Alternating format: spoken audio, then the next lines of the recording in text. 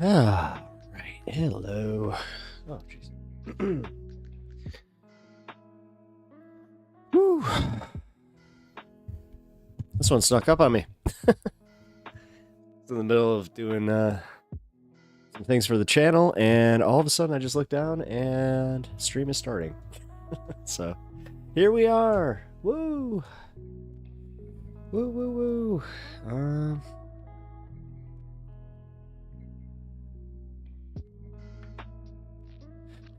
Alright. I'm gonna get way better about doing this. Once I get my bots up. Yeah. I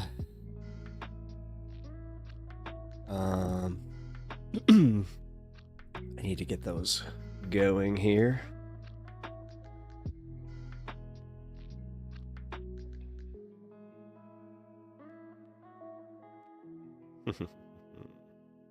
Got some updates from yesterday. This will be fun because yeah, yesterday was an interesting one. I did 7 hours, so that was something. Give me 1 sec. I gotta close my door. Little bit of echo.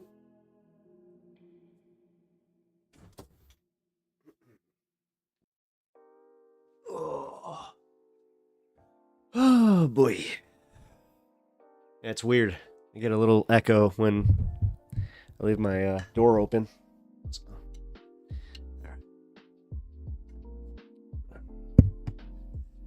And then I gotta hit this. Not the fun hit. I gotta actually do something here. Boom. Okay, we're good. Welcome to stream.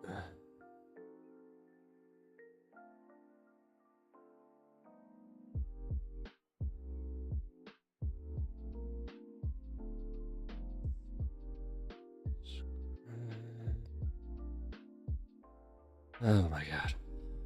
Sorry, give me a second. And join the chat. Boom. Okay. We're off to the races. Angle my cords. I'm all over the place today. To be honest, I wasn't feeling that great when I came down here because I don't know what the hell was going on, but I had this thing where, like, all of a sudden my stomach started hurting. I'm just like, that's not good. Ah, damn it. I just realized I forgot my food upstairs. Crap. I'll get that in a bit. It's not like it's a dire thing. Yeah, it's just an RX bar, you know. It's kind of funny. When I am streaming, I, like, have next to, like, no appetite, and then all of a sudden when I end, it's just boom. So all right, so we're gonna do the news, just get that done and over with, then we are going to go on to some fun stuff. We have a little bit more Ethan Klein and Hasan stuff going. Believe it or not, that's still not over, and it's all on Ethan at this point. Ethan is he's losing his shit. We also have a fun video about why Kyle Kulinski actually thinks that, like, MAGA is gonna fail. And he always has some takes that surprise me, and he always has like the opinions that kind of are, like, he's right more than he's wrong. I'm just gonna say it. Like, he's and he does a lot of the bro, hey bro, you know, he talks very we're the same age. Like, we didn't do the bruh thing, like, as much as he's doing it. And we did dog. Doggy. Lots of that, you know. Lots of homie. Yeah, we did the homie stuff. Yeah. 90s. What is it? 90s or late 2000 or early 2000s vernacular? I don't know. You know what? I'm not going to focus too much on that because I've never really changed my vernacular. I just kind of say what I say. Right, dogs? All right. So we are going to go right into the news. And it's not as fun as you would hope, because the Supreme Court is back in the news, and every time that any headline starts with the Supreme Court, I immediately get shivers down my spine. I'm like, oh no, what are they doing now? And this one has to do with the FCC, so this one actually might have something to that, pertains to my job. So we're gonna go through this one together. And if you didn't know that the FCC is who radio companies, TV companies, and now internet companies such as YouTube have to answer to, that's kind of why TOS is the way that it is on YouTube, because they essentially just make it so it follows the rules of the FCC. But I'm going to be fair. The internet broadcasting rules are a lot more fair, because you have to seek this out, essentially. Like, you do have, a bunch of guardrails in place. You can have, like, children or child blockers up. I wish that was, like, a real physical thing where it's just, child blocker. Oh. They just run into a wall. Mommy, poof. It's like, sorry, my child blocker was on. But, all right. But yes, the FCC is now looking at the $8 billion subsidies for internet and phone services. Yeah. The Supreme Court on Friday stepped into a major legal fight over the $8 billion a year the federal government spends to subsidize phone and internet services in schools, libraries, and rural areas in a new test of federal regulatory powers.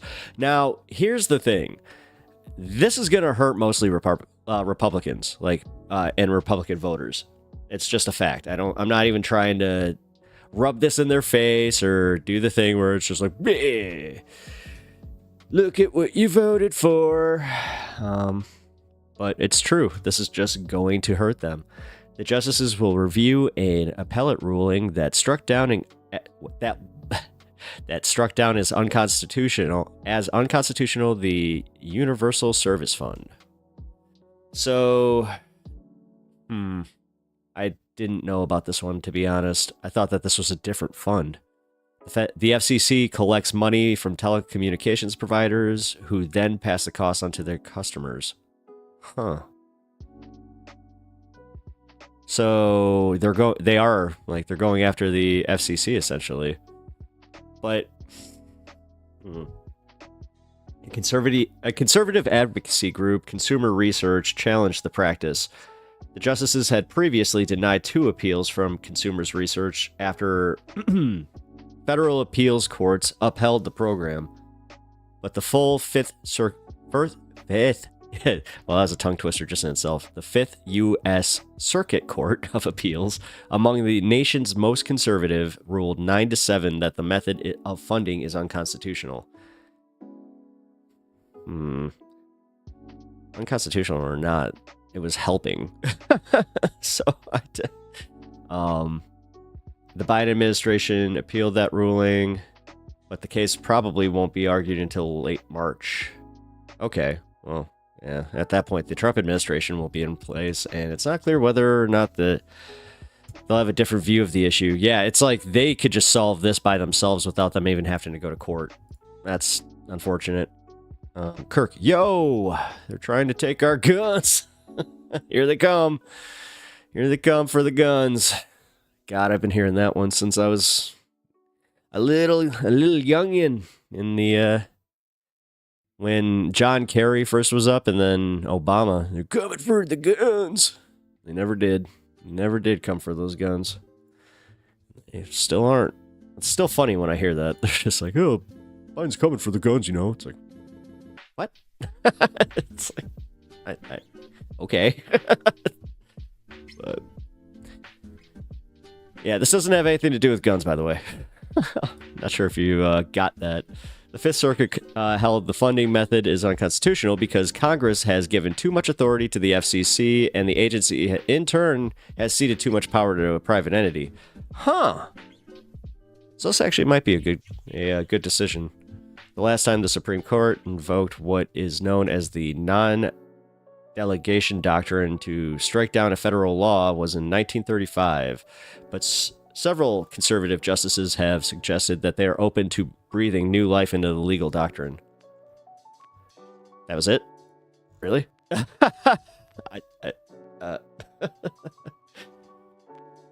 Okay. Well, that wasn't as bad as I thought, guys. Look at that. We can, yo, what's up, Duke?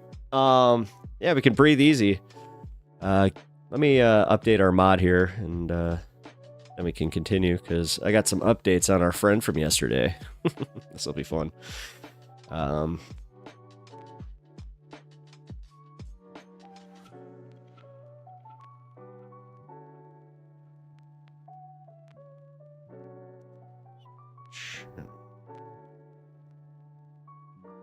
Okay.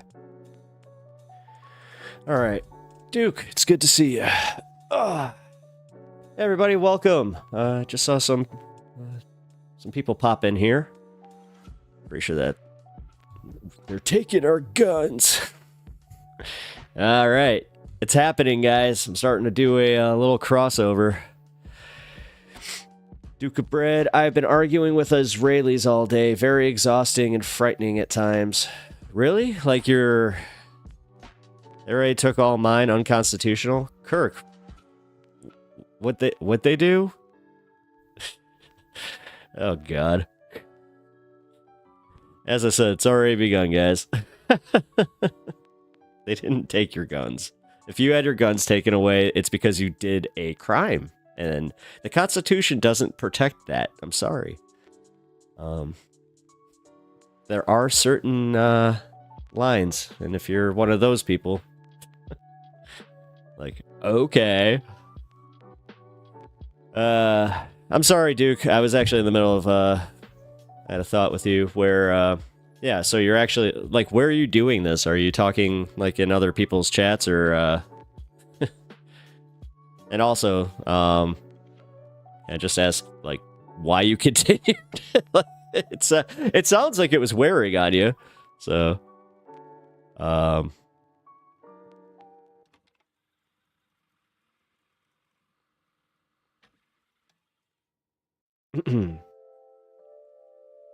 right, Duke. I'm hitting you up in the Discord here. I got something for you.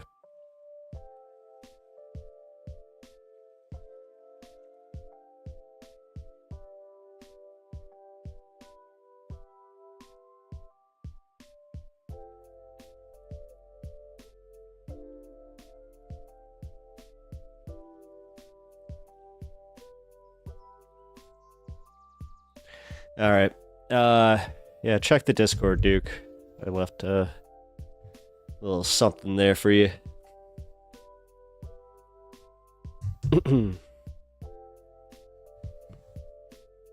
All right.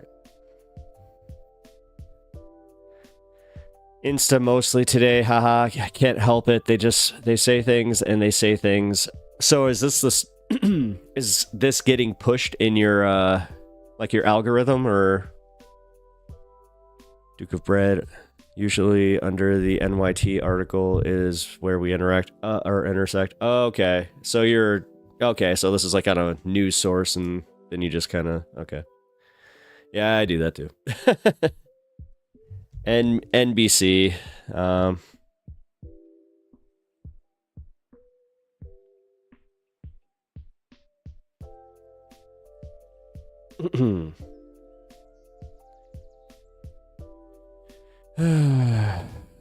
Sorry, this is actually now I get to, I mean, I'm lucky I have mods and they're very good at their jobs, but yeah, I just gotta update them, make sure that everything is on the up and up, because yeah, I want to keep everything nice and TOS friendly here. I gotta take this.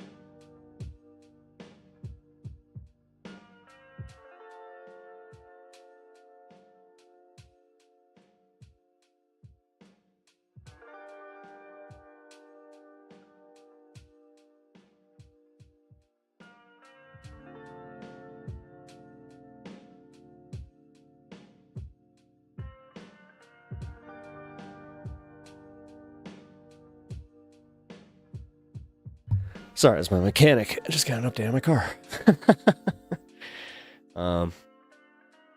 That was important. Those are those are the phone calls like in the middle of stream. I usually ignore every single one, but when I just saw them, I'm like, oh, I've been waiting for this for a while. I hope you're not mad at me, homie. I'm just goofing off. My B. It's all right, bro. You're all good. I'm literally. I was just kind of just like, again, I don't think they're coming for your guns. Again, especially this Supreme Court. I don't know why you'd even be worried about that, but. Yeah, Duke, definitely, stay off Instagram, bro. I don't know. Would you say it was wearing on you, or were you winning? Because if you were winning, now that's a different story. I gotta say, like, if you were, I do understand how it feels to, like, to get your, yeah.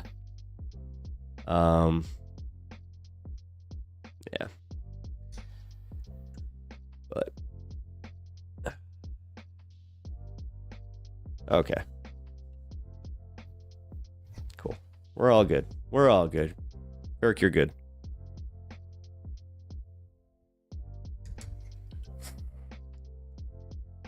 We just had a situation yesterday. Went from fun to, yeah, dangerous, pretty much. I guess. I don't know. I don't like the, when things go from little jibs and jabs and chirps to, essentially threatening your life. Yeah. But, hey, guys, I made it. Like, actually, I've been told that by multiple people at this point where they're like, dude, you made it. Like, you're official.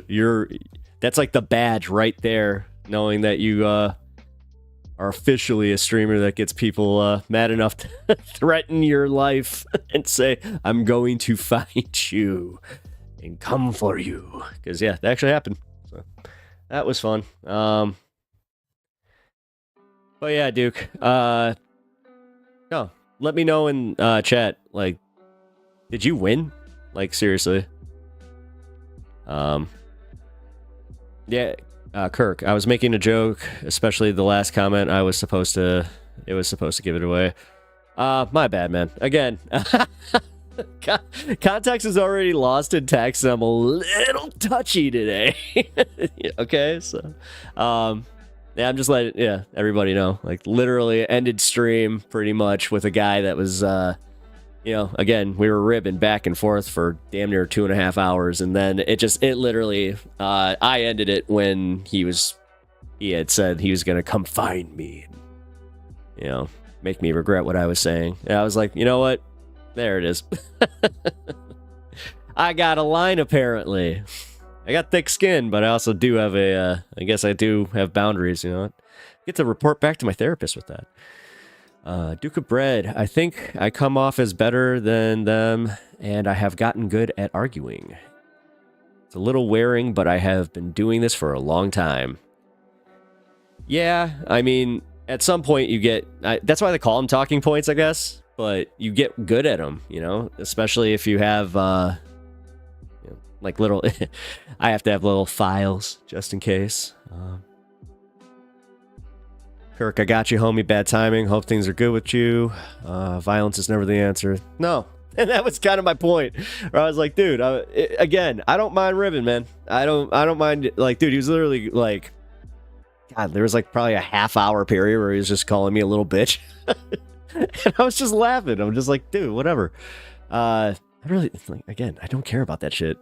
It's just when when the whole, I'm gonna come find you, that whole, like, I'm looking into you kind of bullshit. It's just like, number one, please seek therapy if that shit is crossing your mind when you're in a YouTube chat, especially, like, this is the saddest part. It's like, dude, I got under 1,000 subscribers and the guy was here for damn near my whole stream. I was like, oh, wow. I mean, I appreciated that for sure. Got a few hate watchers, but, which is weird. Again, like, I've only been doing this for, I don't know. I've only been streaming for a week. Kirk, I don't even know what politics you are, to be honest. LOL. I guess I don't know. I try to report everything from a neutral position with a little bit of a leftist bias. I'll admit it. You know what? I want socialized medicine. I want so more socialized programs, build on the socialized programs we have, and you know, lots of you know, tax the high earners kind of thing. Give back to the lower sector, you know. But I stopped short of seize the means of production, if you know what I mean. So, but also, you know what? I see merits in that, but I'm also not like I mean, I guess people would classify me as anti-Trump, but really, whatever. At this point, I'm just like, dude, I just hope he doesn't fuck up the country. We'll see. I don't know what I'm gonna do yet. If I want to keep the country going or not. If I start doing a bad job, I'm probably gonna blow it up. Sorry. Duke of Bread. It takes some amount of bravery to put your identity out there in the political game. Yeah, I thought about it. Trust me. Especially with my the name of my show. I knew eventually my name's gonna get out there. Everybody's does, actually. So I had a larger YouTuber warn me about that, who was nice enough to kind of talk me through this and let me know how to do it. Shout out Xander Hall, by the way. He actually did a real solid by me on that one. I wouldn't even have Streamlabs if it wasn't for him. So, but yeah, that is where my politics stand, Kirk. So, but yeah, again, I don't. Yeah. Again, I don't know your politics either, there, but not saying like hey, it's a bad thing. But Kirk, I was pretty interested in Trump for a while until January 6th when he literally called for the election to be overturned like a baby. See, I really appreciate people's like I appreciate that, man. Like I do, because like I get people, especially the first time voting for Trump, because he really was like the outside, you know, the politics and all that. And people were just like, yeah, he's going to upset the system, which argue all you want. He totally did but it wasn't exactly in the best ways, in my opinion. But no, but I really appreciate that kind of take where it's like, yeah, like that should have been the line for a lot of people, because that should have, especially because like, I like what I really appreciate about your take is calling him a little baby.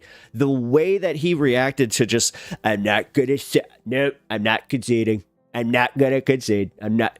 And then they were like, well, are you gonna go to the inauguration? No, that would be conceding. I'm not gonna concede. It's just, he was such, and then for what, 4.5 years, he's been sitting there with 4.5 years. He's been sitting there, you know, with a little dirty diaper, just, yeah. I never lost. Technically, I'm 47. I'm 45 to 47. This is my third term. Haha, fooled you. Oh, God. The fact that people are just like, yeah, he was playing 5D chess. It's just like, what? I don't understand people that look at him and really do think he's that smart, where it's like, oh, again, and I've had this argument a lot with people where they're like, he's very good at business. I'm like, he bankrupted 2, not 1, but 2 casinos. Do you understand how hard that is to do? It's very difficult. It's almost a guaranteed moneymaker to have a casino, but nope, not for him. Kirk, I just don't care about about his rhetoric. I work too much and just want to keep my money. Almost half of my money goes to taxes. It hurts, man, but I understand a social safety net needs to be in place. Yeah, I mean, everybody here knows I live in Chicago, so like yeah, you want to talk taxes? I'll talk taxes. But I also I see the social safety nets in place, even though a lot of people would say, oh, there's not too many. But dude, I've literally watched, you know, my town go from an area like going to a Bulls game or going to a Blackhawks game would be dangerous, you know, like that area was dangerous. And just like in general, crime has gone down significantly in Chicago. You know, it's gotten a lot nicer. You could call it gentrification in some cases because that's what happened. You can't ignore it. But again, like they really have also like done a lot of like different social safety programs that I appreciate. That I also really appreciate our teachers union. I really appreciate the fact that we have like a lot of collective bargaining. I mean, I love like as much as I get taxed out the ass, and I get taxed out the ass. I mean, you guys can look that up. Just look up like there's 3 main counties in like northern Illinois. I'm in one of those, and I'll tell you right now, pick one. It doesn't matter. Yeah, my property taxes just skyrocketed. And so did my mortgage because of it. It sucked. But hey, I'm one of the lucky ones. I got a mortgage when I did. Kirk, yeah, I'm in southern Maine. It's crazy. Southern Maine. It's beautiful there. God, every time I think of Maine, though, I think of Super Troopers. Sorry, I'm sure you hear that a lot, but it's not much really. I mean, what do you got? Stephen King and Super Troopers. I'm pretty sure that's it. I mean, yeah, Derry's not even a real place, right? I'm assuming not. I don't know. You never know with Stephen King. Duke of Bread at... I'm going to take a runny Trump I subbed. I'll be checking you out, homie. I like your attitude. Thanks, Kirk. I appreciate that, bro. We're also 420 friendly here if you are interested, because I didn't name it High on Politics for nothing. So, but yeah, Duke of Bread. Kirk, tax burden needs to be on the rich, not you, probably. Yeah, I agree. Totally agree with that, Duke. This is why you're the Duke. Also, I would note a politician's rhetoric does not have an effect on the views of the population. What Trump says can be compared to history. Yeah, unfortunately, that's where everybody like jumps on like the calling him Hitler. Blah blah blah blah blah. Kirk, I'm in recovery. LOL. I'm sorry, buddy. Well, I'm also I'm very understanding about that. My parents met in AA, so yeah. No, I'm very respectful of that. So, I can actually like do little warnings. Deem Stars, I'm high as F. Hey, you're in the right place, Deem Stars. Sub to the channel if you have not already, and like the stream. It really helps me out. You know, like my videos when you watch those too. Really helps me out. So, you know, it's not just a bunch of YouTubers trying like to milk you. That's the thing. It's like, that's the free one. It just helps anybody. If you even modestly like a YouTuber, or you want to see more content from them, liking helps a huge amount. Okay, cool. I actually just, yeah, Kirk, cool. Kirk, I do write music about drugs and emo stuff, so it doesn't bother me. LOL. Nice. I love emo. Had my wasn't just an emo phase. Child of the mid 2000s. I think I've talked about this on stream before, but I have gone. I was one of the last vestiges that got to go to Warped Tour and Ozfest. So Duke of Bread does not. I am going to make a Mr. Pepper mystery compilation. Hey. You know what? Fine. Dude, you're gonna have a lot of content. If you want to do that, and then Mr. Pepper does math and does it poorly, then all right, let's have some real fun here. Let's point out all my shortcomings. I'll just take that to my therapist and just be like, look, and these are my supporters. With friends like these. I'm just kidding. But yeah, Deem Stars, you're in the right place, man. You like talking a little politics, getting high. Actually, I've not gotten high yet. This is my scaredy bear. Actually, I'm gonna let you know, Kirk. This is the portion of the show where I'm going to take a hit of my strictly tobacco vape. So I'm also, did I mention, a child of the mid 2000s when nothing was legal? So yeah. I still have, you know, water pipes for tobacco use only. So, lots of water pipes for tobacco use only. Alrighty. So, somebody actually just sent me something. Give me 1 second. That's a link. You know what, guys? If you're just a heads up, if you're gonna send me a link like through my email or like through my Discord, please, yeah, list what it is, because I ain't clicking that. This one came through my email, so. All right, Duke. We're going to the next story here. As I said, though, to wrap up, to get to the back end of this one, that was actually not that bad. It really wasn't, because, you know, the FCC does kind of have a little bit too much power. I will say that much. Deemstars, herp vapes have gotten so good over the last few years. Yes, they have. Yes, they have. Yeah, especially the ones that are not just full spectrum. I try to kind of stay away from like straight up full spectrum. I like the ones that are more like the live rosin,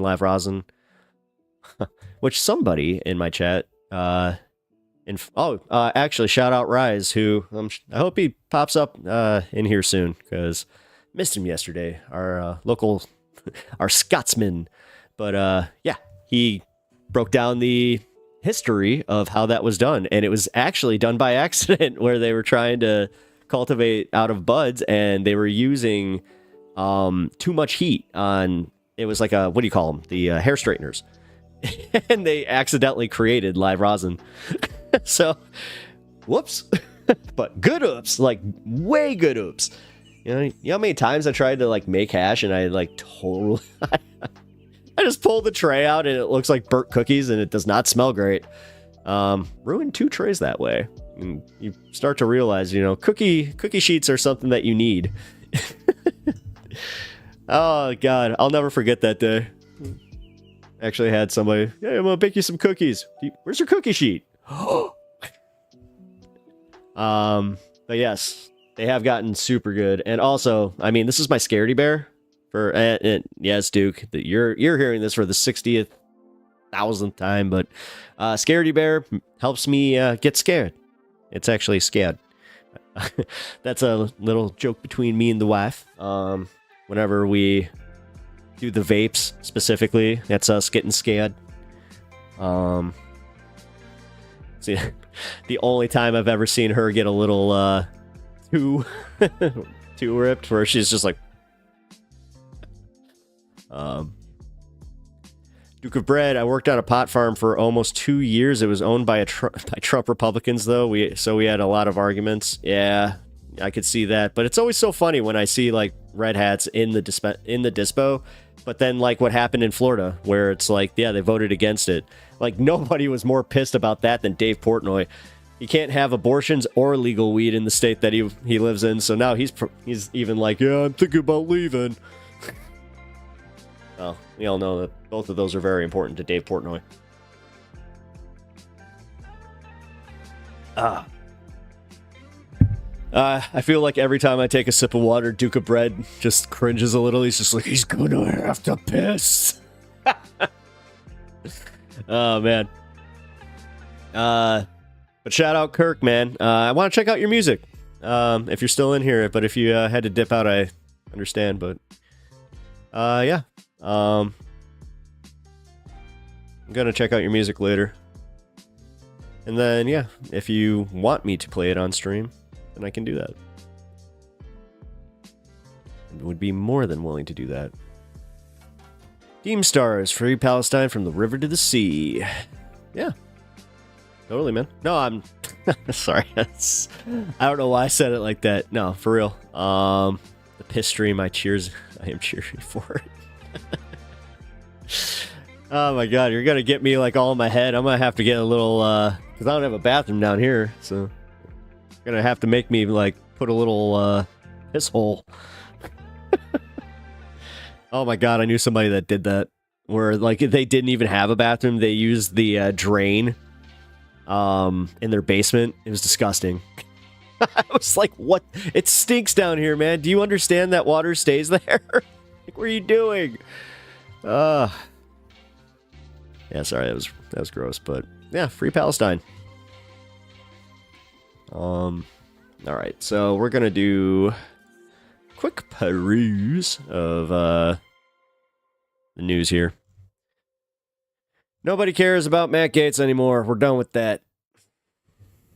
Nothing like too interesting. How about the world? NATO and Ukraine hold an emergency talks after Russia's attack with new hypersonic missile. Uh-oh. NATO and Ukraine will hold emergency talks Tuesday after Russia attacked a central city with a hypersonic ballistic missile that escalated the nearly 33-month-old war. Uh-oh.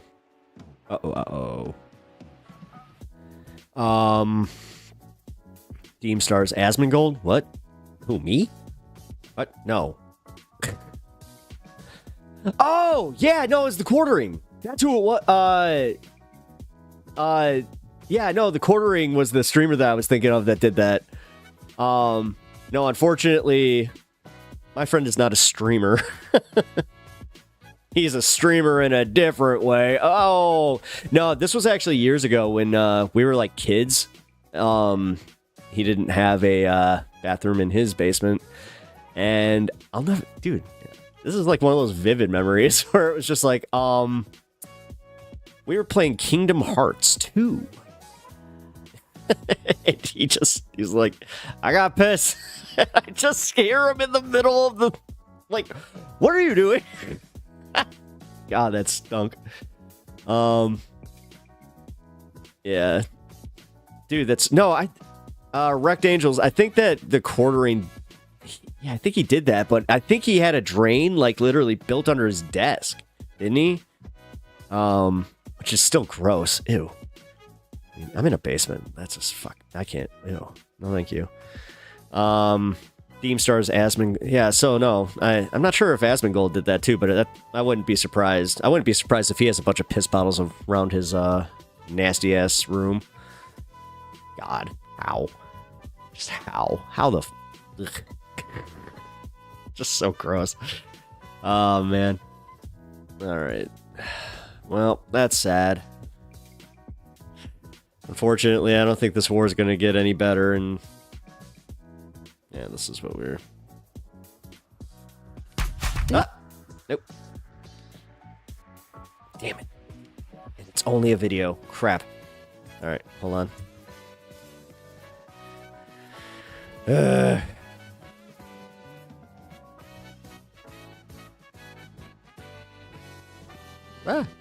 Didn't mean to do that. Give me one sec. I gotta get through this ad. Yes. Even with an ad blocker, this one would have popped up, by the way. Just so you know. Because this is embedded into the video. Alright, there we go.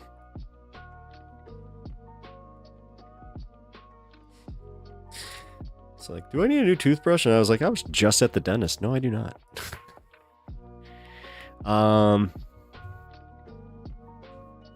Duke of Bread, LOL, Asmon needs a shower and a good book. And a book? Like, what do you mean by a book? Like he needs to be more read?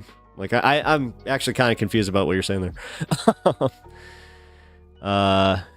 Wrecked Angels, no, he pissed somewhere because he was mad at his wife. Oh, ew. Oh, dude, what the fuck? I always hear that and I'm just like, what is wrong with these guys? All right. Here. Holy crap.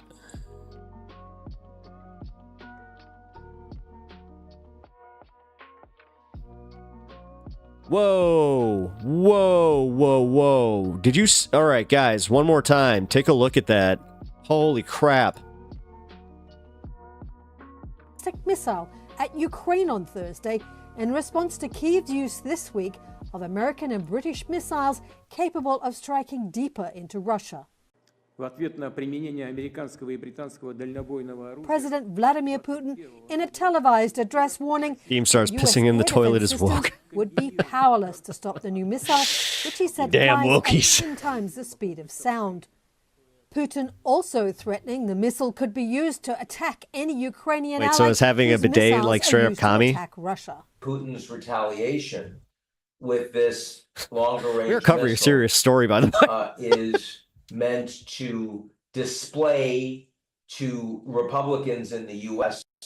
that your outgoing President Biden has been risking World War III with a horribly failed policy. And it's also a message that's being sent to Europeans saying you really don't want to be on Ukraine's side here. You want to find a way to reduce the tensions and start working with us. He's bullying. He's bullying The everybody Pentagon again. confirming a new Oh, experimental no. type of intermediate range missile was God, used in the dude. attack on the central Ukrainian city of Dnipro. This was a new type of lethal capability that was employed on the battlefield. So that's certainly Yeah, did you see the way that it came down? It came down like Singh said rain. The U.S. was notified of the Russian missile strike in advance through nuclear risk reduction channels. Well, that's good. Ukrainian President Volodymyr Zelensky said use of the missile was an obvious and serious escalation. It is leading people to By the way, Zelensky is like the reason that I think that Jon Stewart really should run for president, because he was essentially that country's Jon Stewart, and look at what he's done. So Jon Stewart, 2028, let's go. ask what Russia's next move is, but I think what the Russians are trying to do is to try and intimidate the Ukrainians and their Western backers from pushing back any further, and to gain as much as they can for the next 60 days until the inauguration of Donald Trump. Yep. The Kremlin fires a new We're intermediate going, range yeah, we're ballistic going missile. one more. Look. Oh my God. Oh no. Oh my God. Oh, dude, every hit, every single one of those, I felt it like right here where I was just, oh my God. Yeah, that's insane. Literally, like, comes down like rain. No good. No bueno. No bueno. Don't you just love my deep take on that one? Yeah, we read about the warrants yesterday. Death toll in Gaza from Israel war surpasses 40. Yeah, we actually read that yesterday.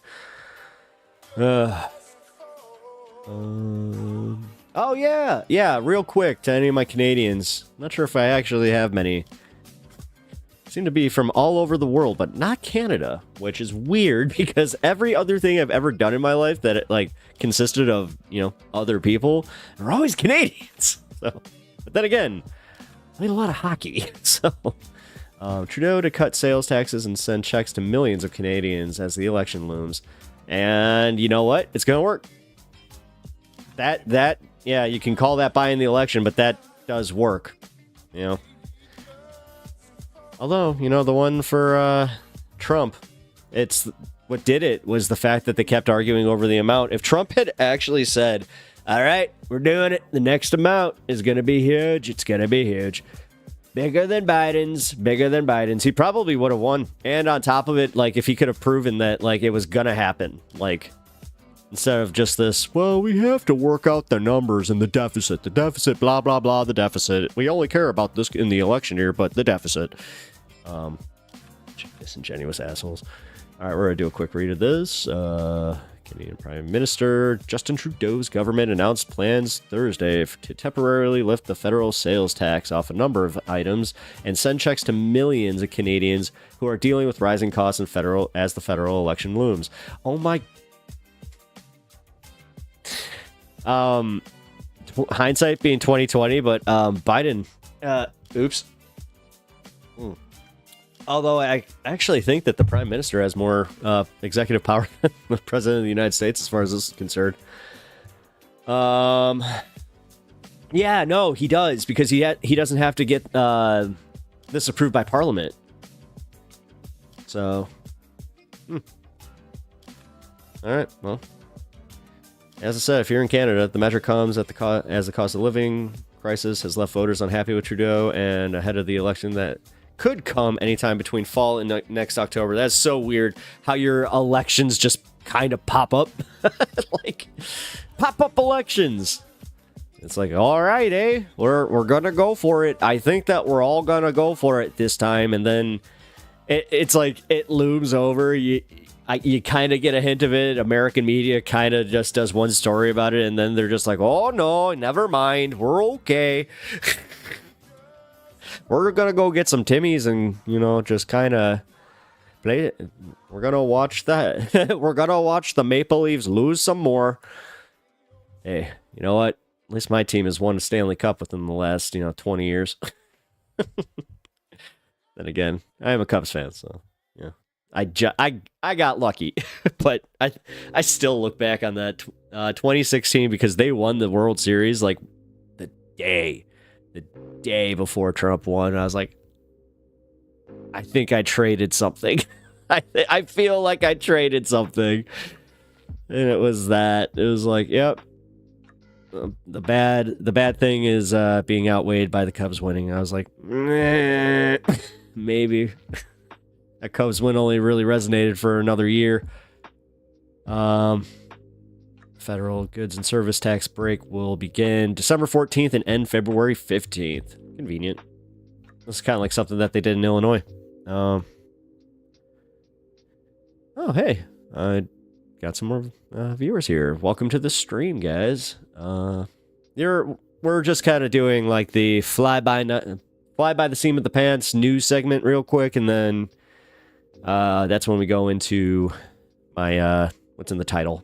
So, but yeah, I did see this one, and I just kind of wanted to take a look-see at it. That wasn't much better. I don't like that word. Take a looky. All right, so we're gonna go into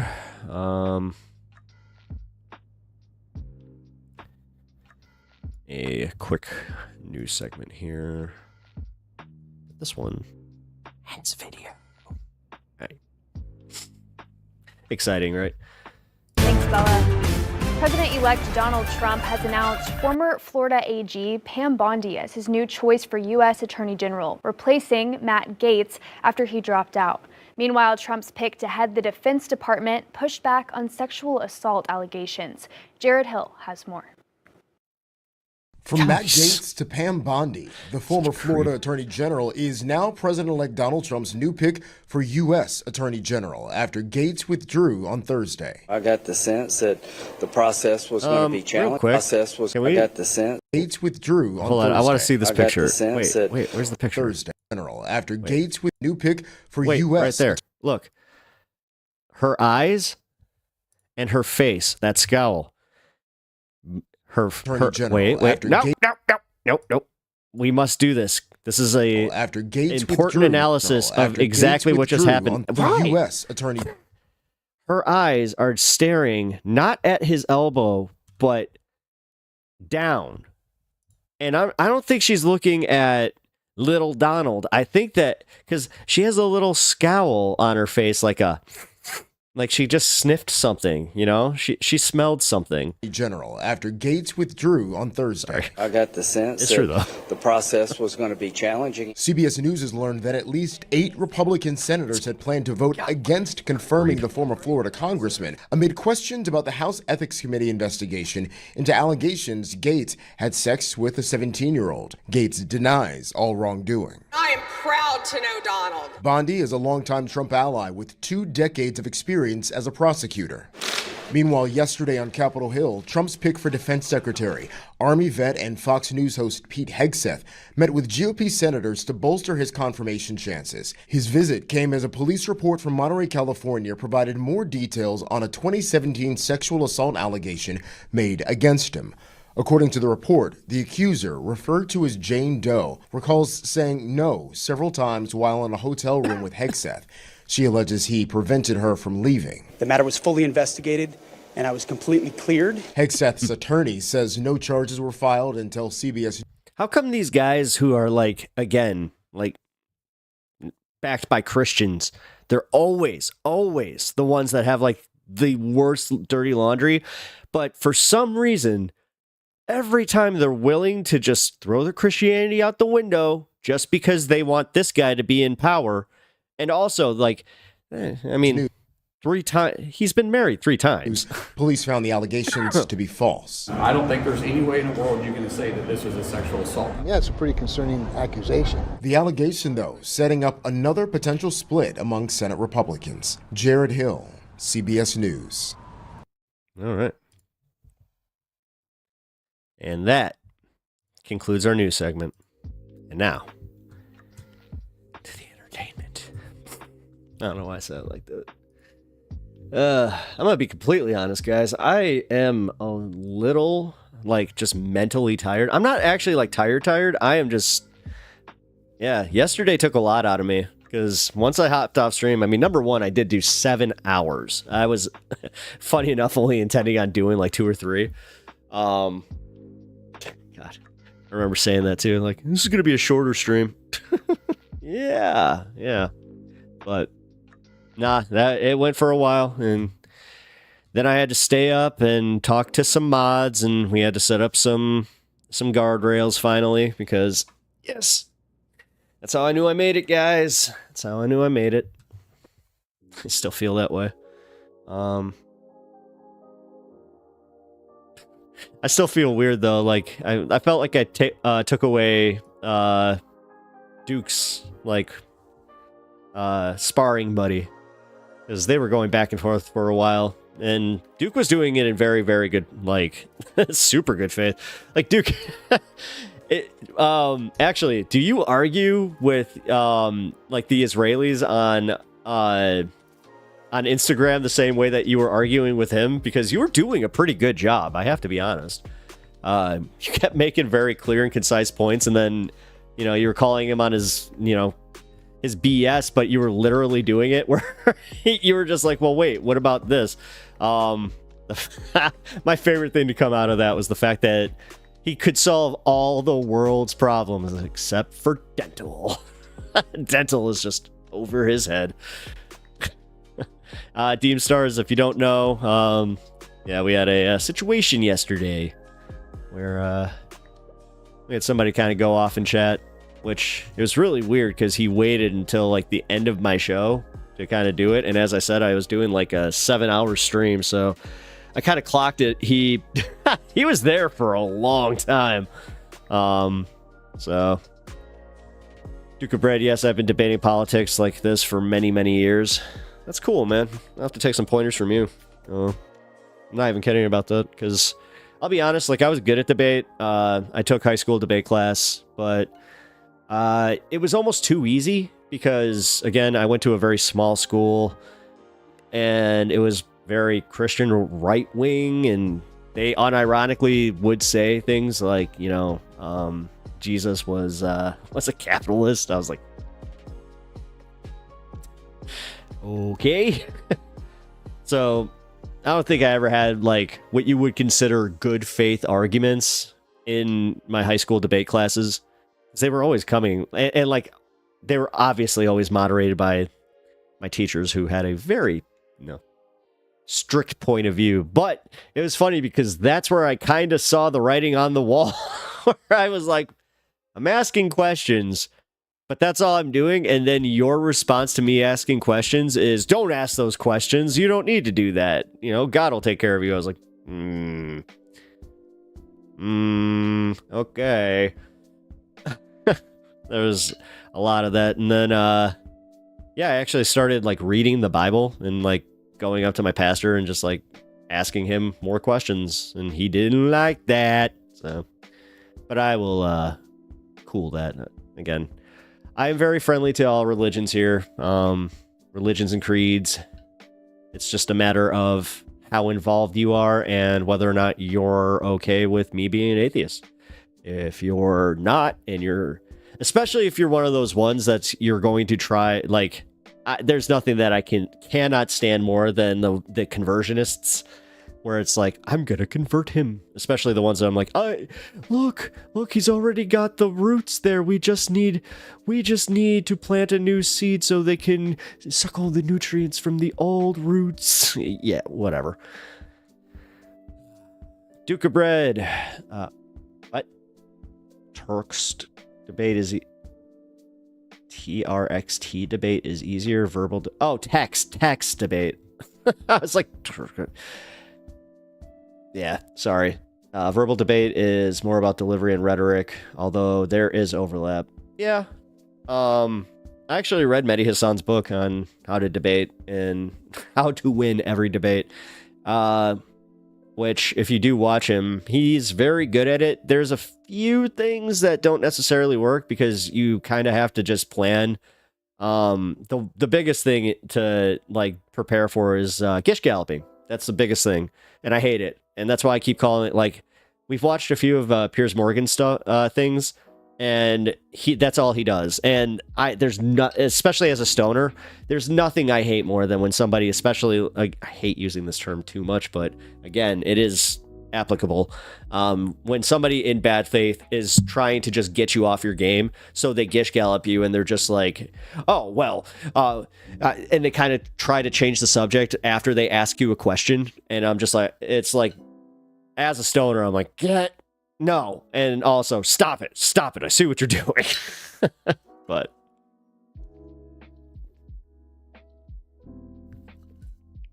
sorry, guys. But yeah. Duke of Bread, Gish Gallop. You pick their weakest arguments and you drill down on it.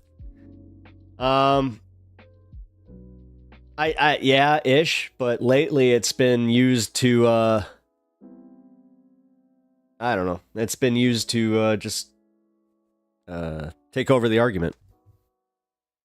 At least from what I've been seeing. From the Piers Morgan. Alright, so we're going to go into the Ethan Klein is devolving, guys. Believe it or not. It's getting worse. It is getting worse. So, this will be fun. This will be a lot of fun. So, you know what happens when I sound the horns of Gondor. Alright, sound the horns. Gondor calls for aid. Alright, well, I started that segment with a burp. Ethan Klein is getting worse. I'm not sure if you guys knew that. I kind of buried the lead here, but he is. And Hasan is kindly reacting to this content so we can all enjoy it together and kind of watch. And I hate to say, might be getting a little one-sided now because, yes, I went from trying to both sides this just in the way where I'm like, I'm going to watch Ethan's side and Hasan's side. But after watching Ethan's last one, it really does seem like he's just losing his mind. And Hasan has gotten to the point where he's just like pitying him. Like he actually feels legit bad. And he's like, God, dude, just stop. Just stop. Please just stop. So let's take a look at the latest update from the Hasan Ethan saga. And that's what it is being called now. This is the Hasan Ethan Fallout saga. What is this? What is this? Wonderfully stated. It's crazy how Hasan's community takes themselves so seriously, Lamau. They live in an echo chamber of fervent superiority that everyone else can see is cringe and actually psychotic. They're gatekeeping and genocide. By the way, this is from Hasan Daily. I actually like this one because they blur the chat. Right now, that is what they're doing. Wait, what? Wonderfully stated. People like that are the biggest obstacles of Palestinian emancipation right now.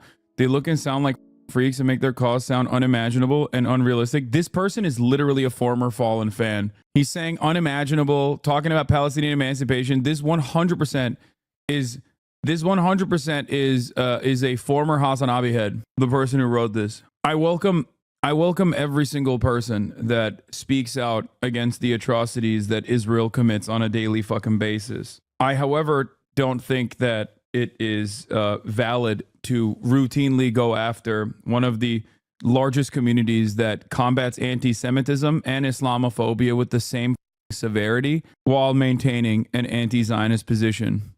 This is not gatekeeping. This is simply people who are being far too gracious. People who are being far too gracious to those who have no grace left to give to any other person. He literally posted on the D-Reddit. This comment was posted by another Destiny fan. This is a former Hasan fan who's a Destiny fan now. Yeah. Or maybe Destiny fans have been watching me so much that they literally sound like me now. If they really wanted to help people of Palestine, they only want to use their suffering to virtue signal about how morally and intellectually superior they are.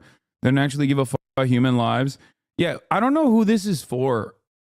Like, I'm gonna be honest with you. I don't know who the this is for. I don't know why he like wrote this, because I don't think anybody believes this. If you believe anything that happened here, that I'm not trying to desperately bring on more people to recognize the truth about what Israel is doing, or that I've been viciously attacked by random drama perverts who can't just stop making themselves the centerpiece of an ongoing genocide.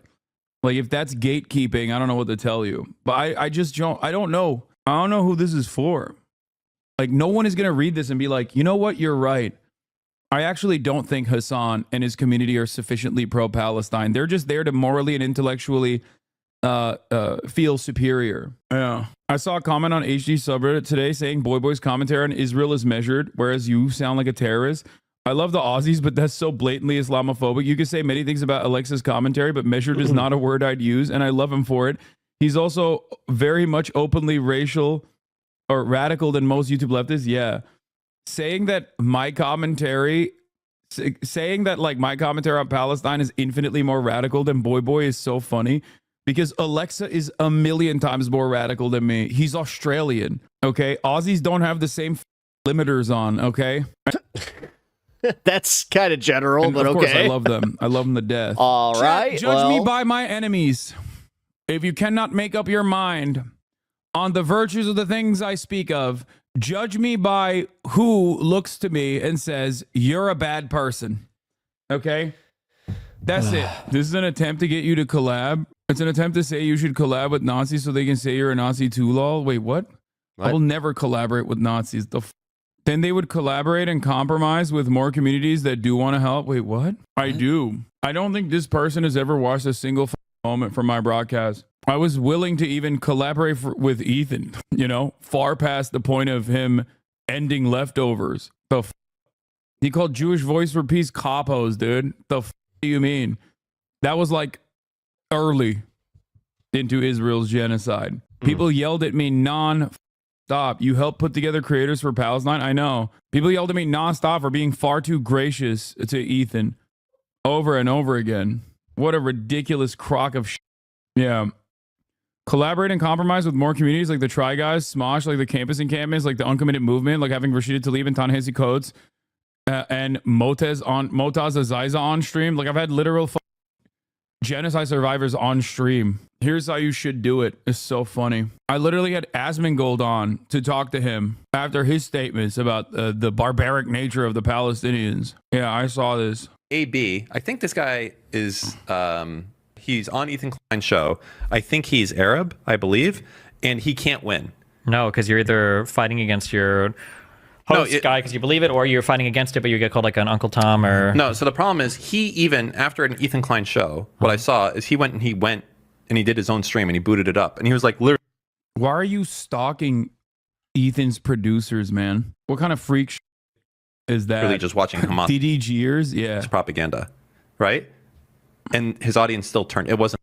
This man said AB was watching Hamas propaganda. Literally just watching Hamas propaganda, right? And his audience still turned. It wasn't enough. Oh, Jesus. Because you're working for, the King Zionist, yeah. The Kleinenstein. True. You work for the Kleinenstein. You got to stand up. You can't do anything there. This guy, AB. I just don't think that Ethan is aware that his or maybe he doesn't care that his community is entirely brigaded. His subreddit is filled to the brim with people who might be tuning in as long as he's giving those guys what they want, which is blood, right? Mm-hmm. But most of his they're mostly bad faith DGGers. Community is leaving in droves because he spent years and years developing a wonderful progressive community, only to cast them aside so you could get allegiances from the weirdo neo-Nazi brigade, all the drama perverts, Keemstar orbiters who literally collaborate with Nazis, and some of them are straightforward Nazis. Keemstar being another one of those people. I don't know how he just doesn't understand. Anyway. thinking with which the Biden administration continues to approach critics. There's no way he lost 480 subscribers, 80,000 subscribers since last year. I was about to say 480. I'm like, that's not that much for him. That's insane. It'd be insane for what? me. It's on social bait. A lot of those subs are from the last 3 months alone. Jesus Christ, dude. I mean, that puts into context why the Hasan train has come, you know? Would you be open to talking to him again if there was someone moderating it like Sam Cedar? Yes. But I don't think he would like that. I don't think he would want that. I asked them to talk to Sam Cedar privately, and he said it was anti-Semitic. So I love how your haters can't decide if you're a far-left terrorist or a right-winger. It's because my haters are almost always coming from very similar areas of the internet where they fancy themselves to be the perfect center with the ultimate goal of trying to get me canceled. So, you know, Monday it'll be I'm a horrific racist, and then Tuesday it'll be I'm too much of a woke leftist liberal. I mean, that got banned recently was actively trying to go to like the likes of Tom Cotton and right-wing senators to expand on the anti-Semitism crusade so that he could bring on conservatives into the fray. He was like, he actually moved on from just simply attacking Twitch on the basis of anti-Semitism and wanted to also bring in right-wing Republicans and have Twitch go in front of Congress because of anti-white racism that Twitch was demonstrating. Anti-white racism and anti-conservative politics. Does that strike you as someone who's a liberal? Does that strike you as someone who's a serious person or a sincere person? And now he doesn't have to be a part of this like supposedly anti-Semitic website that he was so aggressively in pursuit of, including but not limited to like unmasking people that work at Twitch, combing through their tweets, combing through every single log that has ever been logged in this chat to find personal information of people in my audience, going after my friends. That person is now banned. Now he can be on the not so anti-Semitic and not so vicious. See, even he has those types of rules set up. Website that is Kick. Now you can be on the, now you can be on the website that doesn't have those sorts of things, right? Now you can stream from Kick. Living out so hard, he turns into a gory person. No, these guys are, man, I've said this so many times. They're just they are debate mercenaries, dude. They don't give a they don't have any sort of real conviction or any sort of real interest. They don't have politics. It's just sport. It's blood sport. That's all they care about. I don't know how I do not know so much Hasan hate on the main H3 sub, all alts that post. As a black man, I find H3 brave and Hasan a terrorist. Yeah, I don't care. Hasan, that Dan Freak is trying to take credit for you not playing ads anymore, Lamau. He doesn't know your contract expired many weeks ago. Yeah, that's also very funny because like I have very openly talked about how I hated running ads to begin with. And while I still retain the position and the right to potentially run ads in the future, like I was not interested in running ads post my contract, which I think is very funny. Yeah, right. Yes, I know. You will never understand someone with real convictions. And that's precisely the reason why you always will project. You will always think I'm cynically advocating for the things I'm advocating for.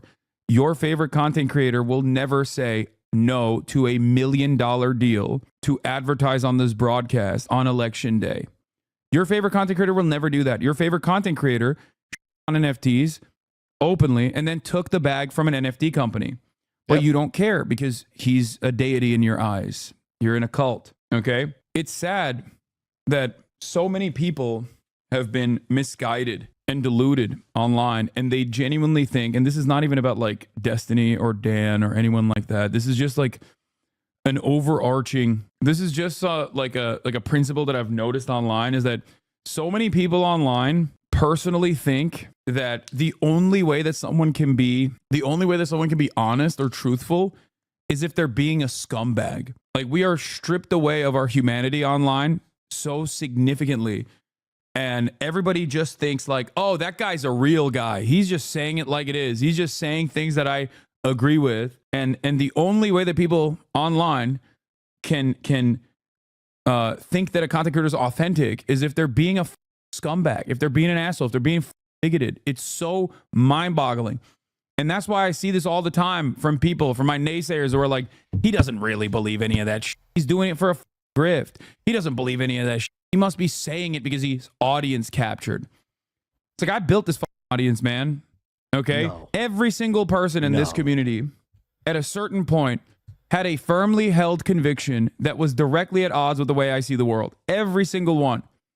And that's normal. And there are still a ton of people in this community that don't see eye to eye with the way I see the world. Okay? And yet, you know, they can overcome that disagreement and opinion. I would not be as successful as I am right now if I wasn't ruthlessly and brutally honest and stubborn to a fault. That's it. My job here, my primary function here is to try to walk people away from the cliff of radicalization, right-wing radicalization. And I think I do a very good job at that. And I think that's precisely the reason why many people are fearful and they're angry and resentful. One, because they refuse to listen to the words and instead try to find some other cynical purpose behind these words to say, oh, you must be grifting. Okay, there must be some alternative reason as to why you're saying these things. No one could possibly think these things. You're rich. Okay, I said the same shit when I was poor. What do you want? Me to change my entire worldview now that I've seen financial success? What the Wouldn't that be dishonesty? That's what I don't understand is this demand, this endless demand of dishonesty from my naysayers. They're like, please be dishonest. The biggest validation your haters give you is the level of tongue twisting they have to do to make you out as a scumbag. I know. The question I have for a lot of people is this. Would you ever grift to the left? Does it seem like a good audience to captivate if you were to grift? Or would you go to the right? There's nothing leftists hate more than other leftists with marginally different points of view than them. Okay? If I'm such a bad person, then why, oh why, do you have to constantly massage the truth with clips out of context? Why do you feel the need? Why can't you let my commentary stand on its own? Are you afraid that people will see the truth? That's why every day you still see on Twitter people posting my quotes from the Fox News article and others being like, damn, I thought this guy was a real piece of shit. I'm actually going to tune in now. It's like, dog, I've been saying these things for years. It's not new. That is precisely the reason why you can always go back in time and look to my commentary, okay? And recognize that I've been saying the same shit for years. You must not have been paying attention, okay? Saw someone say they just thought you did React content and stole videos. Yeah, no, of course. I don't even fault these people, by the way. I do not fault these people. Everyone is busy. Everyone is busy with their own shit. Everyone is busy with their own lives. So they watch one drama video and they make up their own minds. I don't expect them to scratch the surface and try to understand whether or not this is like a false framing, whether or not this is a serious person who made a YouTube video. Are there examples of topics that you've changed your viewpoint from past commentary? I mean, I was open about my journey through being transphobic and no longer being transphobic and an advocate for trans people. Yeah, see, I'm actually big on like letting people grow. So like if people literally come at you and say, hey, I had a really bad take back then, I've changed my views. You know, I actually did that with Hasan. So same with like making misogynistic jokes, things like that. Definitely a lot more bro-y. I was committed to a two-state solution. I was wrong. That's another one. I said Russia would never invade. You know what's really funny?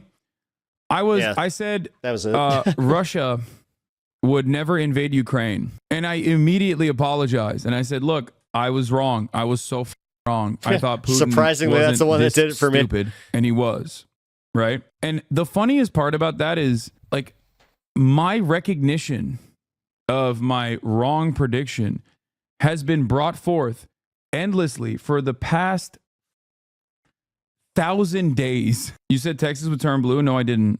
No, dude. See, this is wrong. I never said Texas would turn blue. I said Texas is so unlikely to turn blue that I would do a tasteful nude photo shoot if it were to happen.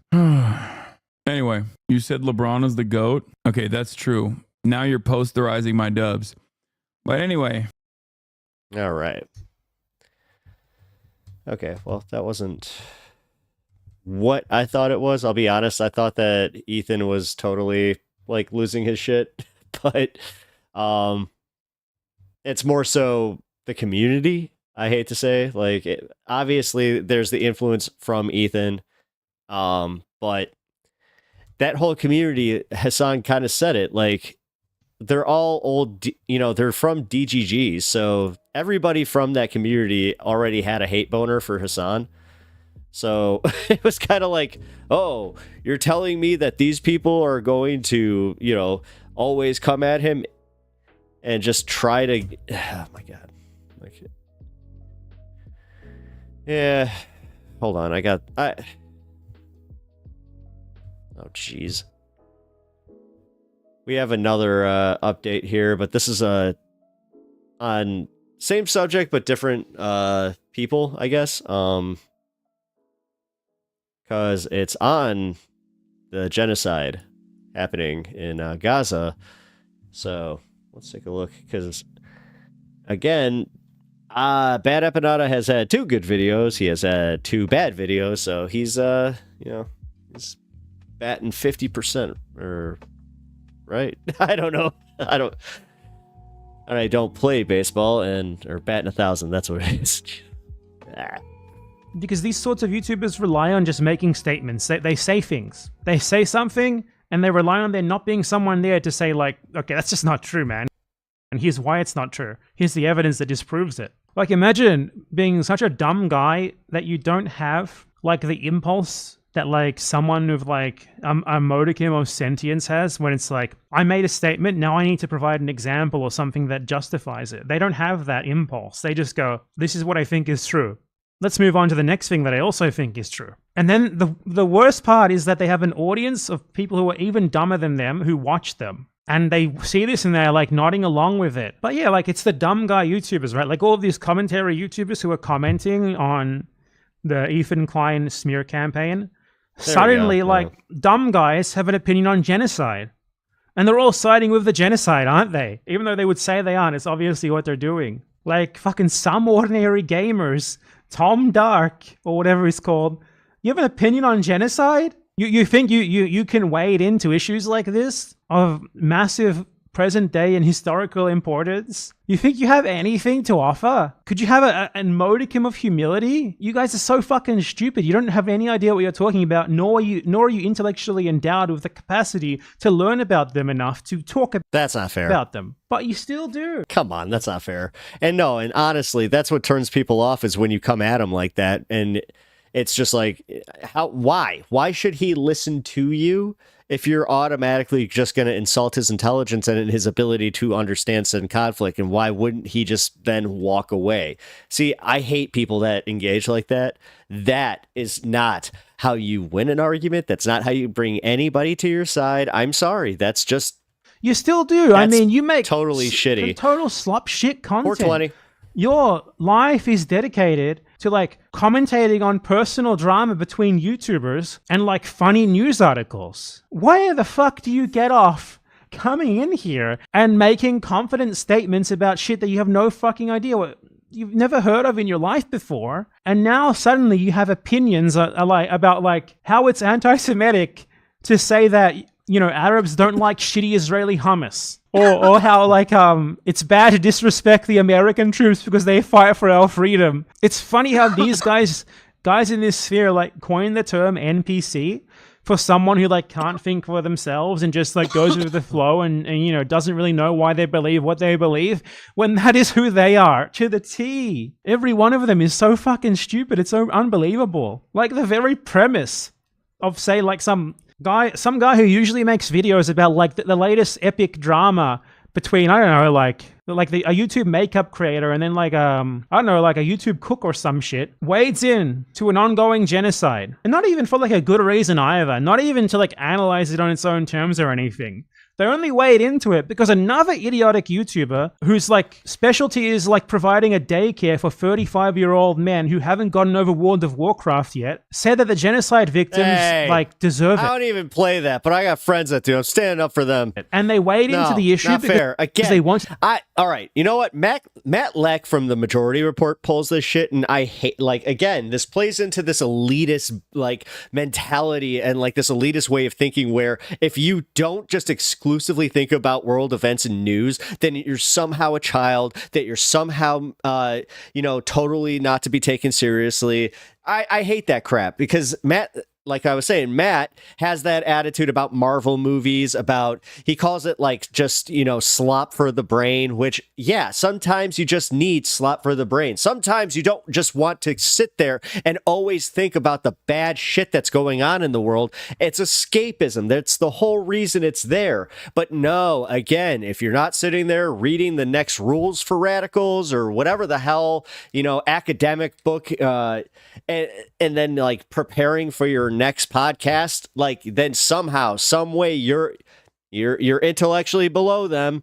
Yes, you know what? Don't enjoy anything. Like, again, and I have to say, this is where like Majority Report specifically will lose viewers when Matt starts like just going off on shit like that. I've watched it happen in real time, specifically when because Emma has like, she's, I hate to say it, she's kind of got jock brain where it's like, yeah, like I played sports too, but she's like kind of doing the normie thing. Like, yeah, I've seen Marvel movies, but the ones who are really into them, yeah, that is weird. And then he even like made fun of like, oh, these, he made fun of like the quartering at one point. And he's just like, look, how could you take him seriously? He has toys around him. It's just like, dude, that's the type of shit that really gets my goat.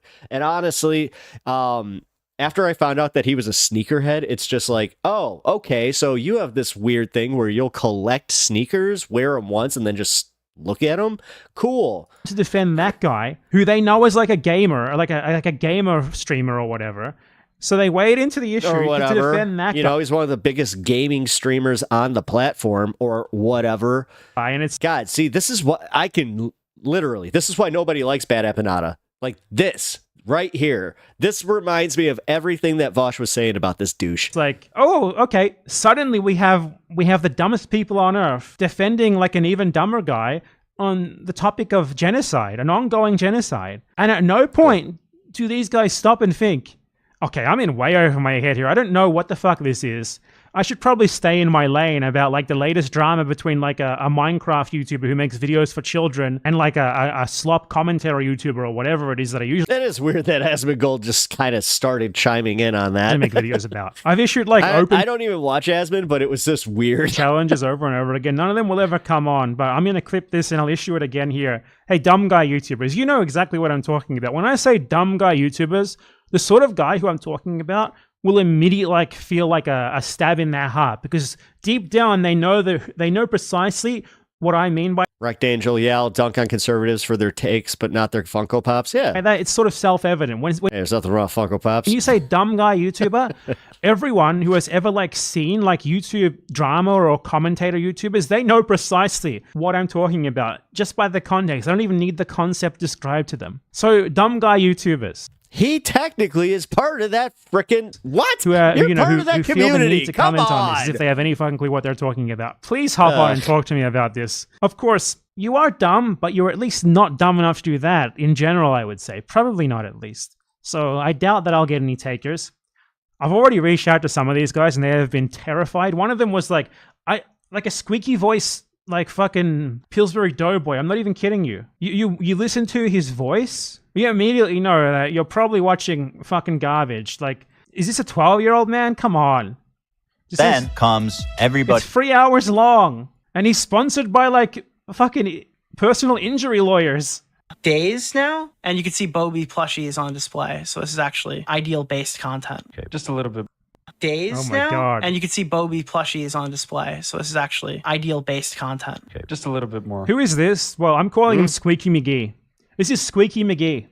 Okay, here's my goal. You know it's going to be good when he starts head in hand. Are you aware that you have rights? The Constitution says you do. This is political commentary, folks. Squeaky McGee has thoughts on genocide. Squeaky McGee, whose content catalog is YouTuber's career is ending, sponsored by a personal injury lawyer.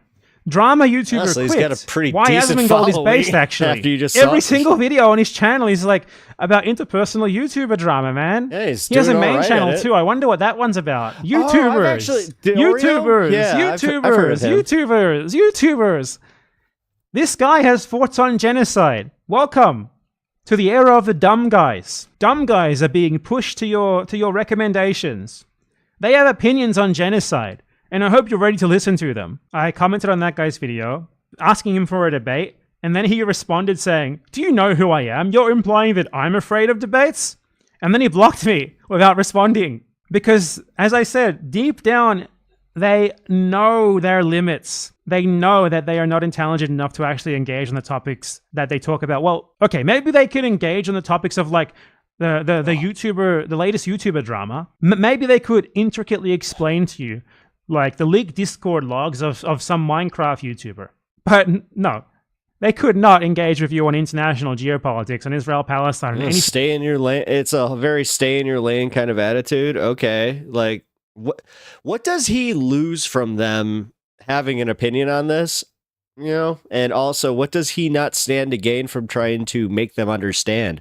You know, if he was a better content creator, he would have reached out and been like, hey, would you guys like to have a discussion about this? But instead, here he is doing the coward's way out, calling them just, you know, POSs for not knowing what they're talking about. How dare they even chime in? How dare they even have a thought on genocide? Thing of real importance, and they know it, but they still comment on it. It's just a fucking joke, man. You say I should aim higher, but the thing is, exposing these guys in real time would be an incredible opportunity to get like everything out there all at once at a very basic level, because they are on such a basic level. They are on a pre-basic level that I would need to explain everything from the very beginning, and I could do it all at once. He just mean girls them. They're so basic. It's a framing device for me, more so than it is like blood sports. I could put in like 3 months of work to make like a basics of why anti-Zionism is good video, or I could debate some fucking moron for 2 hours as a great framing device to get the exact same. No, or you could, I don't know, again, this idea that debating automatically needs to come with the idea that it's an argument instead of, you know, hey, I'm going to, like, when I personally debate somebody, I'm trying to change their minds. I am trying to make them see my point of view and then possibly move them towards my point of view, not literally just make my point of view known and then go, well, ha ha ha, I am superior, and if you don't agree with me, you are not superior as me. Same information out there, and also ruin their career in the process. But they won't let me do it, unfortunately. I'm being oppressed by these. I'm being oppressed by dumb guy YouTubers. I'm sick of it. Yeah, or you're being oppressed by your fucking, you know, half-ass content. This is coming from me, by the way.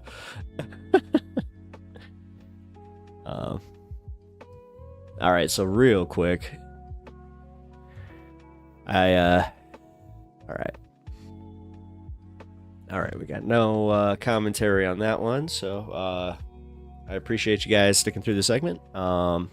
Leave a like and comment on the vid, and sub to the channel if you have not already, and I will see you in the next one. All right. That segment is done. We're moving into the next.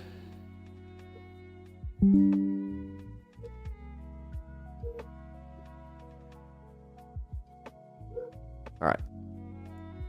Now, hold on. I have to do something very fast for Discord.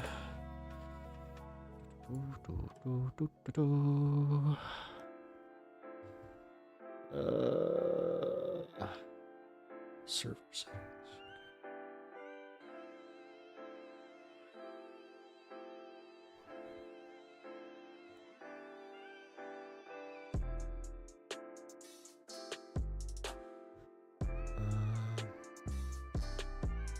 There we go.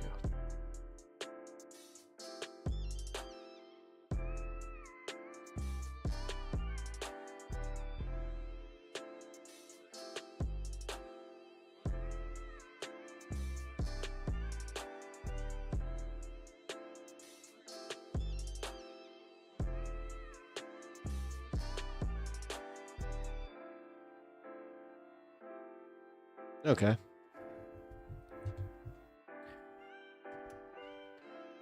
I think I got this now.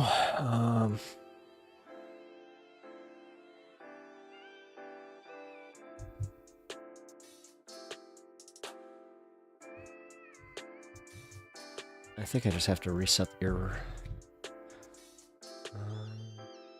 There we go.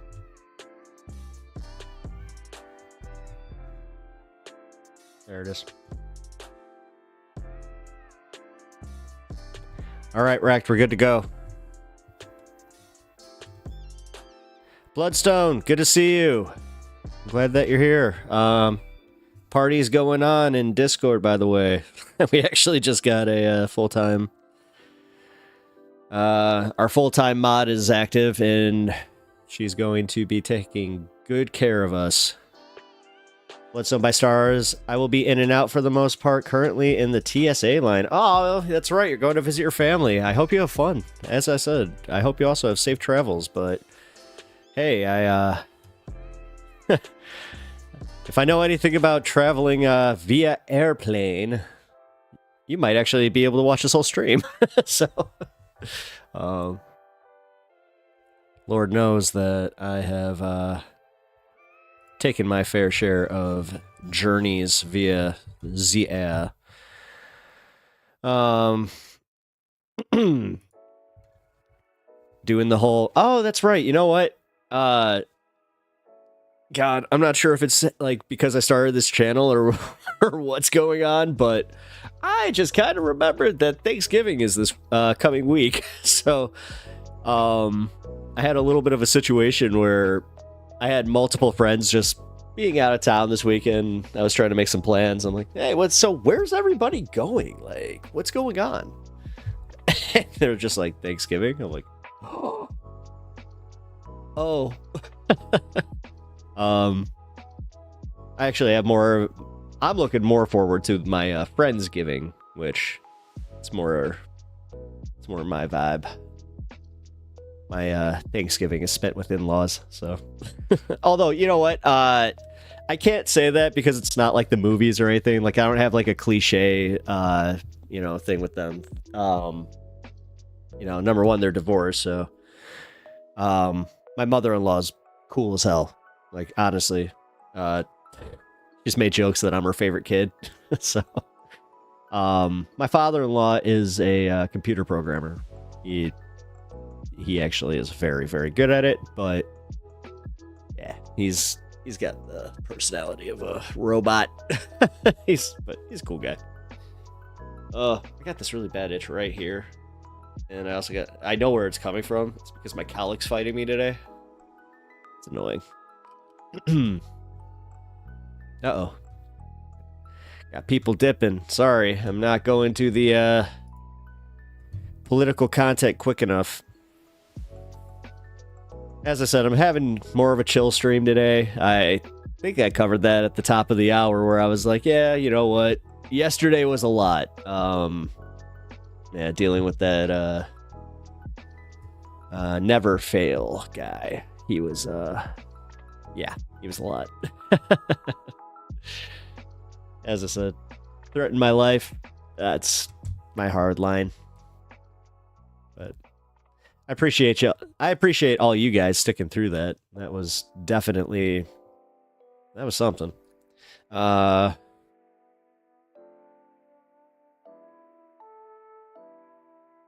think that you might have seen it, but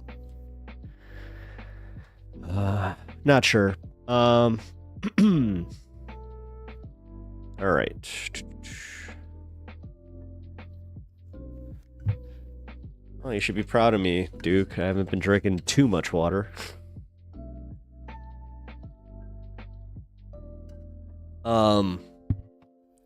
Yeah, sorry if I have to dip in and out, like, just quickly upstairs, because I have a, I think I've told you guys, I have a 13-and-a-half-year-old Labrador. She's an old gal, and old gal has old bladder, so she needs to go out frequently, otherwise she gets a UTI. So she also has Cushing's disease, so I have to be very, very, very aware of letting her out when she needs to go. That's why she's 13 and a half. So she's a good girl. She's a very, very good girl. I actually I posted a picture of her on my community page, and I also I actually will be posting some pictures of my animals in my Discord, because I got some cute ones. Duke of Bread, drinking water is healthy. I would not say to drink less. I know. We just bust balls here, but I actually do need to drink more while I'm actually thinking about it. So give me a second.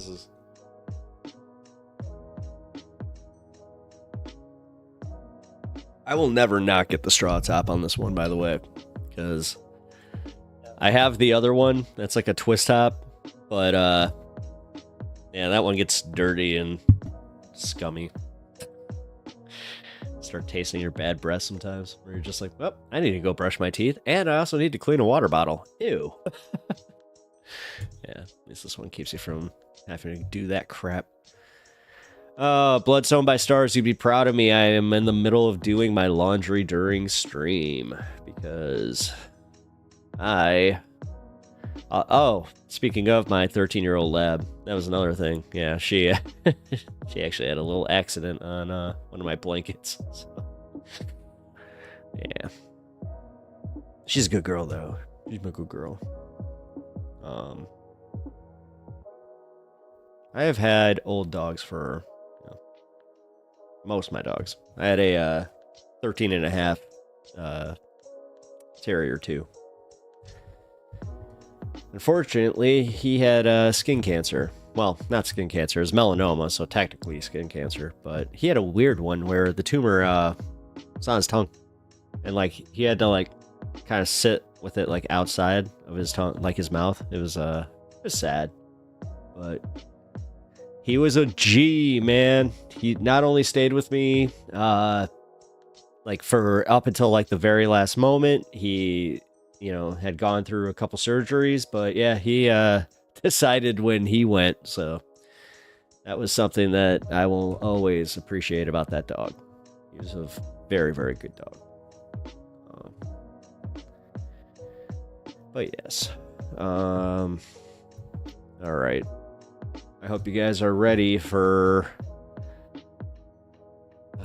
a pretty funny story, actually. Comedy and politics has been meeting up more and more lately.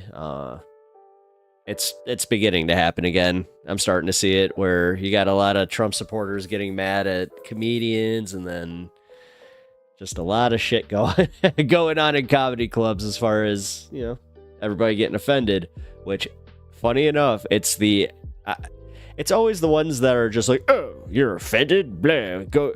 All right, you blue-haired wokey, and then you offend them, and they're just like, they're literally like, I'm gonna end you. That happened, smaller scale, but and in text form, but that happened in my chat yesterday with one of those types. Oh my God, that was kind of the thing. He actually reminded me, I think that's why I was kind of dealing with him the way I was, where I kind of felt like I was on stage dealing with a heckler. And at one point that it did kind of like it took that turn where I'm like, all right. And even if I was on stage, that's when you do this and you get the bouncer to boot the guy. And then on top of that, said bouncer then has to walk you to your car. Little inside baseball for even the smaller comedy scene. I can't tell. Anytime I chose to do crowd work, that's kind of when that would happen. So, all right. Let's take a look. All right. Well, we had another situation where a heckler decided to almost get violent with another comedian, and Luke Beasley decided to cover it. So let's take a look at what happened. And I just realized which comedian that is. That is Stephen Hofstetter, who has gained a little weight since the last time I've seen him. He's all right. I think he's got some hacky qualities to him, but overall, he's a pretty decent comic. So let's take a look at this. I came across one of the most insane stories I've seen in a really long time. I want to show it to you. And actually, it's relevant to something we've been talking about. So that's great. But this is Steve Hofstetter. We talked about him before. He's a comedian, and he's proudly progressive. And so sometimes whenever MAGA folks are in his audience, he has these really viral exchanges with them. And mostly that just means it's an argument. The show goes on. He shuts them down. I really cannot just see the fact that he is just Pac-Man light. The show goes on. But this time, I'm going to spoil the story a little bit. After arguing with this Trump supporter who starts yelling at him, which is always such a strange decision when you're in an audience, especially when with someone like Steve Hofstadter, you know his political views, so you know he's going to say stuff you disagree with if you're a Trump supporter. Why would you scream at him? I don't know. Because I hate to blow this up because there's a very good chance that this guy was a plant, because this is what Steve Hofstadter does. Like this, he's a comedian that made his career based on hecklers and him owning the hecklers. The thing is, it was always like, it was almost convenient material, too convenient material. So I've seen planted audience members before, and I can tell you right now, it's kind of like a magic act where it's like it's a work. Using wrestling terminology, but it's a work. So bombastic that he's taken out of the club. Then what happens outside of the club, to leave it hanging a little bit, I'll say, leads to him getting arrested. All because he chose to take on Steve Hofstadter. Last time I did a story about him, he commented. So much love to Steve. Let's jump right into this. While you're watching, please do. Luke is the most soy boy lib in my opinion. Yes, Duke. I do agree with you. I'm not the biggest fan of Beasley. Here, I'll actually show you. It's proof. I am not subbed to his channel. Him and David Pakman, I just refuse to sub to the channel. But I'm watching his video and I'm using it on my channel, so I just left a like a good YouTuber would. Click the subscribe button. I'm saying that. Also, if you have not done so, please leave a like on the stream and sub to the channel if you have not already. Knowing that probably by the time you're watching this video, we will have crossed over 1 million subscribers. So we'll keep charging forward to 2, but that's very, very exciting. Congratulations. Here's the beginning of this video. And you can find Steve on YouTube as well. That might have been the worst human being that's ever been at one of my shows. So North Carolina passed a law. This might be real. You had to use the bathroom of the gender you were assigned at birth. Woo! No! We're going to explore this. So you don't believe in gender neutral bathrooms? Oh no, I got that I've already lost you, but... You haven't been funny for a while, so I'm still trying to catch up. Oh, I haven't been funny for a while? No, that's totally okay. I get it. About 5 minutes though, but it's all good, because I've liked you on Facebook. It's all good. So, wait, so this guy, he knows what he's doing. Like, he knew where he was going. He's seen him on Facebook. He knows exactly what his shtick is, but he's still piped up. You like me on Facebook. And so, did you like 2 heckler clips, but you didn't actually understand what I do? He's on the side of the heckler. Surprised when you get a response. I don't know for sure if I'm remembering this correctly, even though I wrote the bit. The exact words I used was North Carolina passed a law that said you could only use the restroom of the gender you were assigned at birth. Now, what part of that to you is a question? It's not. I'm just a firm believer that that's... Okay, so again, this is relevant. I won't go through the whole bathroom thing again, but I've explained it. I think, if I do say so myself, in a very logical, not related to any emotions or anything, but why Steve is here, correct on the policy of it. But again, more even aside from this guy's personal view on the bathroom debate, is what, I guess a lot of alcohol maybe, but what leads someone to want to shout at a comedian their political views when I think if you have some self-awareness, this only goes well for the comedian, right? They have the mic. Oh. And they control the environment and are the ones who have practiced doing this sort of back and forth before. It's not going to go well for you. This one went way worse than I've ever seen with any heckler ever because of it leading to an arrest. But even from what you've seen there, his argument is, well, why are you upset with me if you asked for a response and I gave you one? Even though Steve did not ask for a response, as was pointed out there. And I should note, by the way, that this was from over a year ago. But again, given the re-upping by MAGA of the trans bathroom debate, it seems relevant. Then we pick up here.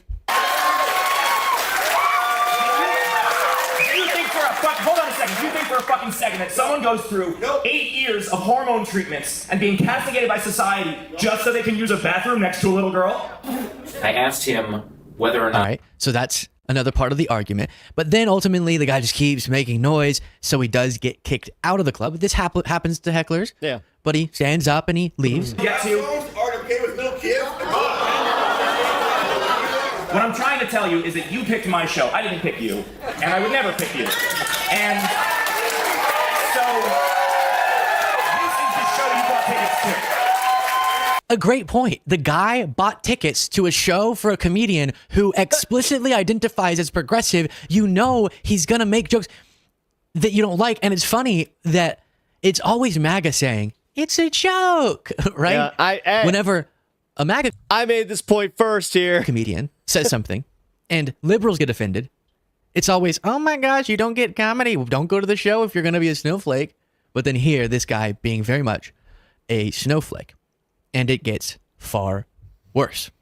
To the women, like he's not worth it. Yeah. So I just tried. And I should explain. Sorry. So then the guy goes outside, and other people he starts arguing with. One of his arguments was, "You're trans. You have a penis." To a woman who happened not to be trans and didn't have a penis. So it was just kind of a total. I said this yesterday that this was coming. That again, this has nothing to do with that too. Now you want to see true chauvinism, and also it's like Is it bad that it's like if a woman is anti-trans that I almost hope that happens to them? So it's like, oh, doesn't feel good, does it? Unraveling out there on the street, they're arguing, and you'll see where that leads. Tried to de-escalate, sort of get in between everybody. And I talked to the guy, and I was like, "Stop! Let's not take this any further." And then the guy was like, "Thank you, I'm here." And I'm like, "Listen, you're not the victim here, but please go home. Like, it's fine. And then he called me fat immediately again. Oh my god, I didn't know that. Oh yeah. You don't agree with me 100%. You fat fuck. And I was like, "Okay, please go home. Still, I did my best, but fat fuck. How dare you? You can't say that. Too fat to continue to break up this fight." Oh my god. So the tatted up guy gets right up in the heckler's face, and the heckler takes a swing at him. Fairly pathetic swing, but it's a swing. And that is, I understand tatted up guy shouldn't have been pushing him, but that was not self-defense. Mm-hmm. Self-defense would have been leaving an hour earlier, or any time up until then. Once he takes a swing, the staff says, "We've called the cops." The tatted guy was like, "Oh, I'm getting out of here." So clearly he's got past. That guy's scattered. Mm-hmm. So he was one of these things, "I can't be arrested a seventh time." Just like a cartoon. Just yeah, it was a cloud of smoke. So the security, this is being a heckler gone wrong times a gazillion. That's just, I don't know, even if you're drunk, how you don't realize that this is ending poorly. Security is standing there, you throw a punch at someone. Security then has to call the cops, even though before that point, they were just saying, go home. You got kicked out. They were literally just going. Now you've thrown a punch, so the police have to come. But then the police come, and even they are saying, you can just go home. The other guy's not here. You shouldn't have hit someone, but go home. And the guy still doesn't, and he's being belligerent with police, and they're begging him, go home, from what I can tell from this video. So then what happens?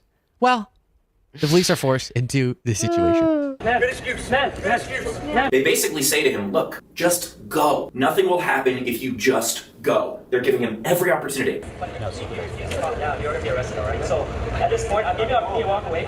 If you want to leave now, you're welcome. Oh, they totally did. They were like, "You can go, dude." And he just keeps mouthing off. And so eventually they search. You disrespected me. You disrespected me. A metric ton of cocaine. I don't know if it was a metric ton. I'm assuming metric just because it's we're in Canada. Yeah, liters of coke. Yeah, liters of coke. They find a Celsius worth of cocaine. So then they have to arrest him. What? Think about that. What? When he wakes up in jail, he's going to think, if I had just not screamed about that trans joke, or not the trans joke, but the North Carolina law joke. That timeline's wild. And you heard him say, I'm not going to leave. I've asked for respect many times. It's similar to the people who say, what, my car is sovereign territory or something. Mm-hmm. You don't rule over me, sovereign police officer, citizens. because Ooh. I am That's part of what a I wanted militia to check out. or something. And there, the timeline goes, heckle because you are aggravated at trans people and you start trying to think you can beat the comedian in an argument. You have to leave the club. Good luck. You keep the debate going with people outside of the club. Start making judgments about who's trans and who's not. You keep engaging in that until you hit somebody. Cops are called. You keep pushing it because you need respect. Put respect. Respect my name. And then they find cocaine after giving you every single opportunity to not have to go to jail. But then you force them into it. Sometimes police officers, when people are talking back to them, are oftentimes too quick to jump to, well, I'm going to teach you a lesson, right? In this case, they seemed like they were going to do anything and everything to not have to arrest him. And then When they were forced to arrest him, they find cocaine, and it just got worse for him. Credit to Steve Hofstetter. That is absolutely crazy. And story time. It's story time with Pep, because I had a situation happen like that with a friend where this was when this was all still very illegal. So he had a tendency to mouth off like a lot. And he was also one of those guys, I hate to say, he was very toxic. He was very within the toxic masculinity space. Hold on. A Duke of Bread. I worked at Applebee's and everyone was on coke or an alcoholic or both. Actually, this kind of plays into the story a little bit. So that doesn't surprise me. That doesn't surprise me. I actually worked at Chili's. So very, very similar dynamic there. Yeah, I was a waiter there for 2 years. But my buddy, he said it. He liked Coca-Cola, if you know what I'm saying. And he shows up to my house completely amped up. I'm just like, where are we going? He's like, well, I don't know, man. Where are we going? I just need to do something. I just need to do something. And there was like nothing open except for an IHOP. So, and this was, again, aging, you know, I'm 37. So, but this was back like right at the tail end of when you could still smoke inside, especially in Illinois. So we're sitting in the smoking section, and he's just doing this thing like, it's like, are you okay? He's just like, yeah, man, I'm fine. And he looks over, and this guy like is walking in with his girlfriend, and he just decides like this guy gave him a dirty look, and it was a like, it was he just looked like he had gotten off work. He had like kind of like paint on him a little bit still, and he's just looking at him like, what? And just before you knew it, this guy was he's getting shoved, and then he got hit. And then I'm just sitting there with my coffee and my cigarette, and I'm like, oh. Well, I guess the cops are coming now. So he tried to run. I refused to go with him because I knew what it was like. I'm like, okay, so that's being accessory to whatever crime just happened. I'm just going to sit here and get a ride home. So, it turned out that the cops would give me a ride home, but I also was told that I did the right thing. So, I don't know, man. That was nuts. Actually, one of our community members, Outsmoke, knows who I'm talking about.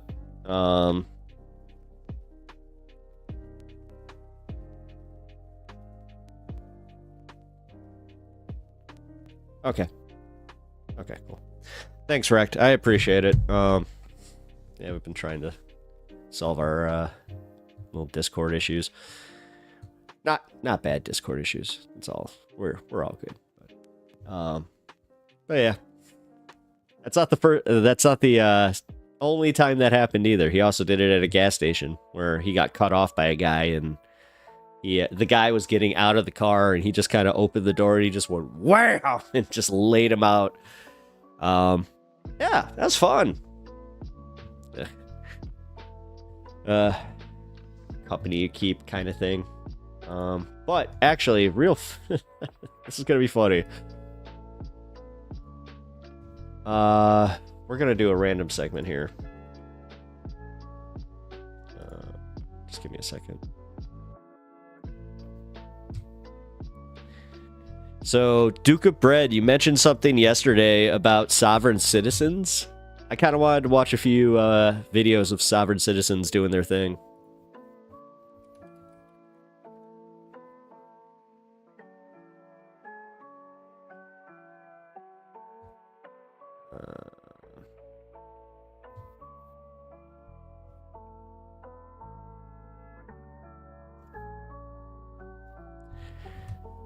Let's see.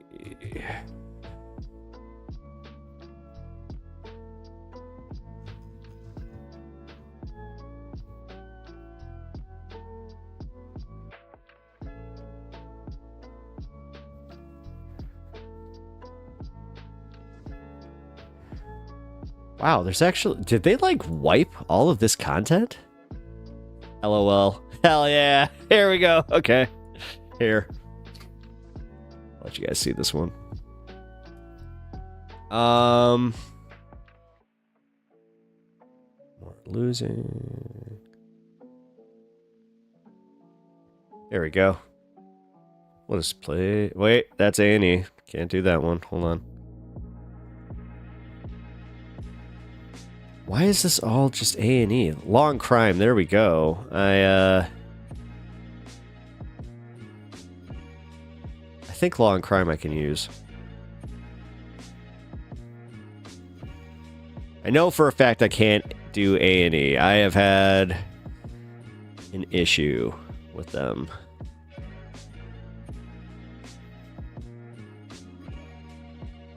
Here we go.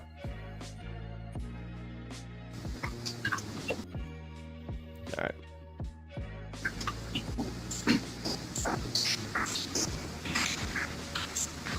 Judge, is something going on with the camera? Whose camera? Mine. I look a lot more handsome than usual. You know, yes you do. Yes you do. And you gotta attribute that to your wife. Thank you. You got the glow. That was a good one. You got the glow. You got the... Here we go. Man, how come... Thank you. Dude, these are always so hard to watch. What the hell? Like... Alright. Virgil Young, you're ready. This is weird. Do I have at least 2 witnesses that they are committing treason? Wait, here we go. This is treason. They're violating my rights. Hatred request. Your Honor, as the court noted, this is a very old case. It's an assault 4 case, and I was gonna do this yesterday, but whatever. I had a flight delay, and it I didn't got realize. all messed up. But my bad. I didn't realize I was looking at a commentary channel. I don't want to take somebody else's commentary. I thought this was long crime. My bad. See, this is the problem. They definitely wiped like half of these channels because I tend to watch some of these, you know, people getting in trouble videos just because, I don't know. Maybe it's because I was conditioned with cops. But, yeah, dude. And all of this is like A&E, A&E, A&E, A&E, A&D, A&E. Law with Mike, A&E. Like, what? Yeah, what happened to Law and Crime? An hour long? No, that's not. Okay. Dude. Sad part is I thought I would just be able to like get away with not prepping for this bit because again, I thought it was all just right there for me to see. What the hell? All right. Well, we're going to find the one law and crime one because I know for a fact that I'll be all right with that.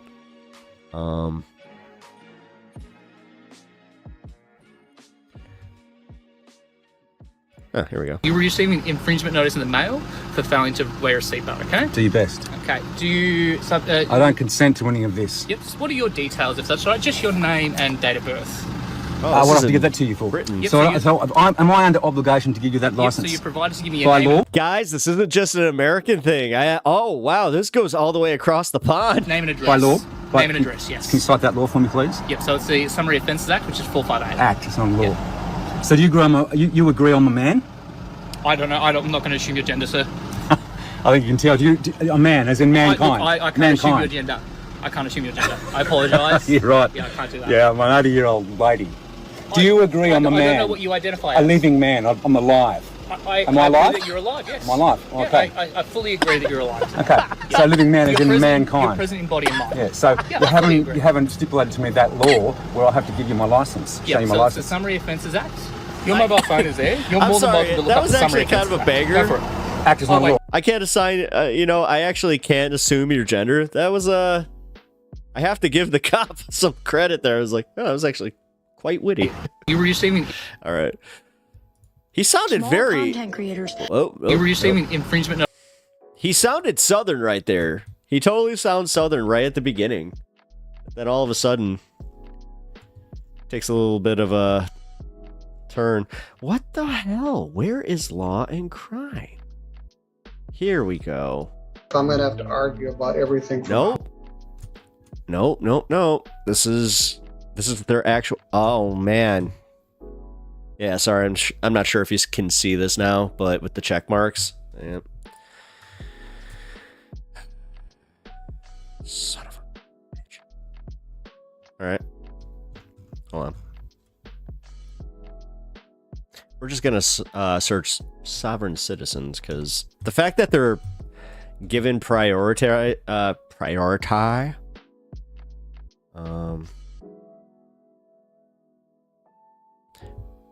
Wait, what? This is near me. Hold on. Here we go. Duke of Bread, I am human defense plan.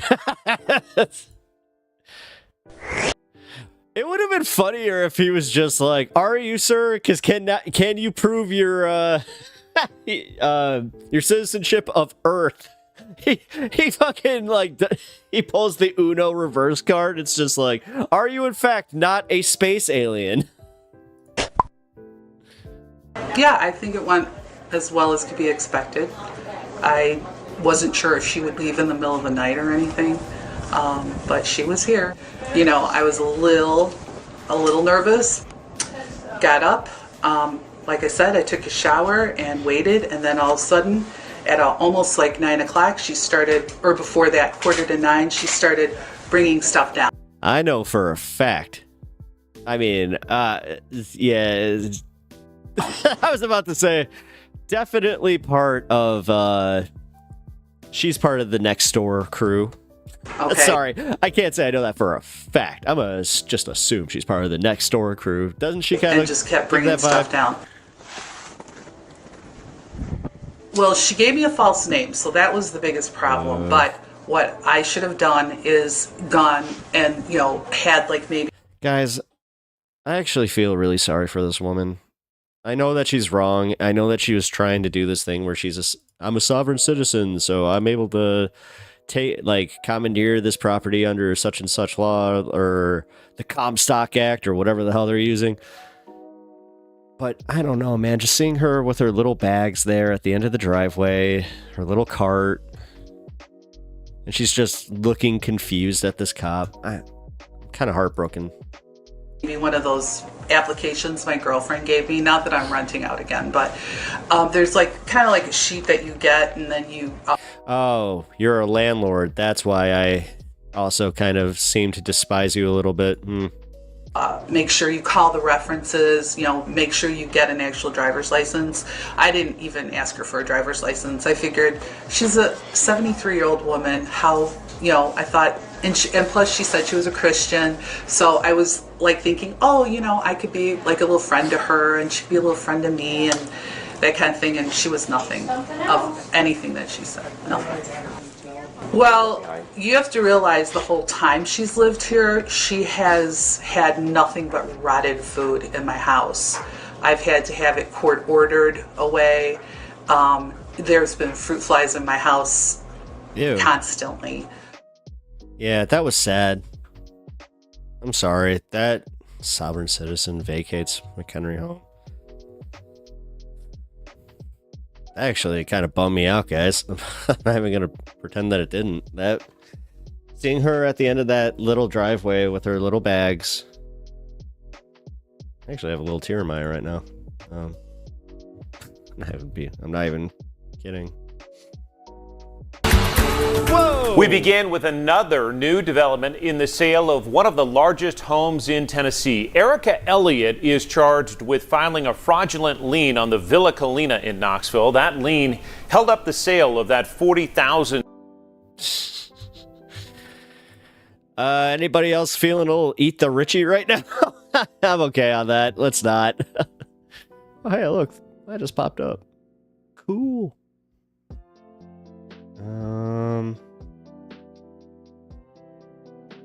Oh, that's right. Mooncat did a really good video on this.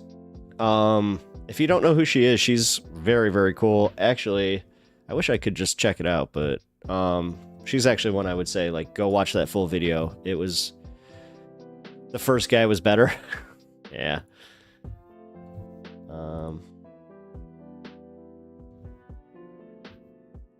Well, here. I'm not threatening you. Say one more word, and that's 30 days. 30 days. Sorry.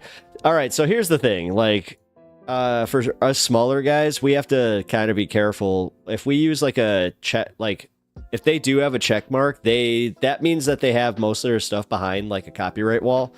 It's not a guarantee. And guys like BTC and, you know, they all like do share under fair use, but there are other people like A&E where immediately you're getting copywritten, like you're getting a copyright strike, and it's not fair. So I want to be very, very, very careful with that kind of stuff. Here, how much commentary does he have? I'm sorry, man. Sovereign Citizens Hall of Fame.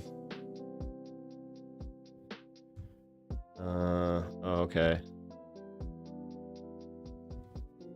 Here, we'll just... Hey, what's going on, guys? Welcome back to Sovereign Citizens Hall of Fame with your boy TP. Today we are courtroom hopping into the courtroom. Really? Okay. Of Judge William Urich out of the 44th District Court in the state of Michigan. Today, Judge Urich has a young man before him by the name of Len Derek Tyler Stringer, who definitely has his sovereign citizen head on. This is my first time in this judge's courtroom, so it's going to be interesting to see how he deals with this young man. Man, you want to talk about going into a niche market on YouTube? This guy, all right, there you go, man. That's a good one. Also, I gotta This figure is out how he did actually this. going to be this young man's first appearance. I do have the second appearance, but I'm not going to put these together like I normally do because he actually goes for his second appearance before another judge. So with that being said, guys, I'm interested in seeing how Judge Urich handles this, which I know you are too. So without further ado, guys, let's jump into the proceeding. Can you guys hear me? Yes. Here we go. All right. I already can see that this is going to be a good one. 24-01173 SM. Basically, I'm judging it based on the quality of the Zoom call at this point because I like that first one. I'm sorry. I know you said the first guy was better, but like the way that they had the Zoom call and it was all horrible quality. It's very hard to translate that onto YouTube. At least this one is going, like, you can tell that this one's going to stay, like, you know, in the higher quality. This is the people of the state of Michigan versus Len Derek Tyler Stringer. Mr. Angot, do you wish to place an appearance on the record? Judge John Angot, I'm here as appointed counsel for Mr. Stringer regarding this arraignment. However, Mr. Stringer does not acknowledge or consent to this hearing. Is that correct, Mr. Stringer? I do not identify. I identify as the beneficiary that is here to protect Derek Stringer. Very well, Mr. Stringer. The court is going to read the charge into the record since the formal reading is not waived. Mr. Stringer. This is what happens when stupid people think they're smart. It is charged by the people of the state of Michigan that in this city of Royal Oak, county of Oakland, and state of Michigan, on or about June 16th of 2024, you did knowingly make an open or indecent exposure of your person while fondling your genitals in a public area, contrary to the statute so made and provided at Michigan Compile Law 750.335A, subparent 2, subparent B. The court advises you that this is referred to as a Tier 1 offense under the Sex Offender Registry Act. If the victim is a minor, it is a Tier 2 offense. If you have a prior conviction for a Tier 1 offense, it is a Tier 3 offense. If you have a prior conviction for a Tier 2 offense. This is a high misdemeanor, punishable by up to 2 years in the state prison. Okay, good. And up to $2,000. Also, a mandatory collection of DNA identifying profiling samples. There is a count 2 misdemeanor in that on the same date you did knowingly make an open or indecent exposure of your person contrary to the statute so made and provided at Michigan Compile Law 750.335A, subparent 2, subparent A, commonly known as indecent exposure. At this time, the court enters not guilty pleas on both of these matters so that Mr. Stringer's presumption of innocence under the constitutions of Michigan and the United States are preserved. So is the lawyer just like pissed off that he has to be there because he knows that his client's going to tank his own case? Sir, excuse me, sir. You have not talked to my beneficiary yet. You have not talked to the person who owned the estate yet. Mr. Engat, the court is making a notation of court-appointed counsel to run through the IDSO office, and that new counsel, as appointed by Mr. Mena, can make whatever judgments they wish to make and make any motions they wish to make at Mr. Stringer's first probable cause conference. Mr. Stringer, this matter is now being set for a probable cause conference. Hey, Duke, do you know this? So if they have a court-appointed attorney and they're a sovereign citizen and they deny that court-appointed attorney, I'm not sure if it's state by state either, but does that court-appointed attorney technically need to stay for the duration of the case, even though this guy's technically representing himself, just because they want to cover their ass, so he doesn't later come back and say they were violating his rights to counsel? Conference that will be on a new date. The law entitles you to what they refer to as a preliminary examination within 21 days of this arraignment today. If probable cause is either found or waived at that preliminary examination, the matter will be bound over to the Oakland County Circuit Court for further arraignment, trial, and proceedings. The court must now set bond in this manner. That's not intended to prejudge or punish you. You are presumed innocent, Mr. Stringer. However, the court must set bond in order to ensure your reappearance to court and afford any necessary protection for the public. In that regard, the court would first hear from Detective Keith Baringa of the Royal Police Department. Then the court would hear from your attorney, Mr. Stringer. Detective Baringa, please proceed. He currently has 2 warrants out of the state of Texas for assault and also assault with injury to family violence out of Texas. He also has a lengthy criminal history out of Texas, going from as recent of these warrants, which were entered last year, back to around 2015, receiving charges for evading arrest and detention, unlawful possession of a firearm by a felon, assault, family, house member, and I think if he opts to represent himself, per se, they waive their right to an attorney. Okay, so so at this point, he didn't actually like waive his right to his attorney. He's kind of playing it safe. That's kind of where I was thinking about that. taking breath or circulation, several other assault charges, a weapons charge, and then also like falsifying information or government documents. Duke of Bread, I'm guessing you are right about that. I wouldn't know for sure. Oh, okay. I was just asking you because you had mentioned that you watch a ton of these, so I was like, yeah, maybe he caught that on the back end. I'm not sure if that's just like a generic false ID case or not, but multiple felons out of Texas. I'm not sure how long he's been in Michigan. He has no current cases out of Michigan I'm aware of. His criminal history, he has assault from 2019 out of Parkwood Woods, which looks like it was referred as assaulting a public officer or obstructing, where he got served 9 days ago. And that is it out of Michigan. Anything further? So I would also ask that he not be allowed to return to any public or private pools in the city of Royal Oak. We did this at the public pool. Oh, God. Thank you very much. Mr. Engat. Judge, as noted by the court, the presumption of innocence is absolute at this point. And so we must start from there. Mr. Stringer, or the person purporting to represent Mr. Stringer, is a business owner. Judge, despite the fact of these charges and what was listed by the detective, I believe that with the GPS tether, that certainly would give this court pretrial services and other. Hey, welcome new viewers. We're checking out a sovereign citizens video.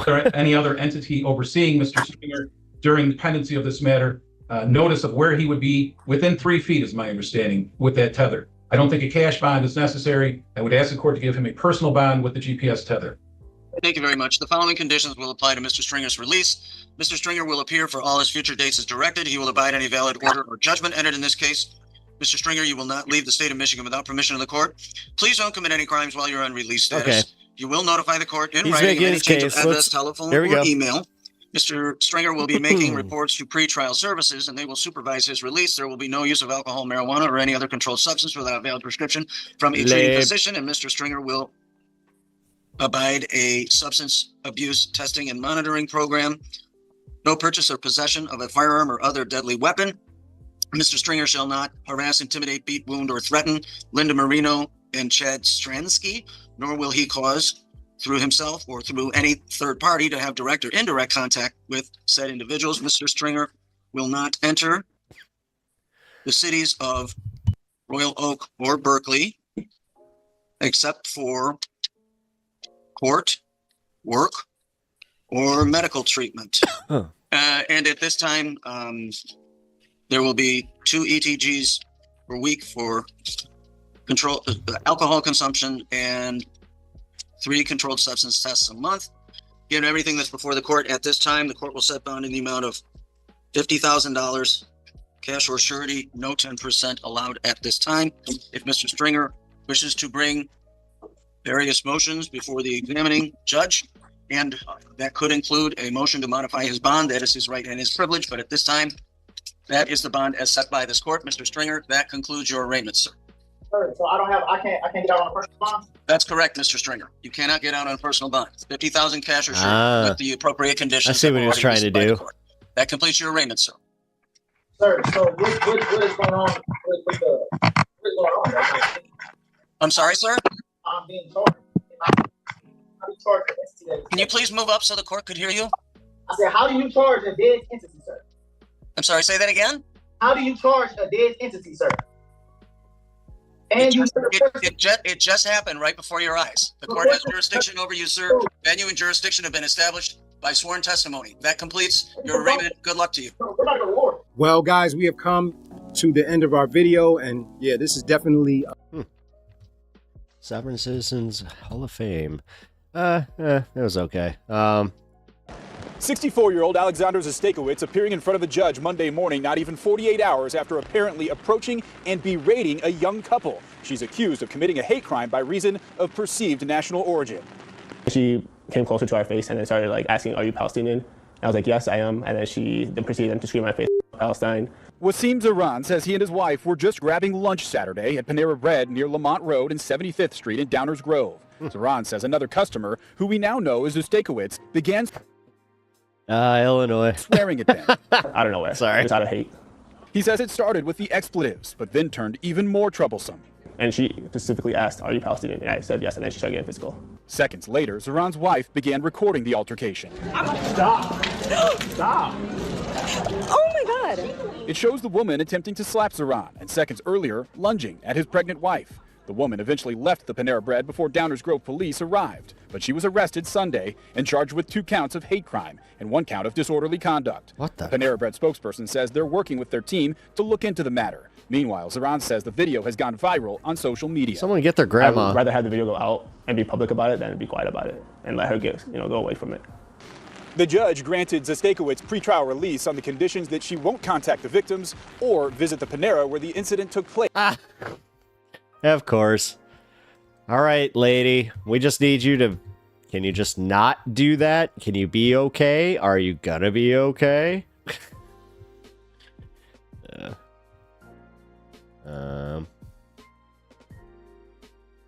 This is all Queensland.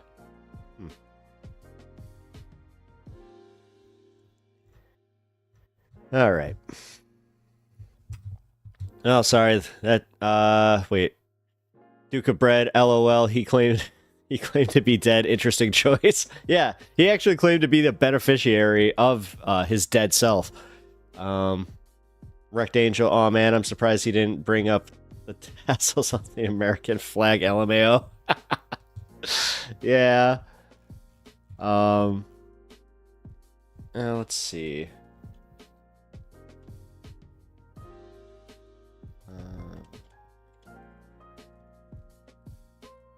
Wait, let's see if this is still up.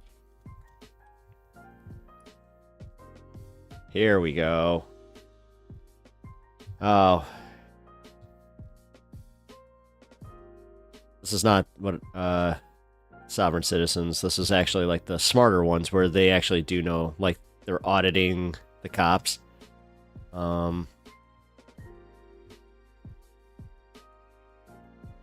Unhinged cop loses qualified immunity and retires after insane stop.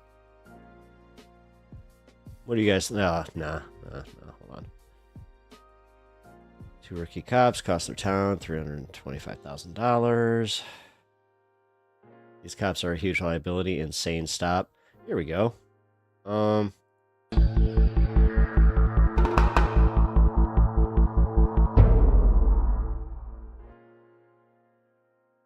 Yep. Welcome to Audit the... Wait. I gotta also make sure that usually when they do this, they actually like put the terms of the use of their videos in, which is smart. Subject to interpretation of the court, legal topics included designed to be educational and informative. Do not serve as any legal advice under any circumstances. The contents of this video are to provoke, incite, or shock the viewer. The video was created to educate citizens about the constitutionality of protected activities, law, and emphasize the importance of constitutional awareness. Okay. We're good. Welcome to Audit the Audit, where we sort out the who and what and the right and wrong of police interactions. This episode covers the right to remain silent, identification laws, and reasonable suspicion, and is brought to us by I love LAC Audit the Audit. Audits Hell channel. yeah. Be sure to check out the description below and give them the credit that they deserve. In a video posted on December 14th, 2023, Officer Reeves and Sergeant Brian Gilmore of the Upper Chichester Township Police Department responded to a call regarding a quote-unquote suspicious vehicle parked on the side of a public street in Upper Chichester, Pennsylvania. The interaction that followed was recorded by the driver of the vehicle, who appears to be the owner of the LAC Audit YouTube channel, and who we will refer to as Mr. LAC. Hey, sir, how you doing? I'm good. How are you? I'm good. I'm Officer Reeves, Upper Chichester Township Police Department. The reason we're here is we got a call for a suspicious vehicle, okay? Someone, passerby or whomever called, said it was a white... Wrecked Angel, real quick. The guy that goes out with his kid, though, and his wife, who he's got like the red beard, that guy gets on my nerves sometimes. vehicle sitting along the power lines. I'm sitting on a public street, minding my business. That's what I'm doing. Yeah. Okay, well, we got a call for a suspicious vehicle. We're just checking on said vehicle. Are you the owner of the car, sir? I'm sorry, I'm not going to answer any questions. I invoke my Fifth Amendment right to remain silent. Can I get a badge number? 51. Would you like the supervisor's badge number, too? Yes, please. It's 37. And his name? Sergeant Brian Gilmore. Brian Gilmore. Okay. Would you like to speak to him as well? No, thank you. Okay. I just want to mind my business, man. People drive by here, see me parked here doing nothing wrong. Amendment right not talk to us. Yes, because I'm not doing anything illegal, right? Literally just parked in a public street. Mr. LAC informs the officer that he would like to exercise his Fifth Amendment right not to answer questions. Under the Fifth Amendment to the U.S. Constitution, quote, no person shall be compelled in any criminal case to be a witness against himself. The primary application of this Wrecked right Angel, explore with us. I think that's it. Occurs during criminal court proceedings, where an individual may assert their privilege to, quote-unquote, plead He the got Fifth. big on And although Facebook. the Supreme Court has not explicitly ruled that the Fifth Amendment applies in the context of Terry stops or traffic stops, the court has repeatedly stated that an individual stopped by the police for investigation cannot be compelled to answer questions.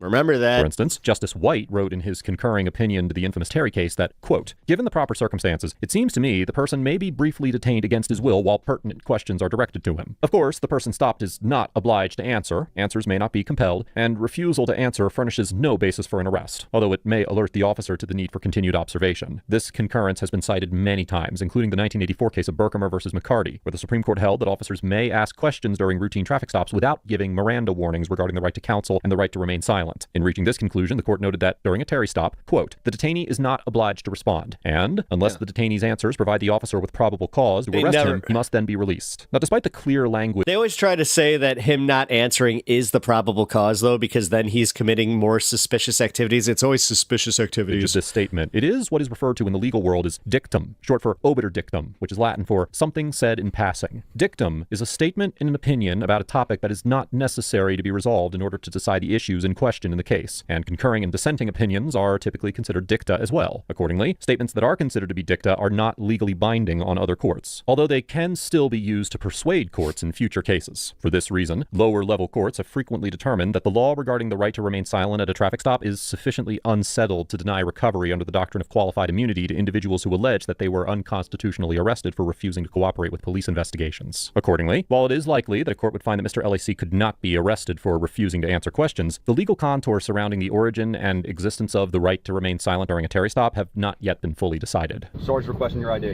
I'm not going to provide that. I didn't commit any crimes. I'm parked legally on a public street, doing nothing wrong. What's that? He says no to the ID. He's parked on a public street doing nothing wrong. That's right. Just because somebody called in a suspicious car doesn't mean you're doing anything illegal. Did they specifically identify something illegal that I was doing? At this point, the reason we're requesting identification is number one, we identify everybody we talk to. It's part of our routine. It's accepted, and it's something that's been approved by the Supreme Court, It's not been and the United States Supreme Court. It's not been approved by any Supreme Court. Okay, all right. Well, unless you have disagree reasonable, all you want, but just because you think so doesn't unless you have reasonable suspicion of a crime. Okay. No, actually, funny enough, repeat those words back to yourself there, dude. Provide any ID, sir. Sergeant Gilmore claims that the Supreme Court has approved the practice of officers identifying anyone they come into contact with, but the driver argues that he does not need to provide identification unless the officer has reasonable suspicion. Beginning with the landmark Terry case, the Supreme Court Court has consistently recognized that an officer has the authority to briefly detain an individual for investigation when they have reasonable suspicion to believe that an individual may be involved in criminal activity. Likewise, in the 2004 case of Heibel versus 6th Judicial District Court of Nevada, the Supreme Court held that, quote, a state law requiring a suspect to disclose his name in the course of a valid Terry stop is consistent with Fourth Amendment prohibitions against unreasonable searches and seizures, meaning that a citizen can be arrested and prosecuted for refusing to identify if they are legally detained based on reasonable suspicion, and state law requires them to identify themselves under the circumstances. However, Pennsylvania has not passed a stop and identify law requiring individuals to identify themselves during valid Terry stops. So, even if the officers had reasonable suspicion to believe that Mr. LAC was engaged in criminal activity, it is likely that a court would conclude that they could not arrest him for refusing to identify in this situation. Further, despite Sergeant Gilmore's contentions to the contrary, the Supreme Court has repeatedly held that police officers cannot require citizens to identify themselves without reasonable suspicion that they are involved in illegal activity. Yeah, but that's the thing. The reasonable suspicion part of that is where it gets a little murky. Example, in the 1979 case of Brown versus Texas, the Supreme Court concluded that the application of a Texas statute to detain an individual and require him to identify himself violated the Fourth Amendment prohibition on unreasonable seizures because the officers lacked any reasonable suspicion to believe he had engaged in criminal conduct. In reaching this conclusion, the court noted that, quote, in the absence of any basis for suspecting appellant of misconduct, the balance between the public interest and appellant's right to personal security and privacy tilts in favor of freedom from police interference, and that although stopping and demanding identification from an... I might keep this going just for a quick minute. I have to run upstairs. I have to put my laundry into the dryer. Individual without any specific basis for believing he is involved in criminal activity may in some way further the public interest in prevention of crime. Now quoting again, the guarantees of the Fourth Amendment do not allow it. When such a stop is not based on objective criteria, the risk of arbitrary and abusive police practices exceeds tolerable limits. Now, in this situation, a court would likely find that the officers did not have reasonable suspicion to detain Mr. LAC, as they seem to have simply received a call about a quote-unquote suspicious car and indicated no other specific or articulable reasons to detain Mr. LAC. Accordingly, even if Pennsylvania had a stop and identify law requiring individuals to identify themselves during Terry stops, a court would likely find that the officers lack the reasonable suspicion that is constitutionally necessary to arrest or prosecute Mr. LAC under such a statute. You're on one of our streets in our town, and in order for you to leave, you're going to have to be legally able to drive. Who's paying for these streets, sir? Upper Chichester Township. The township, right? The people. So that means I can park here, I can travel through here also. I can stop on the streets. It's not illegal for me to do that.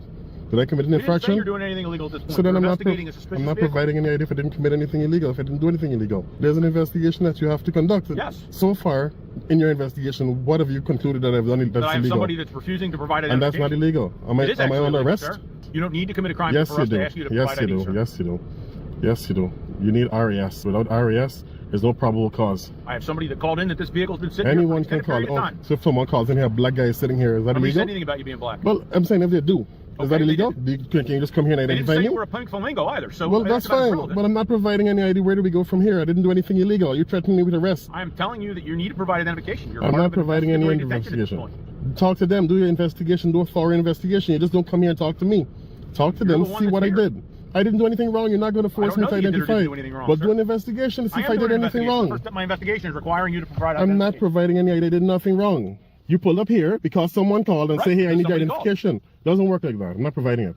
Until the laws of America change where we have to identify because our officer comes and say, hey, give me identification. Well, you need to work on reading up on court. I know exactly what it says. Okay, what does it say? I know what it says. I have a First Amendment right to record. I have a Fourth Amendment right. I have. Well, let me finish. Let me finish. I have a Fourth Amendment right to be safe in my documents and papers. Unless I commit a crime, I do not have to identify. I'm not unreasonably searching or seizing anything at this point. You're trying to seize my ID. I'm asking you to provide identification. It's part of my job. And I'm respectfully refusing that. Yes. If you're operating a motor vehicle, which is what you're doing. I'm not operating a motor vehicle. You absolutely are. I'm parked on a public street. You're in command and control of the vehicle. I'm parked on a public street. If you were under the influence of alcohol or another drug, I could arrest you for DUI, but you're not. I'm parked on a public street. Okay. Good. That's all I'm doing here. I'm doing nothing illegal. You're the subject of an investigatory detention. Sergeant Gilmore informs the driver that he is obligated to provide his identification under the state vehicle code because he is operating a motor vehicle and is the subject of an investigatory detention. Under Section 6308 of Title 75 of the Pennsylvania Consolidated Statutes, quote, the operator of any vehicle reasonably believed to have violated any provision of this title shall stop upon request or signal of any police officer and shall, upon request, exhibit a driver's license. Now, although the term operator is not defined, in the 2021 case of Commonwealth versus Singletary, the Superior Court of Pennsylvania indicated that in order for an individual to operate a vehicle, they must, quote-unquote, drive or move it. And since the officers approached Mr. LAC while... so the state of Illinois, I do know that if you have the keys in the ignition, that technically, even if the car's not running, that constitutes as a running vehicle. This vehicle was... I know, it's so stupid, but it's true. Parked, there is an argument that this statute would not apply to this interaction. Likewise, according to Section 1511 of Title 75 of the Pennsylvania Consolidated Statutes, quote, every licensee shall possess a driver's license issued to the licensee at all times when driving a motor vehicle, and shall exhibit the license upon demand by a police officer. The term driving is not defined, but Section 102 of the same title of the Pennsylvania Consolidated Statute states that a driver is a person who drives or who is in actual physical control of a vehicle, which seems to indicate that being in actual physical control of a vehicle is not considered the same as driving under the state traffic code. It should also be noted that this statute states that an individual can avoid conviction by producing a driver's license that was valid at the time of the demand within 15 days of the demand or the filing of the citation, indicating that the primary purpose of the statute is to ensure that drivers are licensed, not to enforce compliance with identification requests. Further, regardless of whether or not Mr. LAC was driving or operating the vehicle, the Supreme Court held in the 1979 case of Delaware versus Prouse that, quote, except in those situations in which there is at least articulable and reasonable suspicion that a motorist is unlicensed or that an automobile is not registered or that either the vehicle or an occupant is otherwise subject to seizure for violation of law, stopping an automobile and detaining the driver in order to check his driver's license and the registration of the automobile are unreasonable under the Fourth Amendment. Accordingly, because it is highly unlikely that the officers had reasonable suspicion to believe that Mr. LAC had violated the law, it is improbable that a court would conclude he was required to display his driver's license in this situation. You'd think that the courts would make this more apparent to the police officers, even if it determined that the relevant traffic statutes too many applied think to the that it's stop just vehicle. like Can I get a case number? You have to give me I your need a ID. case number. I want this documented. Okay. We Can I get a document case everything. number? You're welcome to go to the police Can I station get- and request a report. Can But we we're have not going to know who for you are some- because you didn't provide us any ID. I don't have to. You'll probably get a citation for failure to provide driver's license. Oh, yeah, let's go ahead. Go ahead. Go ahead. Let's do that. You're a tyrant. That's what you are. You're threatening me for doing nothing wrong. Hey. What do you want? Him. I'm not talking to you. This guy here. I'm speaking to him, sir. I'm allowed. He's funded by the taxpayer. What do you need? Sir, can I get an incident number, please? I don't have an incident number yet. So you're not providing incident number? I don't have an incident number until I go back and do the report. I can't just pull one out of thin air. All right, let me talk to you. Look at how they respond the second that he's kind of a dick to him, but like this is just matching energy. I don't have one either, and that's supervisor. I just want to talk to him. It's just fine. You're gonna harass me for doing nothing wrong. Stay away from your dog. I'm not allowed. Stay away from the dog. I'm not approaching the dog. You walk right close to the car. Is it illegal to be close to the car? Hey, do you mind giving me incident number, please? Yep. That's all I wanted. First name's Clap, badge number's 44. Thank you, Clap. Hey, have a good one. I just want an incident number. Literally, that's all. We don't Because- generate an incident number until it clears. You can get it tomorrow, okay? So no Get it incident to the number? police department, no, not right now. Okay. All right? Yep. I'll just walk next to the car again. Is that illegal? Very little information is available about this encounter, and it is unclear whether Mr. LAC was ultimately issued a citation, or if he has filed a complaint, or intends to pursue legal action against the police department or the officers involved. Knowing cops, if you put your hand on the car, they'd be like, "That's assaulting a police officer." Overall, Sergeant Gilmore gets a C- for demonstrating a blatant misunderstanding of the Fourth Amendment, maintaining a hostile and authoritarian demeanor throughout the encounter, and implying that he could arrest Mr. LAC for refusing to identify himself. Now, while I appreciate that Sergeant Gilmore ultimately chose not to arrest Mr. LAC for exercising his rights, his assertion that the Supreme Court I have allows a him feeling his supervisor told him that it's like, as much as this guy is being an asshole to you, you can't do that. to identify anyone he comes in contact with is unquestionably false, and it gives rise to serious concerns that he is unlawfully detaining individuals and requiring them to identify themselves, particularly given the fact that Pennsylvania is not a stop and identify state. Although the Supreme Court has made it clear that officers do not violate the Fourth Amendment by requesting that an individual identify themselves or provide identification, even in suspicionless consensual encounters, the case law is equally clear that identification cannot be compelled absent reasonable suspicion. And the fact that Sergeant Gilmore was so confident in his mistaken belief that he can identify anyone that he told Mr. LAC that he was the one who needed to study the law further is highly concerning. Mr. LAC gets an A for remaining calm and reasonable throughout the encounter, firmly asserting his rights to refuse to answer questions and to refuse to identify himself, and working to promote accountability by filming the encounter and then sharing it on his YouTube channel. However, while I believe that overall Mr. LAC did an excellent job during this encounter, I did notice that he stated on multiple occasions that he does not have to identify himself if he has not committed a crime. The distinction is a bit subtle, but in actuality, the law in states that have stop and identify statutes typically requires individuals to identify themselves when an officer has reasonable suspicion to believe they are involved in criminal conduct, regardless of whether or not they actually are. As reasonable suspicion is not negated by an individual's actual innocence, there may be situations where citizens who have not committed any crimes whatsoever are still legally obligated to identify themselves. As Mr. LAC also stated that reasonable suspicion was necessary, I'm not sure whether he was confused about this concept or simply misspoke, but I wanted to take this opportunity to address this issue as it is a somewhat common misconception in the auditor community. Despite this semantic issue, I believe that Mr. LAC should be commended for the way he handled this interaction, and I would encourage him to continue to learn about constitutional law and conduct audits. Let us know if there is an interaction or legal topic that you would like us to discuss in the comments below. Thank you for watching, and Yeah, I really appreciate the guys that go out and do this stuff. It is, I mean, you want to talk about balls. Like, you're essentially setting yourself up to possibly get arrested, but also, like, yeah, these guys, you want to talk about litigious? These guys are ready to go. Like, before they do any of this stuff, they have already looked into, like, oh, exactly what law to, you know, to state. And, like, they're usually, like, they are usually right, but even though that it's like that guy said, he got an A in the way he conducted himself, he does need to know that law, like, you know, tooth and nail. I just had a moment there, though. Give me 1 second. Here we go. We go to this.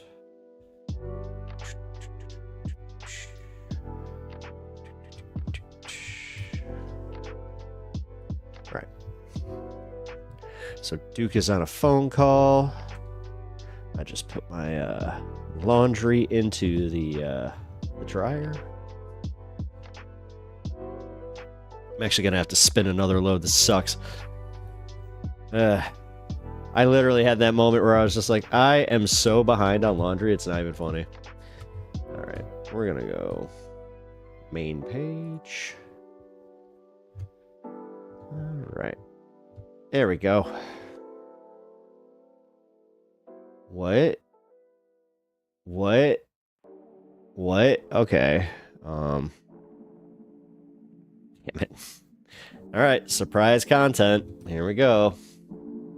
Was not expecting this. We have a surprise Hasan. Cause yeah, this is Joe Rogan hits back after criticism. All right, hold on. Screw it. We're gonna go for it.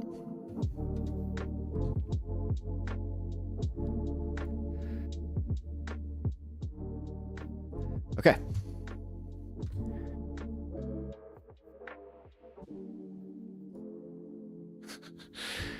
All right, so I was just browsing and I came across this, so this is gonna be kind of funny. I was just browsing and I just found a pretty funny video titled Joe Rogan and Dragons. And I was just like, wait, what? Does he actually think that dragons are real? Well, Hasan is the one covering it, so I figured, why not? This is going to be hilarious. This is crossover content for me, so I'm kind of like, you know what? Why not? I have, if you guys don't know and haven't checked out my earlier videos, I started my YouTube career covering Joe Rogan. Also covering Kamala's campaign, but that was more of a side thing. But yeah, Rogan, I used to be a fan. I actually used to watch pretty, I don't want to say I hate saying religiously, but I did. I did watch most of his content, and I have also said on this program that this is how I found guys like Kyle Kulinski and you know, Vosh. Well, not Vosh. Vosh wasn't on Rogan. David Pakman. But that's actually that. The algorithm took me from them to those guys, so I was kind of like, all right, that's cool. Oh yeah, let's see what Joe Rogan has to say about this Dragons controversy. Joe Rogan hits back after criticism from The View. Dragon believer. Okay, let's get to some real news. Jesus Christ. No wonder people don't want to watch liberal media, man. This sucks. I mean, everything sucks for the most part, and the coverage is not great. Okay, Elon and Trump are definitely doing it together. You think they're having gay sex? What? Basically, to this guy Joe Rogan, who believes in dragons.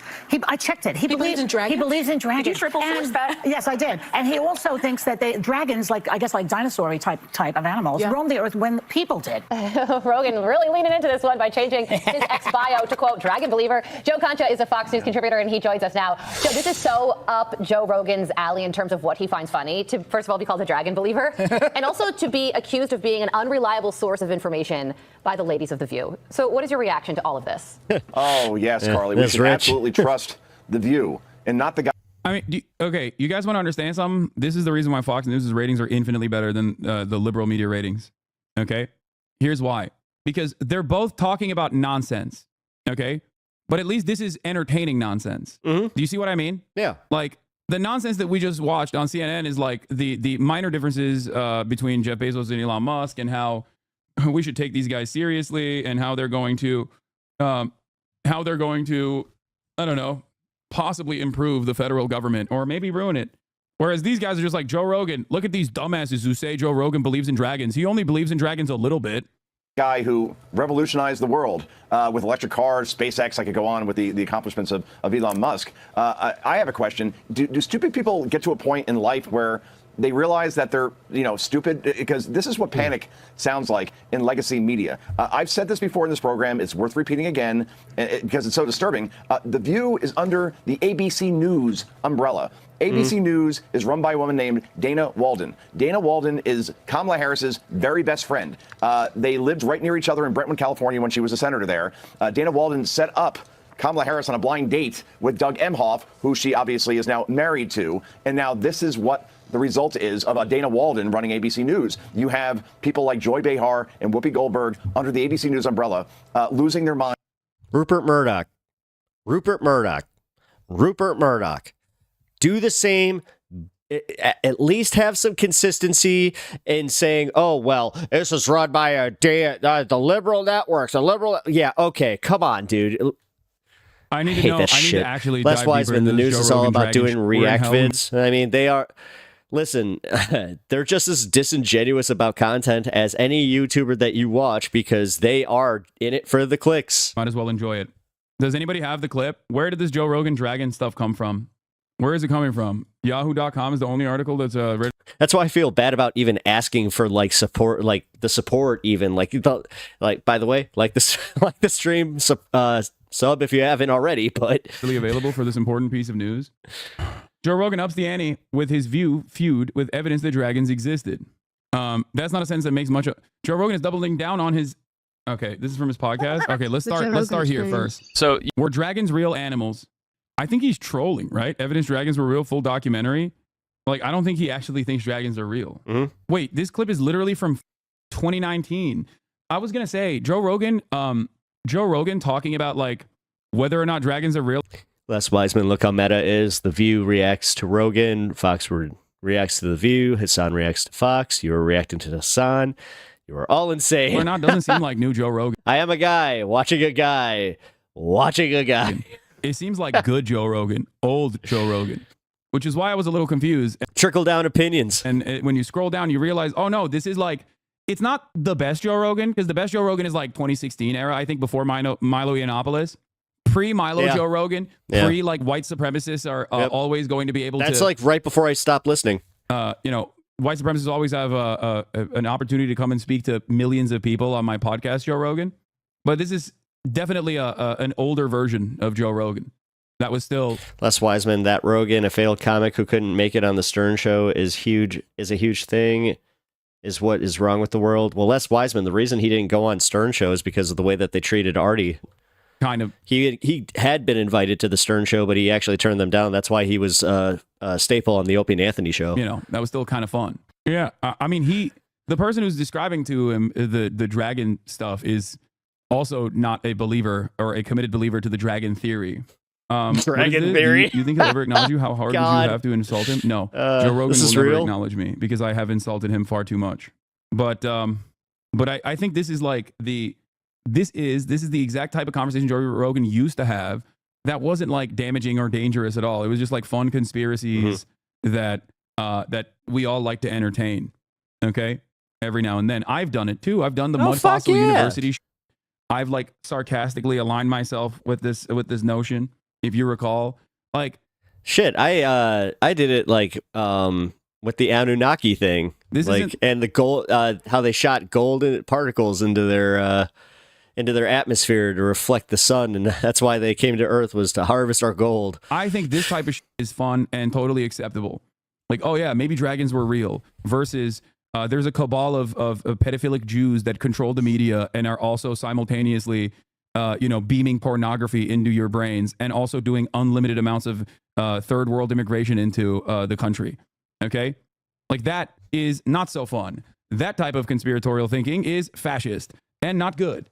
And I feel like we moved on from the haha funny, cute, who knows, maybe dragons did exist. Imagine a world where they did type of conspiracy theories to the second type. I mean, he's not even arguing for this. He's not arguing for this position. He very clearly said he doesn't believe this, but he thinks it's like a fun. That guy cool looks conspiracy. like he totally believes Also, in dragons. What's hilarious about this is that, like, the current existing birds are the closest, I think, genetically to dinosaurs. Mm-hmm. So I don't really understand where we're going with that one. You're out of your depth on this, bro. Yeah. Relevant Peterson clip trying to convince Dawkins on the biological. Oh, yeah. So Alex O'Connor, I saw a bunch of clips from this. And, well, first of all, this is a let them fight situation because I don't like Richard Dawkins. And I like Jordan Peterson even less. Yep. But on this issue, like, I am offering critical support to Richard Dawkins, even though he is the most annoying type of like r/Reddit atheist who has even in recent years said he's culturally Christian. Okay. Unc Cook, not going to lie. Joy Behar says Joe Rogan believes in dragons and that's why he's not reliable, whereas The View is very reliable. They thought Biden was young and dynamic, had no problems. Okay, he did cook. I mean, he did cook on this. He's absolutely correct on this. Dinosaurs are also reptiles, Hasan Abi. Pteranodons are another kind of reptile completely different from dinosaurs and not dinos. I'm an unemployed paleontologist. Please, this is the only thing I'm good for. This is semantics, but birds aren't just the closest thing to dinosaurs we have. They literally are dinosaurs. They're the dinosaurs that survived. Yeah, that's what I thought too. The Adam King Show. Why couldn't you speak prior to the election results? Why now do you defend what you clearly felt for a long time? This right here is the perfect demonstration of how right-wing mania works, by the way. Shaky Gurga, Chunk Weigert, okay, my uncle, was a very prominent critic of Joe Biden, okay? Myself and Jank and many other commentators on the leftist sphere to the liberal sphere in independent media routinely yelled about Joe Biden being 800 years old. But this guy is fantasizing about a position that Jank never actually held. Now, all evidence points to the exact contrary of this, and yet that hasn't stopped 700 people from liking this because nobody cares about the truth. He literally ran for office so that he could get others to realize that Joe Biden is too old and maybe give them the courage to run within the Democratic Party, knowing full well that it was a, constitutional battle that he would not win anyway because he's not born in the United States. I said Biden was too old. I started a petition to get him out of the race 14 months ago and even ran against him in the primary. I'm pretty sure I did. I still don't understand why Jank did that outside of just trying to sell his book. Did all I could, yeah. And that's what's crazy. These people do not care. Like, people are doubling down. What primary? Are we pretending we had one now? This might be the biggest own I've ever seen for those in election cope. Wait, everyone's favorite Hebrew, Jew haters beware, found at Infowars ban.video, DM for media inquiries. This guy's an Infowars guy? Oh, I hate this shit, man. I hate it so much. People are just like arguing against the truth and they don't give a Narrative is significantly more important than the truth. Okay. Yeah. No, and it's also feels. They want to feel like they're right all the time. The dragon fight too. Well, how many dragons? Less wise man, despite ages. Have you overcome in your life? I'm not interested in dragons. I'm interested in reality. I'll be honest. I actually, I had pretty much the same take here as Hasan, where, even though I was saying that like Biden was old, I kept saying like that's not the problem. Like I kept saying like yes, it was a problem. It was more so his cognition, like his age. That was the weird part, because then it started turning into like, well, we shouldn't have anybody over the age of 60 in government. I was just like, what the hell? What? Okay, so I read we treat our elders with such disrespect in this country. It's insane. book a while back that described the biological reality of the dragon. God, Said, here there's we no go. such thing as a dragon. It's like, okay, is there such a thing as a predator? Of course. Well, that's that. Did you know that I saw the Predator once? And then Jesse Ventura walked in and he was just like, all right. It's a meta category. What's the category? I couldn't say the line. Of predator.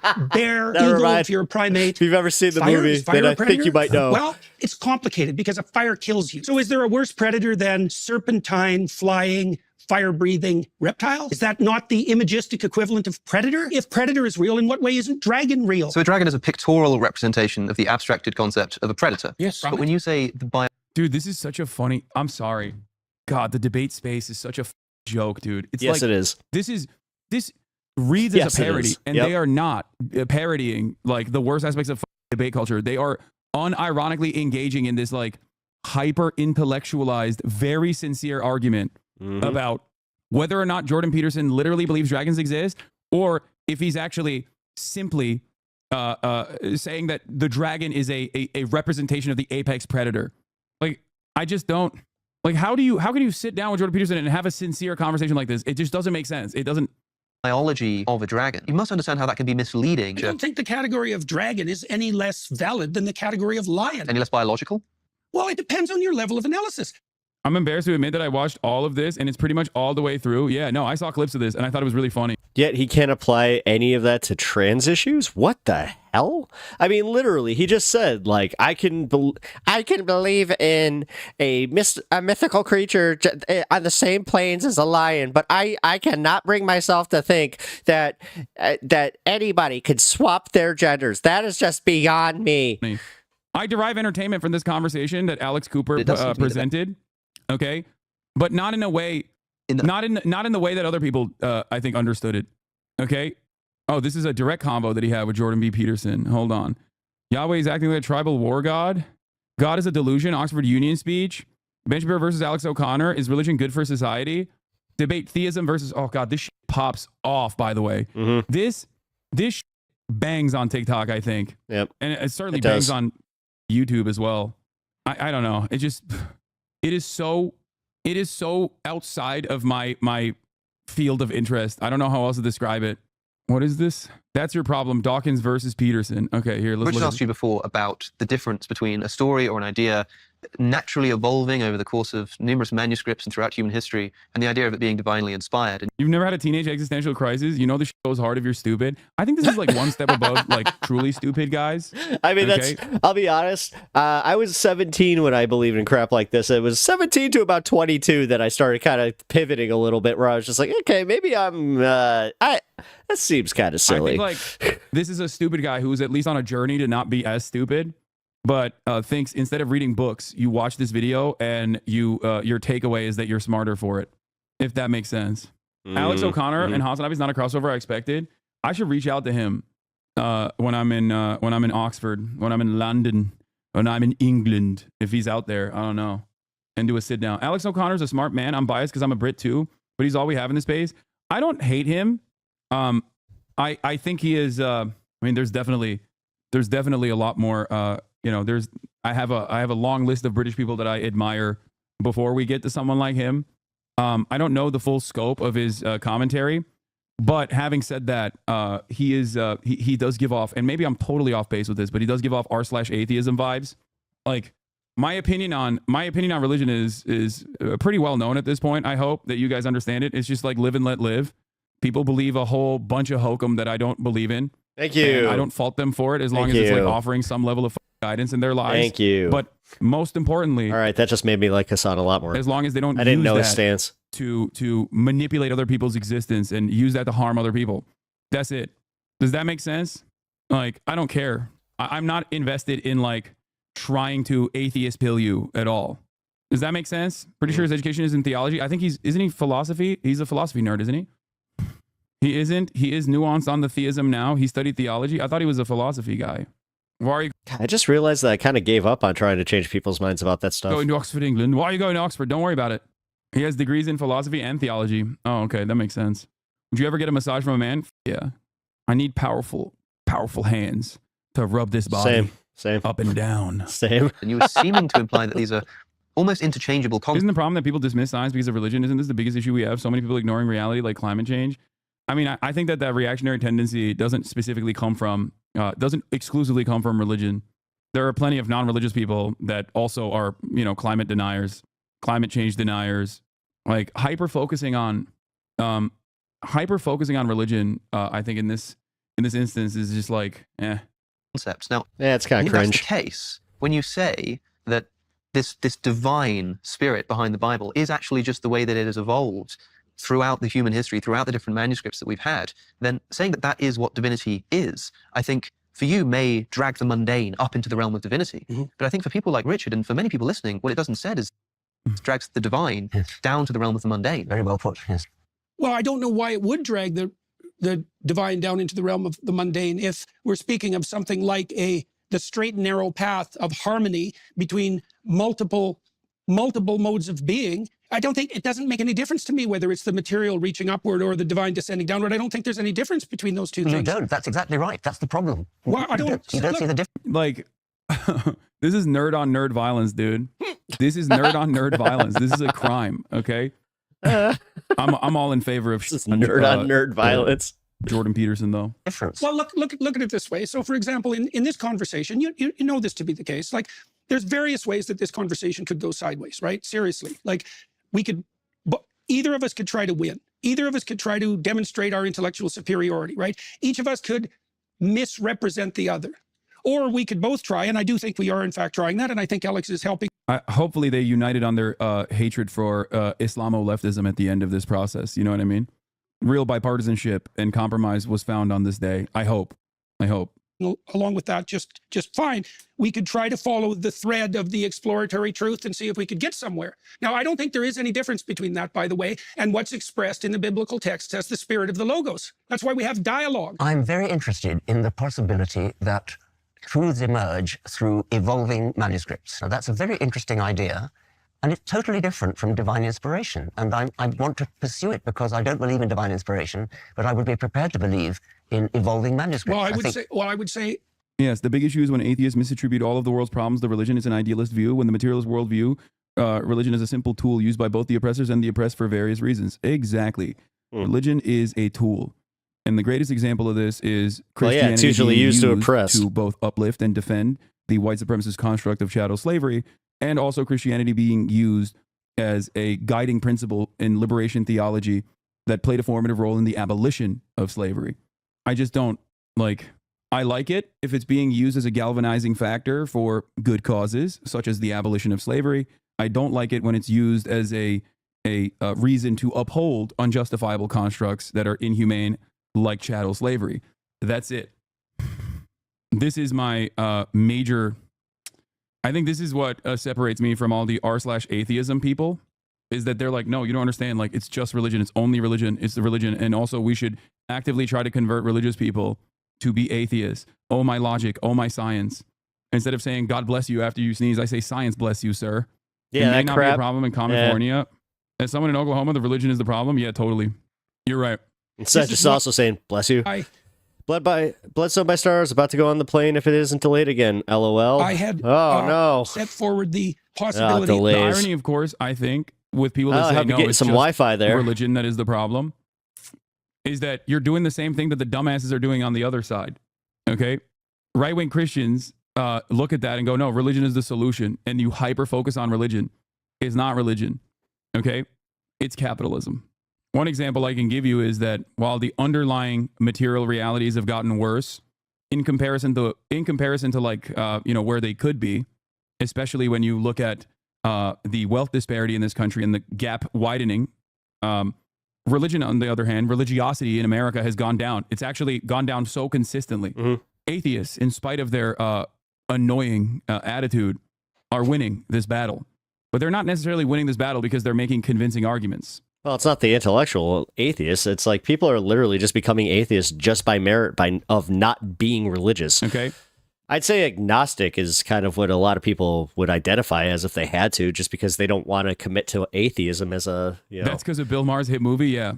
Atheists and agnostics are winning the battle.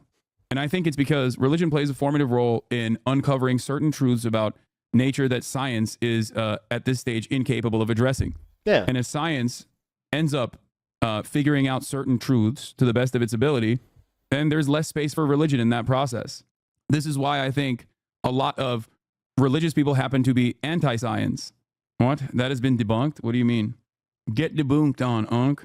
Militant atheism is teenage. Yeah, I mean, I was definitely way more of a r/atheism type of guy when I was much younger back in the day. Again, like 18 to like 22. Sam, like I started reading Sam Harris. I still recall Richard Dawkins trying to debate my religion teacher in 3rd grade in Turkey. Wow. On why our religion class wasn't teaching any other religions and only teaching Islam.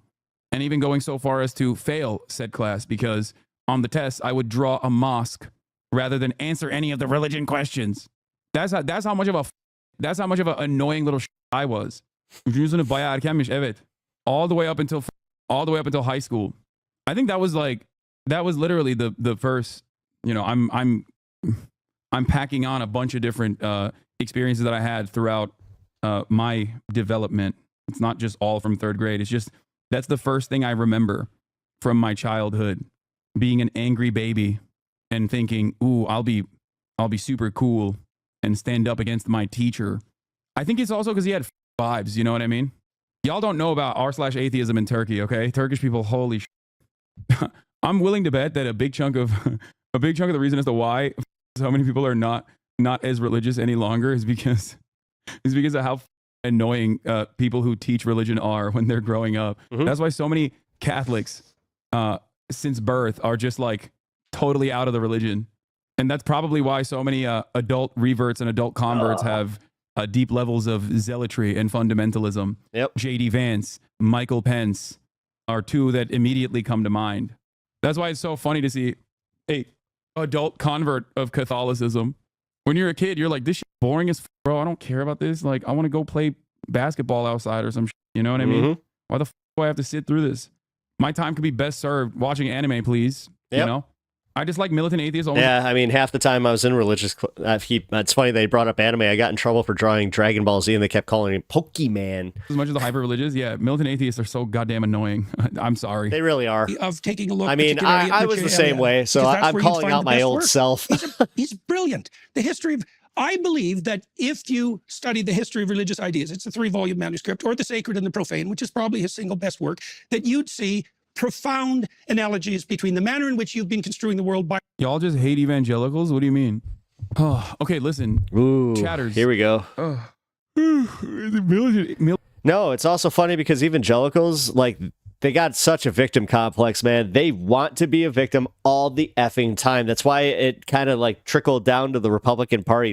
That's also why they're so mad right now. They realized, oh, we're not the victims anymore. Militant atheists are really annoying, and Richard Dawkins is like the perfect reason why I despise militant atheists, because militant atheists also, in their idealistic liberal notion of religion being the end.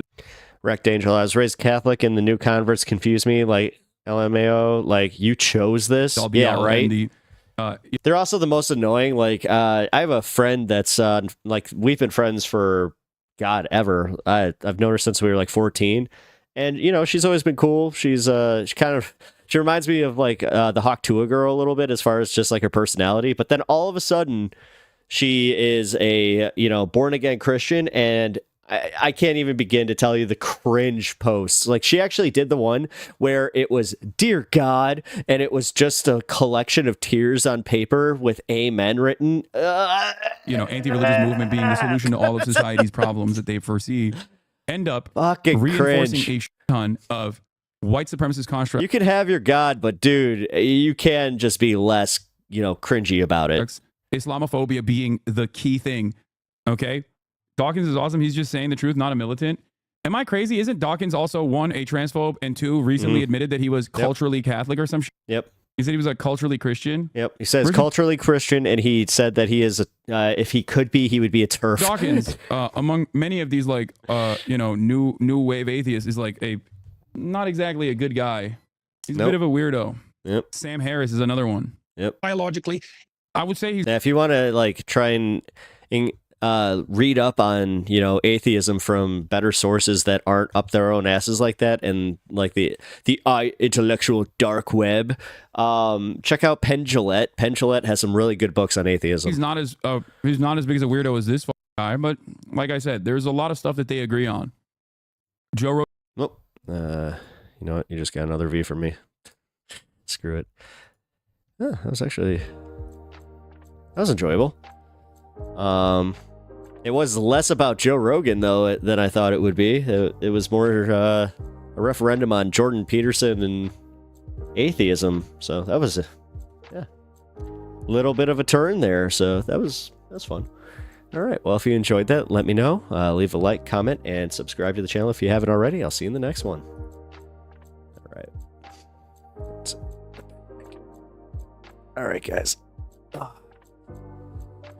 I need to take a little break and take a piss, but yep, it's that time, Duke. I know. It's that evil time of day. The content is but the content spins. The content train still spins on, is what I meant to say. You know what? We'll go with this. And we'll go with a video. Technically, I've already done, and it's very interesting. Okay, so this gives me time there.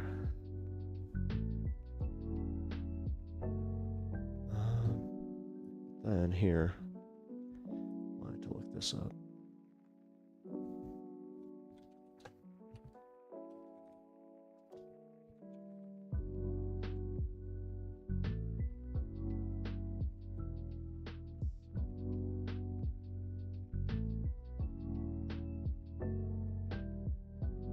Okay, cool.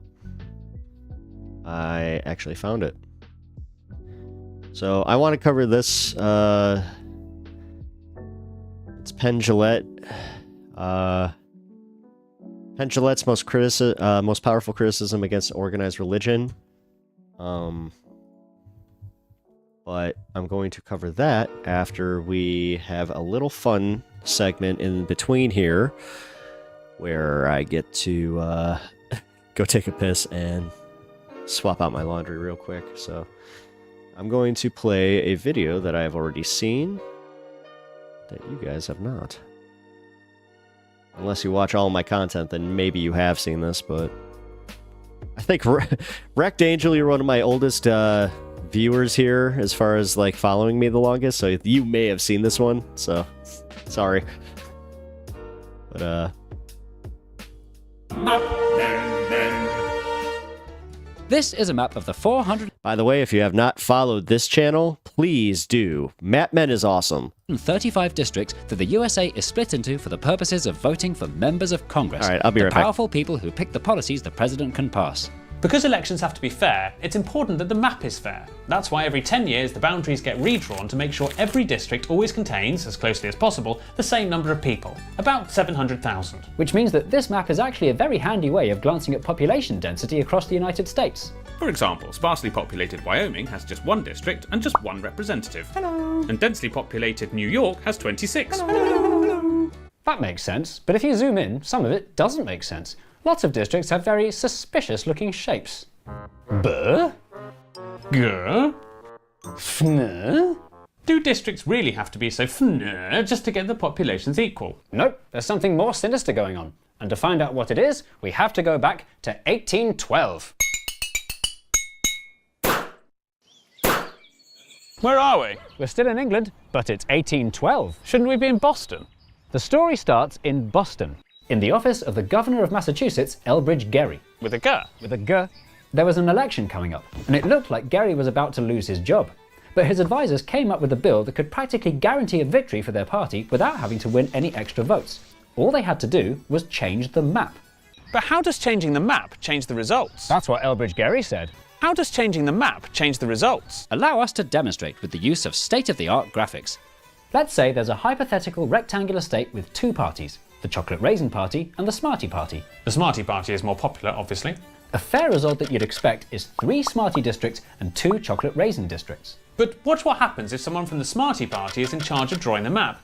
They can make it so that Smarties control every district. Smarty indeed. But, more sneakily, watch what happens if someone from the Chocolate Raisin Party is in charge of drawing the map. They can mathematically make 3 Chocolate Raisin districts and just 2 Smarty, even though there are more Smarties. Disgusting shrivelly things. But Massachusetts wasn't a perfect rectangle with voters arranged into unrealistically neat rows. Wyoming is. In order to achieve their desired results on a real map of thousands of human voters, Gerry's team would have to draw their boundaries using 2 techniques, packing and cracking.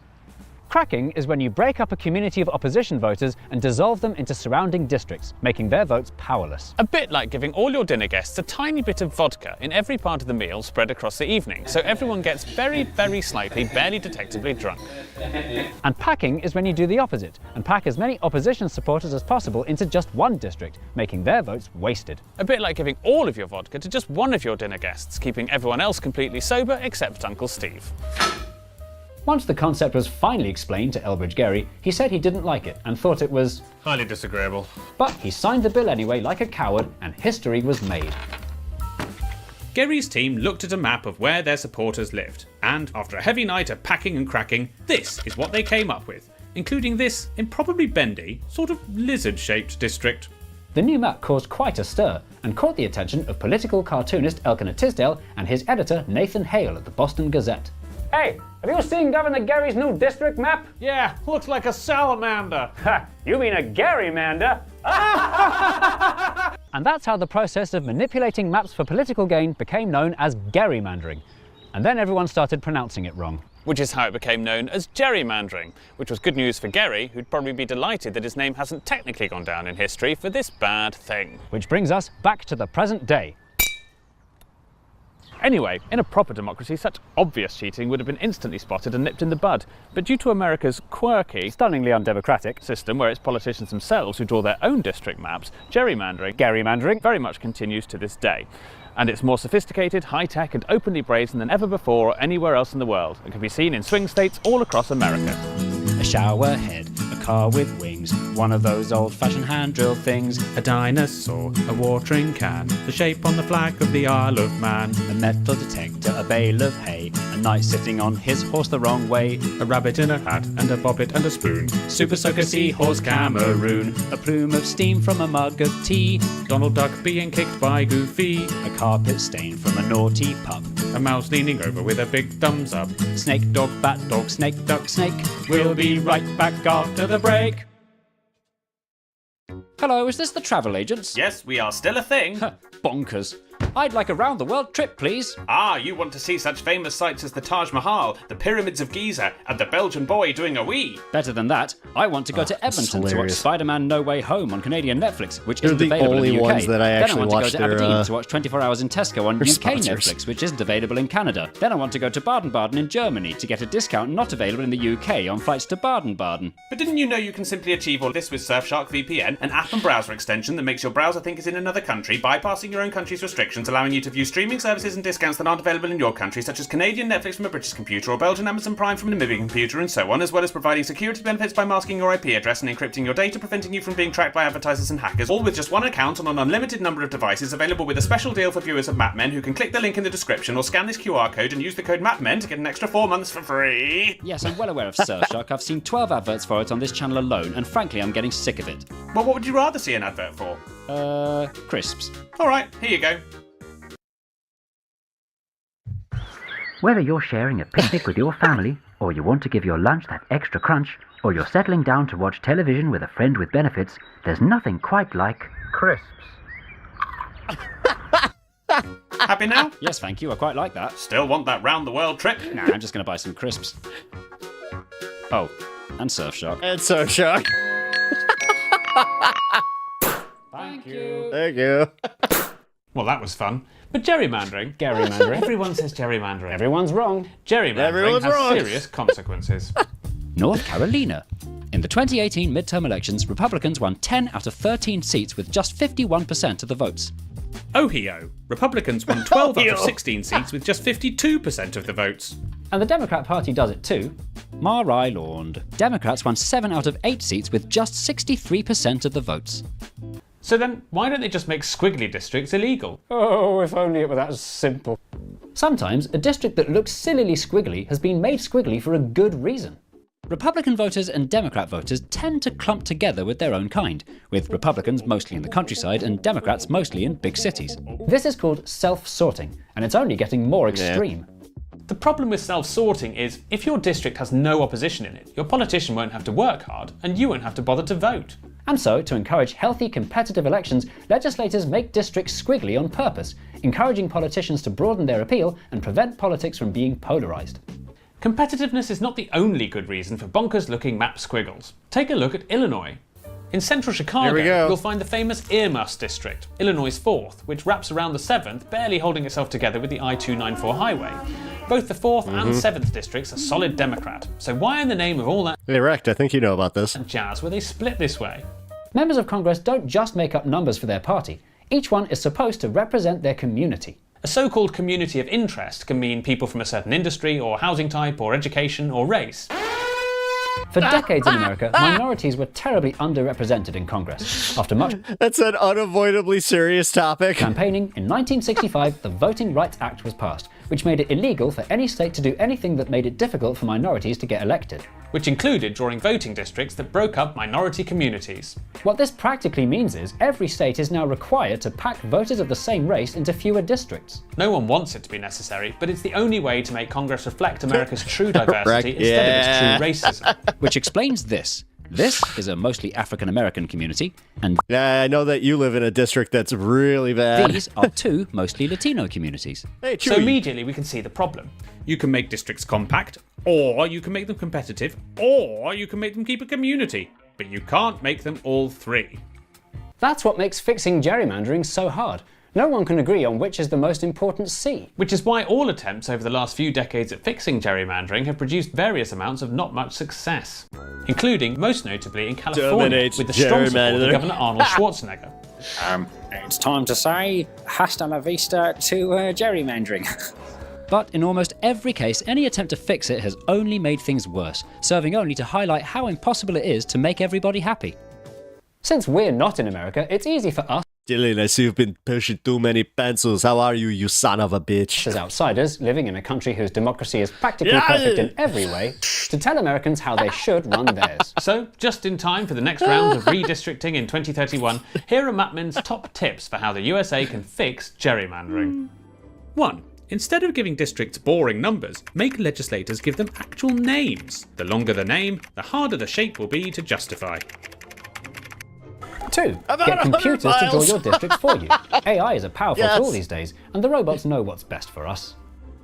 3. Abolish geographical districts and divide the country by communities of internet. The people who share your priorities that need representing in government are all across the country, and not just physically close to you.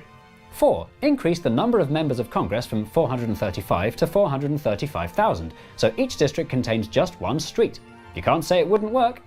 And 5. Stop worrying about democracy and just let a dictator take over. Before we start blaming America's politicians for cheating at democracy, it's important to remember gerrymandering is only possible because voters are predictable. You can't draw lines around how people are going to vote if you don't know how they're going to vote. Today, more than ever before, people support political parties like football teams and are less likely to ever allow their minds to be changed. I blame Twitter. And the more this happens, the harder it is to draw anything apart from depressingly predictable districts.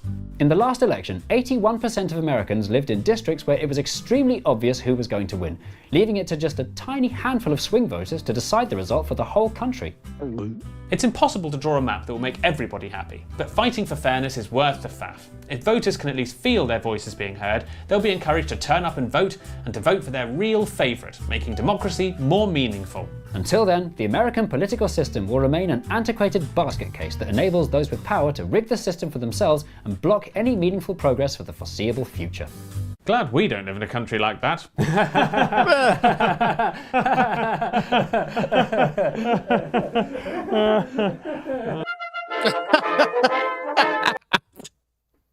Oh, damn it. I love these guys so much. Yeah, if you have not, please sub to the Mapmen channel.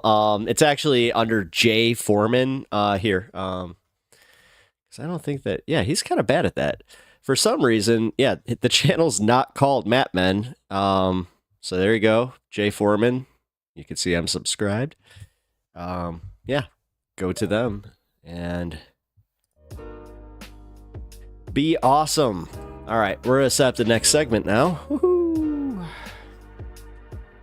All the Republicans in my are very mad in my district, LMAO. Yeah, I live in a district that a lot of Republicans also get very angry. Mine stretches out all the way to like the boonies. Like literally, there's some farmland in the back end of mine, but it also starts at the lake. So,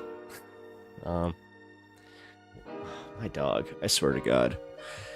I just came downstairs, so which sucks because I could have done, theoretically could have let her out if she had just let me know that she had to go out while I was upstairs.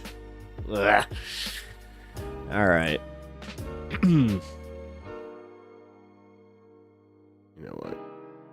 Hopefully she just kind of forgets that she has to go out. Do we want to do why Mogul fail? I don't care. Yeah, here we go. Alright. Gonna be sounding the horns. Sound off in chat. Duke of Bread, if you're still on that phone call.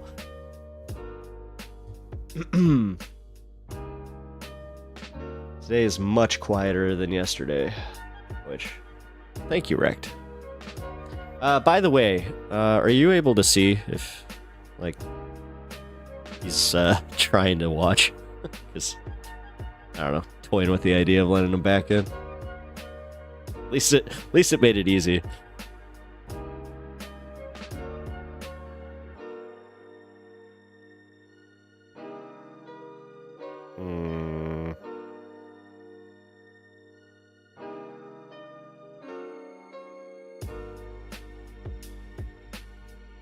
Sorry, I'm just sorting out something real quick with the mod. Alright. Yeah, I hope that Bloodstone got on the plane okay and isn't delayed. Because that would suck. Going with the... You know what? I've been delayed. There was one time where it lasted over 14 hours. And they couldn't find a flight for me.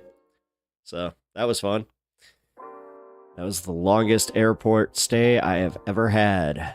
I was in Florida when it happened. Orlando. Yeah, that was a great time. Didn't help that I was with my sister and she got sick. It was just the two of us because my dad decided to send us on a plane by ourselves. That was, brilliant. As I said, we were kind of free-range kids. Like, both my parents really did live by that, but my mom more so. She was all about letting me go experience things on my own, which was both great and also not so great. Definitely turned into some situations where I got into some trouble or ended up in an area I shouldn't have been. But I've also learned some hard lessons, so... Alrighty, we're gonna sound the horns. Alright, well, I have been trying to kind of actively avoid talking about religious topics just because I'm going to be making a video coming up here soon that kind of encapsulates a lot of my experience. So I really don't want to go too deep into my experiences, outside of how much I already have. But somebody who was kind of prolific in shaping my young brain as a up-and-coming atheist was unfortunately what was called like the IDW at that point, the ideological dark web, or I think that's what it was, but it was made up of guys like Sam Harris, Dawkins, Christopher Hitchens, a bunch of the new wave of atheists that were also, hyper scholars is the way that I would classify them, which I've always liked my, when I read a book about something, I like my author to have like a degree of just everyman to them instead of like constantly just being up their, their ass with the, with their academia, because, it's great, but, if just sometimes you use common language to describe something that also doesn't, do you understand how many times people just use pretentious language just to make themselves sound smart when, yeah. I've experienced that a few times. That's fun. But Penn Jillette being who he was, being an entertainer, it was definitely more accessible. I also got very lucky. The show Bullshit was on Showtime at that point, which I did have. So I watched every episode of that, and they covered different religions, but like religion as a whole, multiple times on that show, because it is obviously like a really, really expansive topic that you can definitely go into. But Penn Jillette is still the only one out of those guys that I still really, really respect, and I pretty much read everything that he has on the topic. And he's also like a great interviewer. Every time he goes anywhere, he has the ability to just make you instantly interested in what he's talking about. His podcast also, like, I remember he talked about, like, he had the co-creator of Ben and Jerry's on there. It's one of the best podcasts I've ever listened to. And they talked about ice cream and his whole time in Vegas. But yeah, with that, let's take a look at Penn Jillette's most powerful criticism of organized religion yet. I have not seen this, so I can't wait to see what he actually has to say. I think skepticism and atheism are, which I believe are the same, are which many people disagree with. I believe are really, really important, because you cannot have community, you cannot have love unless you have a shared reality. And anything that comes... This is... were you guys old enough to see the Zeitgeist movie? I can say that had an influence on how I thought about things for a while. But yeah, this kind of reminds me of Zeitgeist. From within, any revelation that comes from within, by definition, can't be shared. So what science did for us mostly was science gave us a reality that we could share and talk about. So if I feel the presence of my dead mother with me, that's personal, that's poetic. But if I'm going to actually talk about what death means, we have to go with things that we've proven. And proof has been given such a hard, cold kind of connotation. Whereas another way to say proof is just something you can share. It's another way to say love. If I believe there's a God in the universe and I can't prove it, I have said nothing to the community. If I think there's such a thing as black holes and I can give some evidence to that, that's a way of showing love for other people. Now, magicians are this very small, little, unimportant corner. You know, the silly people dealing with epistemology. You know, we're the ones that jokingly deal with how one ascertains truth. But for our little part, I think that showing that you can artistically deal with fantasy while in reality doing tricks is the most important lesson that human beings can learn, the difference between fantasy and reality. And whether you're taught that by the Three Stooges, who were, when I was young, the best teachers of the difference between fantasy and reality, or whether you're taught that by video games, which nowadays is how my children learn about fantasy and reality, is realizing that they can die in a video game and it's not really dying. That difference between fantasy and reality is the difference between personal space and shared space. And that line between personal space and shared space is the definition of love. So you say the only real argument against religious terrorism is to try to share the reality of the world. How is that? You know, why is that going to stop people from blowing up buildings just a few miles from where if we share reality, if we talk about things we can prove. The problem with talking about faith is you hit this wall. Why do you believe Jesus Christ is our Lord? Do you have evidence? I feel it in my heart. If you move, I feel it in my heart, out of the equation, terrorism goes away, completely goes away. You might have military events. I think my people should be free, and here's the reason why. Here's our lands that are occupied. But the idea that, you know, we're already there. I mean, this is the part that no one ever talks about. If you go to the center of the Bible Belt and you have a fundamentalist Christian judge And all the lawyers and all the jury are fundamentalist Christians. And they believe completely with their heart. And I'm not doubting them in any way. And some Les, I actually think that he would. I think that he's actually kind of covering it. I think his base is covering most religions, but he's speaking to the American experience. someone gets on the witness stand and says, I killed my whole family The Christian American experience. because God told me to. It's astonishing to me that nobody goes, well, let's look into that. We have guilty, we have not guilty, we have not guilty by reason of insanity. We do not have not guilty because God told me to. And that's one of the things that I'm obsessed with in this book, is the fact that not only do I not believe, but how can that judge read the Bible and see Abraham being willing to kill his son because God called him to, see burning bushes appearing to people, hear people dropping all their worldly possessions and going on to follow. Staying clear of linen and wool blends. Back to Leviticus. Exactly. And Deuteronomy refers to a specific commandment in the Bible found in the Old Testament, which prohibits the mixing of certain fabrics. You shall not wear clothes of wool and mixed linens, Deuteronomy 22:11. Yep. And this is also the same one that says that you will not... that you can't eat shellfish. What side of the tree you defecate on and so on. How can they see all that? And then a woman who clearly believes that God told her to do something is completely and utterly dismissed.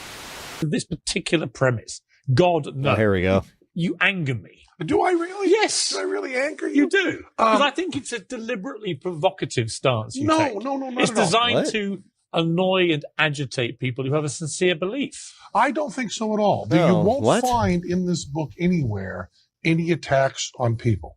I mean, one of the things, I don't know if you've seen the... Actually, I could apply what I really like about Penn Jillette to Michael Brooks, because what he's doing is he's very ruthless with the systems that he disagrees with, but he's very kind to the people within them. Book of Mormon, Matt Stone and Train Yeah, Parker, it's brilliant. which they describe as a love letter to religion from an atheist.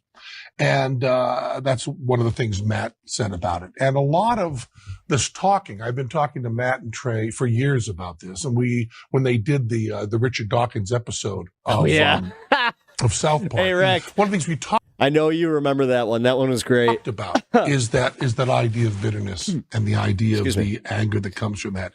And I am a huge fan of proselytizing. Jesus. I am a huge fan of speaking your mind. The only way we can share the universe, the only way we can share humanity is by talking very strongly about what we believe. You are the chief atheist out there. How did you get here? How did we get here? Well, let me ask you, how did we get here?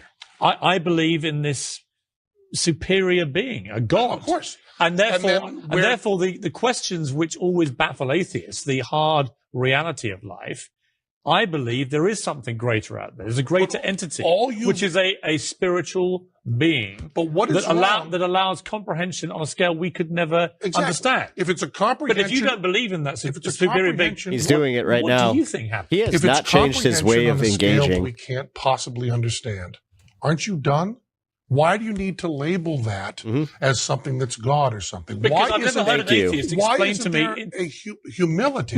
No, and now he's playing a semantical game. Now he's doing the thing. I'm not going to allow an atheist to explain spirituality when, again, most atheists who have gone through a spiritual journey we understand spirituality on a level that these people will never ever do, because we look at it from a skeptical point of view. We have gone through this. But what you're doing is you're doing like now you're just being a dick. You're challenging my belief system, and now I'm getting uncomfortable because you're making good points. Just saying, I don't know. Because I never hear an atheist give me any answers to how did we get here and what happens at the end of our lives. But the answer to something, saying we can't understand it, is not an answer. Right, so how do you think we got here? I don't know. And what do you think happens when you die? I think nothing. I think there's Where do you go? There's no evidence at all. Where do you go? Where do you go? I mean, I think when you die. Where were you before you were born? That's where. You must be terrified of death. That's where. Not at all. That's literally where. This idea of pre-existence. Come on. Oh, not even slightly. But what do you think happens to you? How scared are you of 1890? Does 1890 terrify you? 1890. 1890. Yeah. What are you on about? You weren't alive. You weren't alive then, right? No. You weren't alive. You didn't exist in any way. No. Is that a horror to you? No. So why is 2090 any worse than that? I'm not When you horrified won't by be any around? thought of dying, because I believe that you Me go on neither. to None you at go all. on to a celestial place, which is wonderful. And But for you, where's your- atheists, where's it must your be, evidence of it the must be celestial miserable. place? Well, because I come back to the issue of creation. Again, this is literally just saying that I need this I need the little children's fairy tale to feel better. I need my bedtime story. Right. Where The do issue of atheists- creation- Piers doesn't believe in God? You have answered with the issue of creation. I mean, this is an older clip. Is you've answered your answer to my answer is I don't know, and your answer is something beyond you cannot comprehension. write a Aren't those book. the same answer? But they will stand up and they will ask, if there is no God, what stops you from raping and killing everyone you want to rape and kill? What stops you from doing that? They always do And this. my answer is always, you're absolutely right. I have raped and killed every single person I want to rape and kill. And that number is 0, you evil mother! Yep. It's 0! It's a goose egg! And if your number... Whoever has that cow's gotta laugh. Sign up for prison! Get the out of our society! Because morality is more important than God! And we know that because you stupid motherfuckers say the sentence, God is good. Good. Yep. And if morality is not more important than God, you don't get to say that. Mm-hmm. It doesn't mean anything. Unless there's some good that we believe in, some morality, then you can't say God is good. Then you just say God, whatever he does is okay. And according to the Bible, it kind of is. He does everything bad. Did you have a particular Damascus Road experience where that became clear to you? Or is this the work of gradual rationality? That's one of the things that's so interesting about atheism. People have epiphanies to become religious. People become religious at horrible bottom times in their life, cry out to Jesus under great stress. You don't hear that story in atheism very often. It's usually gradual. It usually comes from reading. It usually comes from discussions. It usually comes from introspection.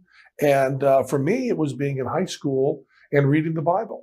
I mean, I suggest to anyone who's looking for the road to atheism, just read the Bible. By the time you get to about the middle of Leviticus, you're out. And you also might give up reading as well. If you'd like to support me in creating more of these types of videos, you can do so by donating to the channel through our page. Yeah, cool. Actually, a sub to that channel. That was a good one. I really appreciated that. That was a nice compilation of all his takes. Like that, I thought it was gonna be just like one interview or something, but yeah, that was good. All right, where are we at? 3. We've got one more segment to cover. Just give me 1 second.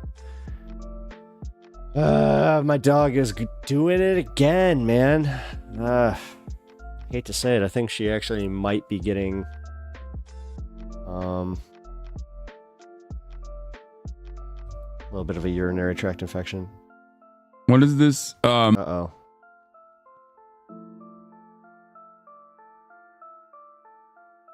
I feel like the last Hasan video we watched was misleading because it wasn't about the Ethan stuff, and then all of a sudden they're talking about the Ethan stuff.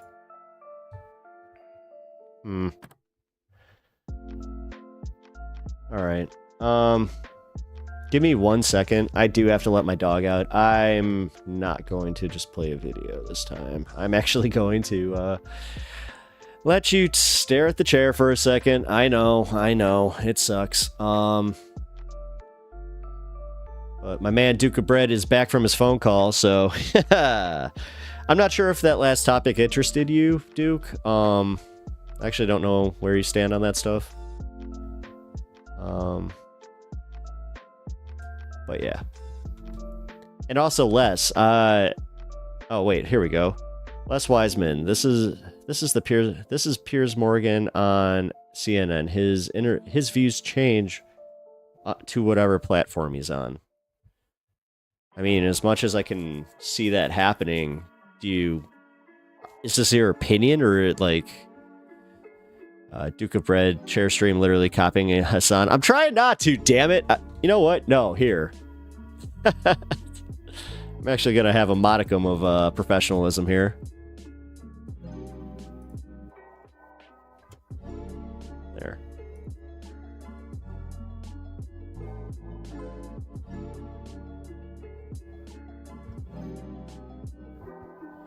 All right. Duke of Bread, I am agnostic atheist. Or anti-theist. Oh, okay. Nice. I mean, I consider myself a little bit of the same, because I mean, I have had spiritual experiences before, but not the type that you would find in religion. And yes, I'm not going to do the chair stream here. Look. Boom. I'll be right back.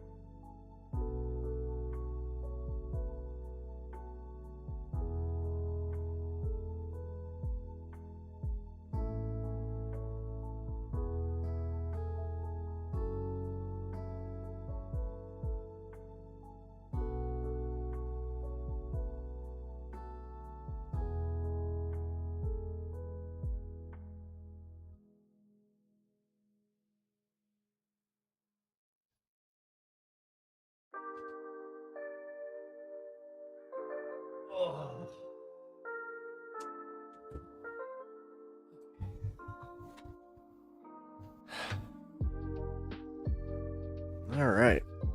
I'm back.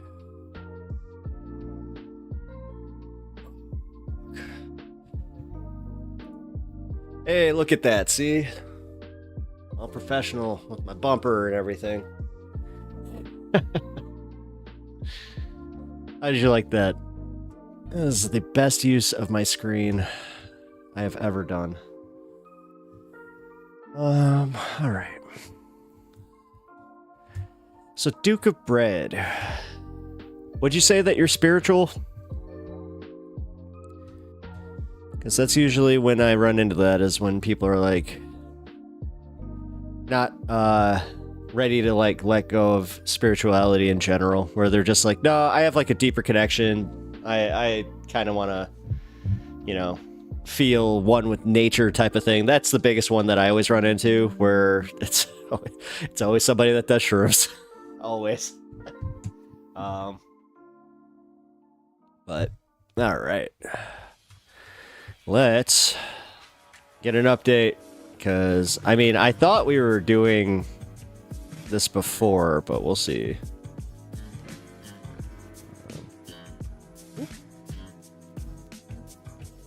My back just... Oh. Ha! Right.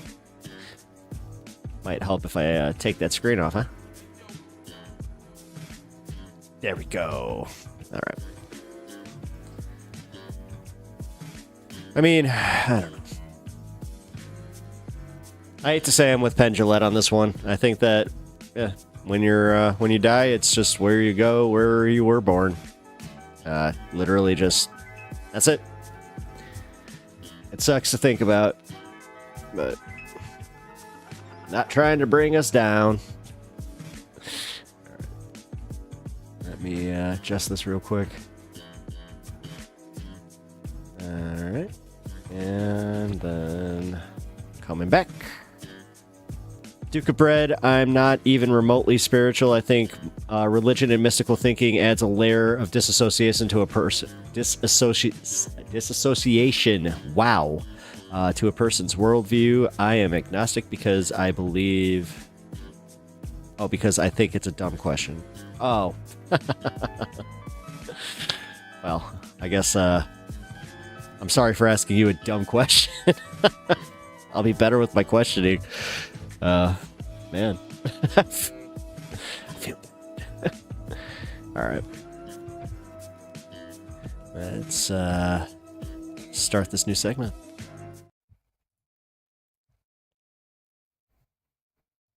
I think it's nice that they didn't just call me crazy and dismiss me outright. I don't think we'll disagree on much, if anything, on Palestine, despite what you've seen on Twitter.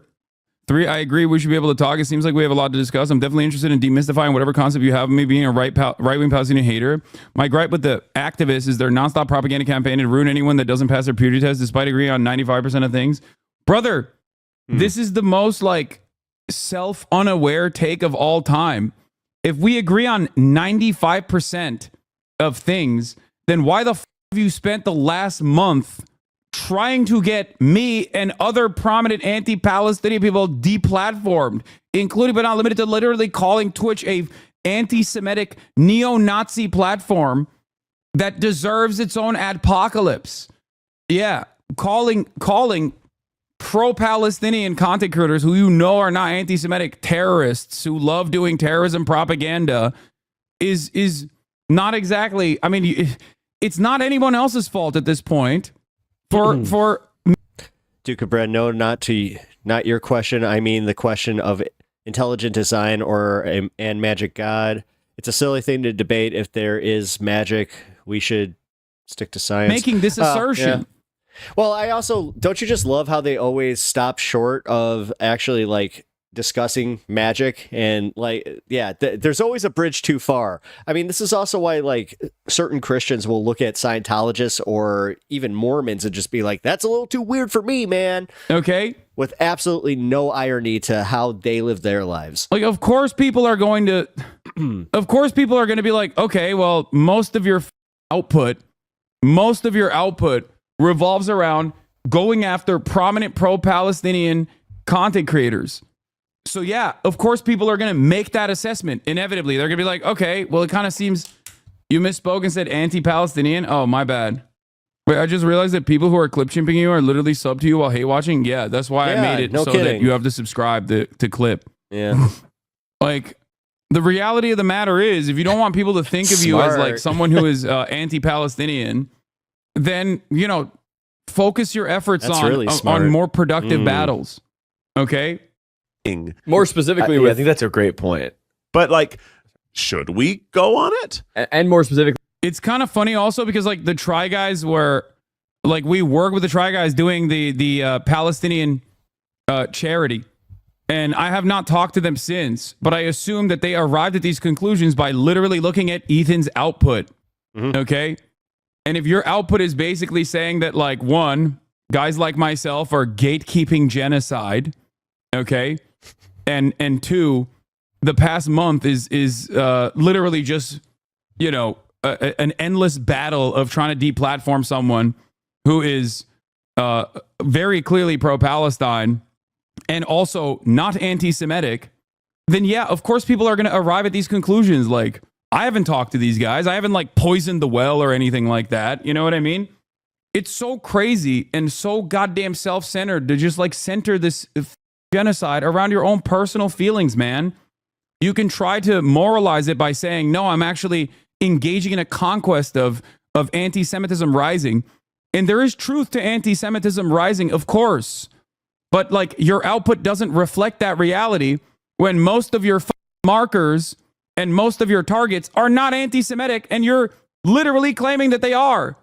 That's the problem. And people, and I don't know why. I don't know why he just like doesn't understand that you know, your output is the reason why people think you're crashing out and going crazy. Exactly. Do people normally endlessly harass people that 95% agree with? Do they team up with Nazi defenders and actual anti-Semites because they're upset? Yeah, exactly. With Ethan, he is someone who, we're both Jewish guys. We have different views about Israel and Palestine. He has said some really wildly hateful things about Palestinian supporters.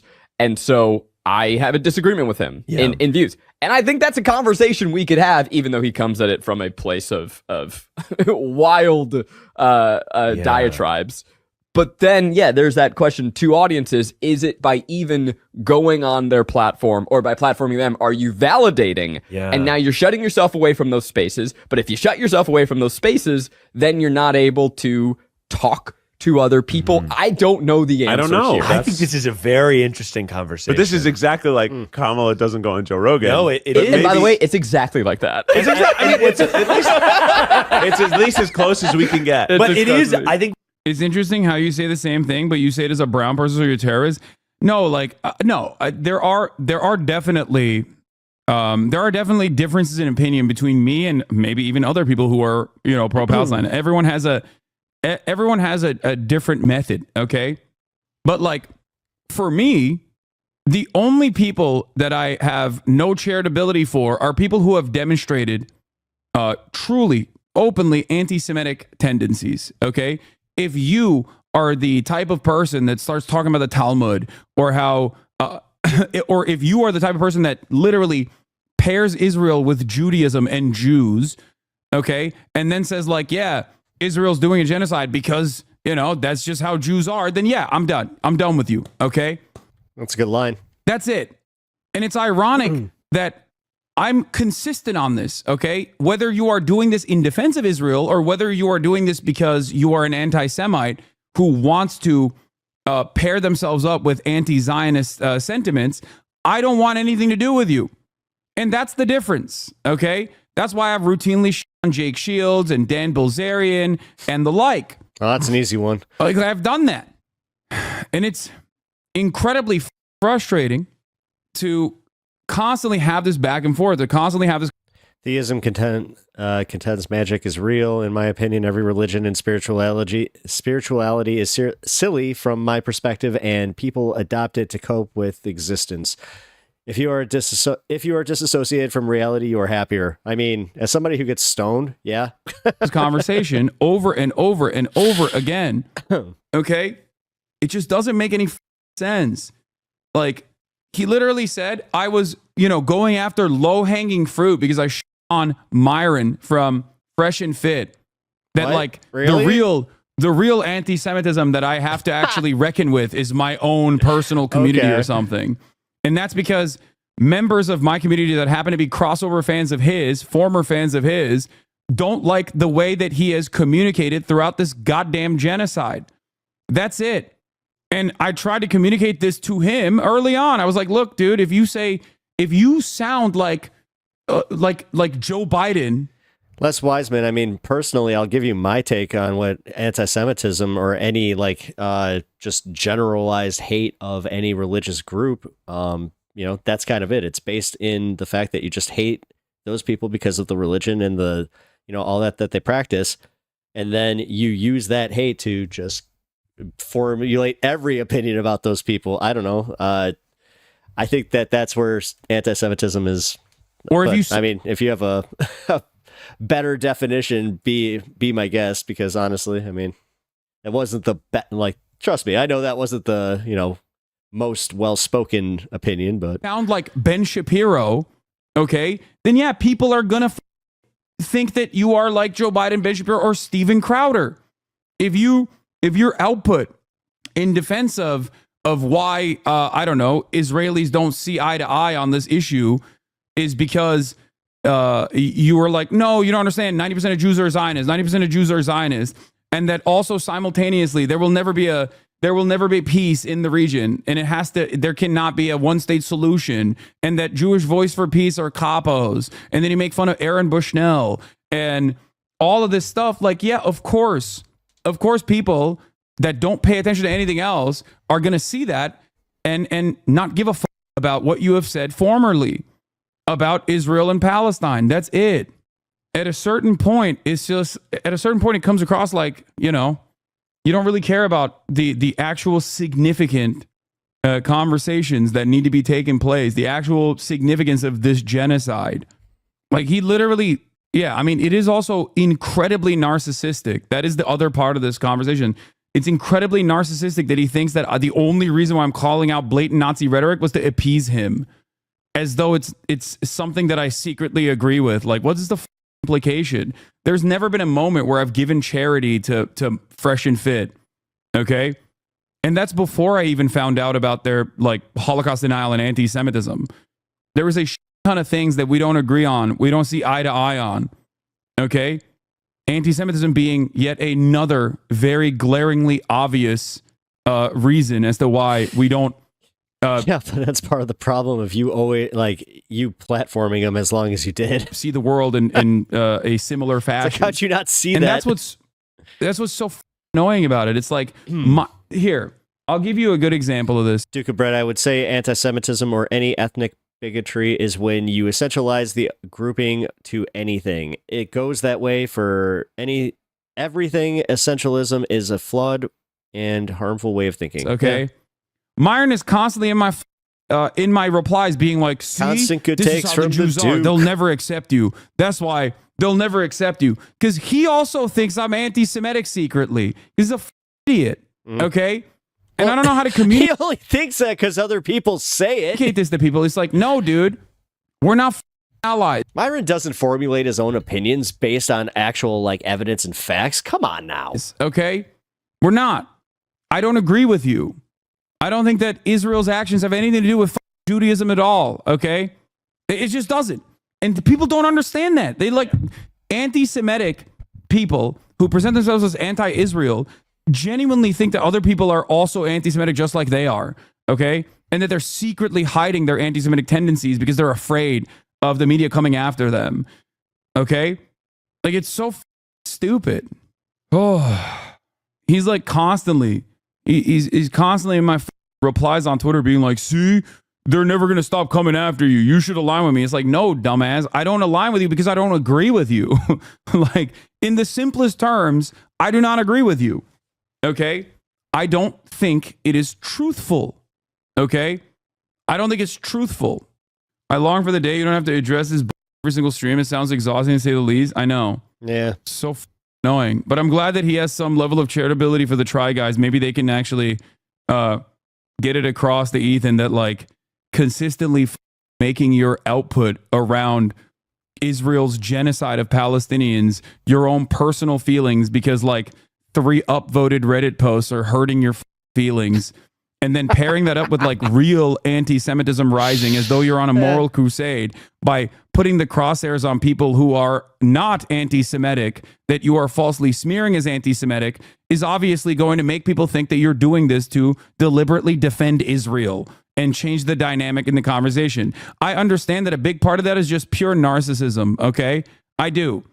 Narcissism, not knowing anything about the history of Israel, and just like probably mainlining pro-Israeli propaganda on a regular basis will change your attitude quite a bit. Anyway, holy yeah, I don't want to align with actual anti-Semites, but he has no issue aligning with Islamophobes like D-Man or all the right-wing drama YouTubers who also have literally said a ton of anti-Semitic things too. It is ridiculous. Yeah. Anyway, tying that back to like, real world news, senators who voted to approve arms sales to Israel this week, who took over 3 times more money from pro-Israel donors than those who voted to block the sales. Nice political system we got here. Senators who approved arms sales to Israel got 3x more cash from pro-Israel donors. Median dollar accepted from pro-Israel donors in the 2024 election cycle. Oh my God. Just call him, go to his house, have a convo. What the f*** are you talking about, dude? Take a week off. I'm not going to go to his house, you dumbass.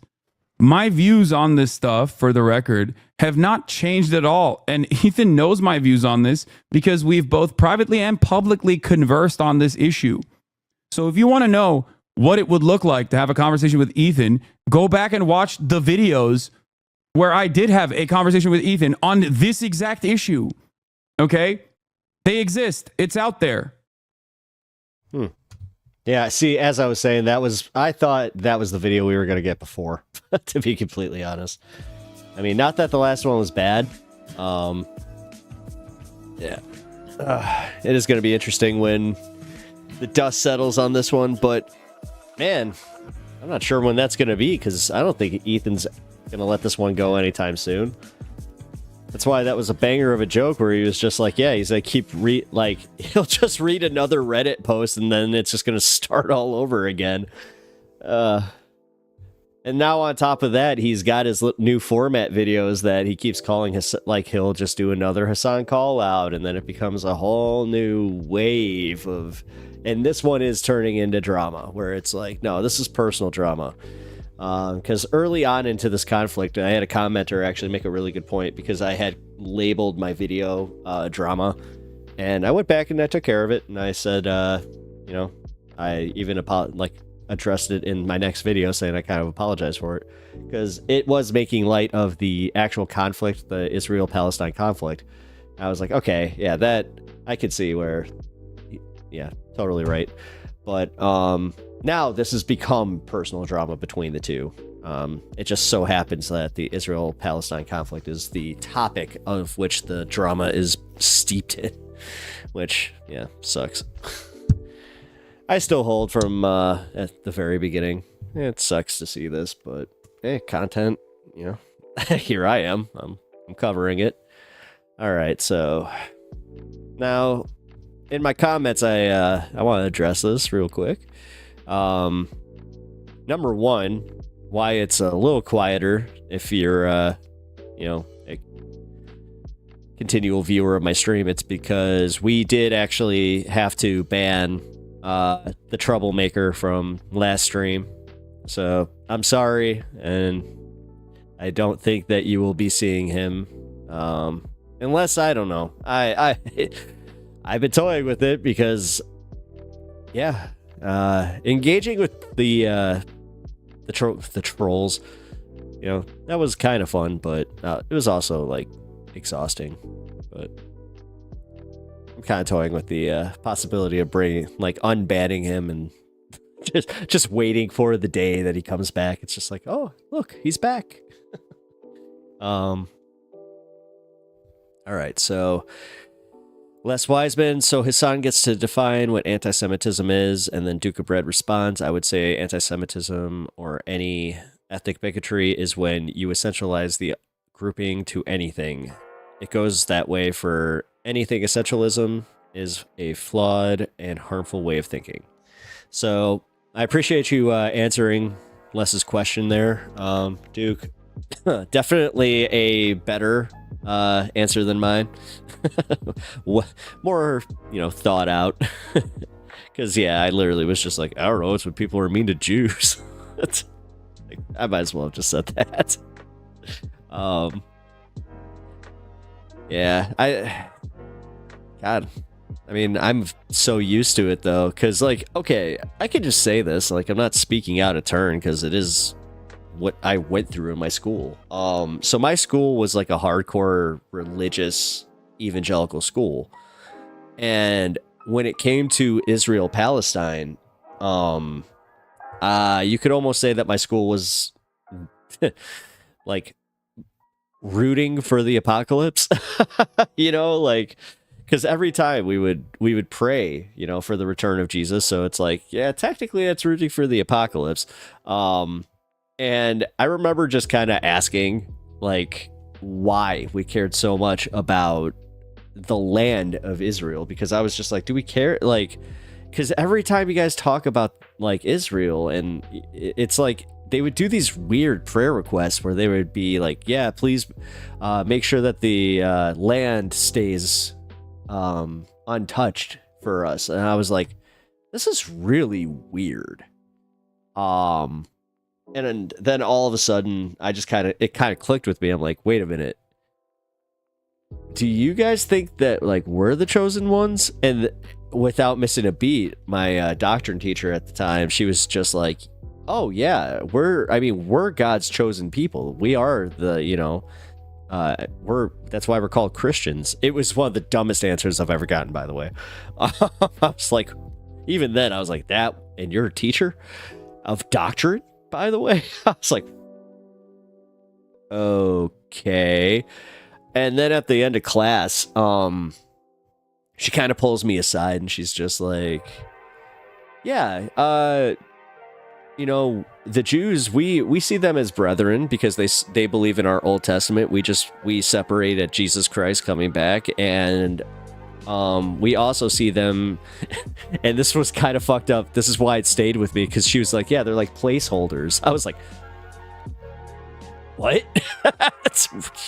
They're what now? And she's like, yeah, they're just guarding our Harmageddo, essentially. At which it's funny because, like, she would say Jerusalem, but she would always refer to the field of Harmageddo, which it's literally just like this empty lot that's not even that big. Yeah, it was always really weird. And then I had a second doctrine teacher later on in my schooling confirm that that's just the way they think. They were just, I was like, what the actual hell? That is crazy. Yeah.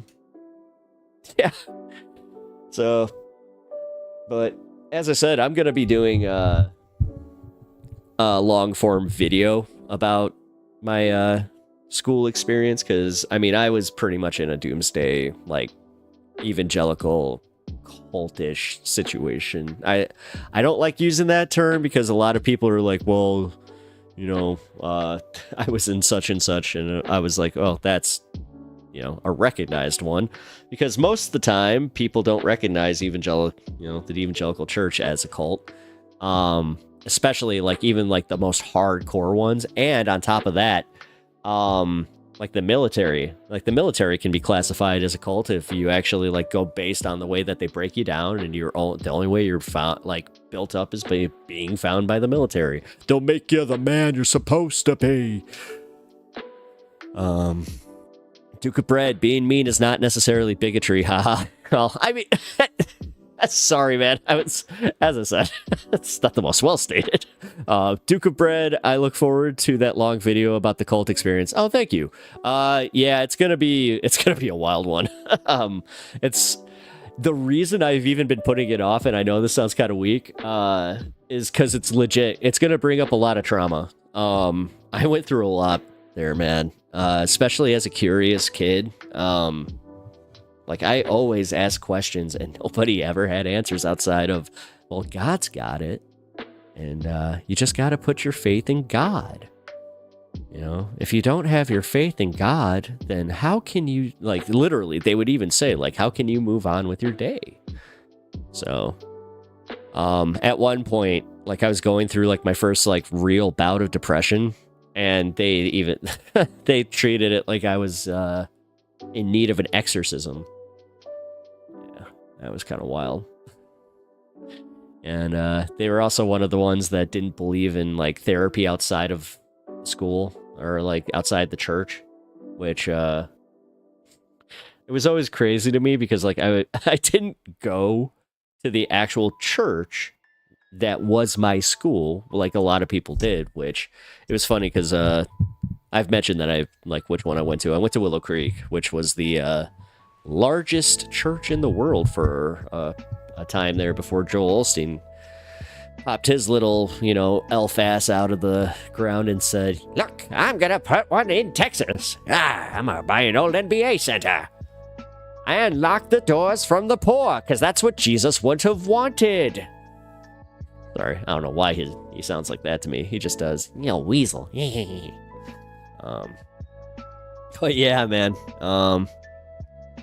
Like, we had different, like, I learned, like, the Crusades. I didn't learn, like, the Crusades, like, and what happened, like, really, until I had an unbiased view of history. Like, I actually got, like, my buddy's secular history book that wasn't made by Texas Instruments, and, oh boy, it was a little bit different than what I was taught.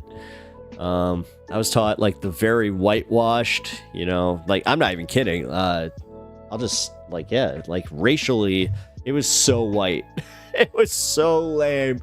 Because, like, not only did we, like, have white Jesus, which was always funny to me, especially, like, when I started doing more of my own, like, because you take your doctrine classes in this, like, just from the school system, but then you can do them through the church for, like, extra credit and stuff like that.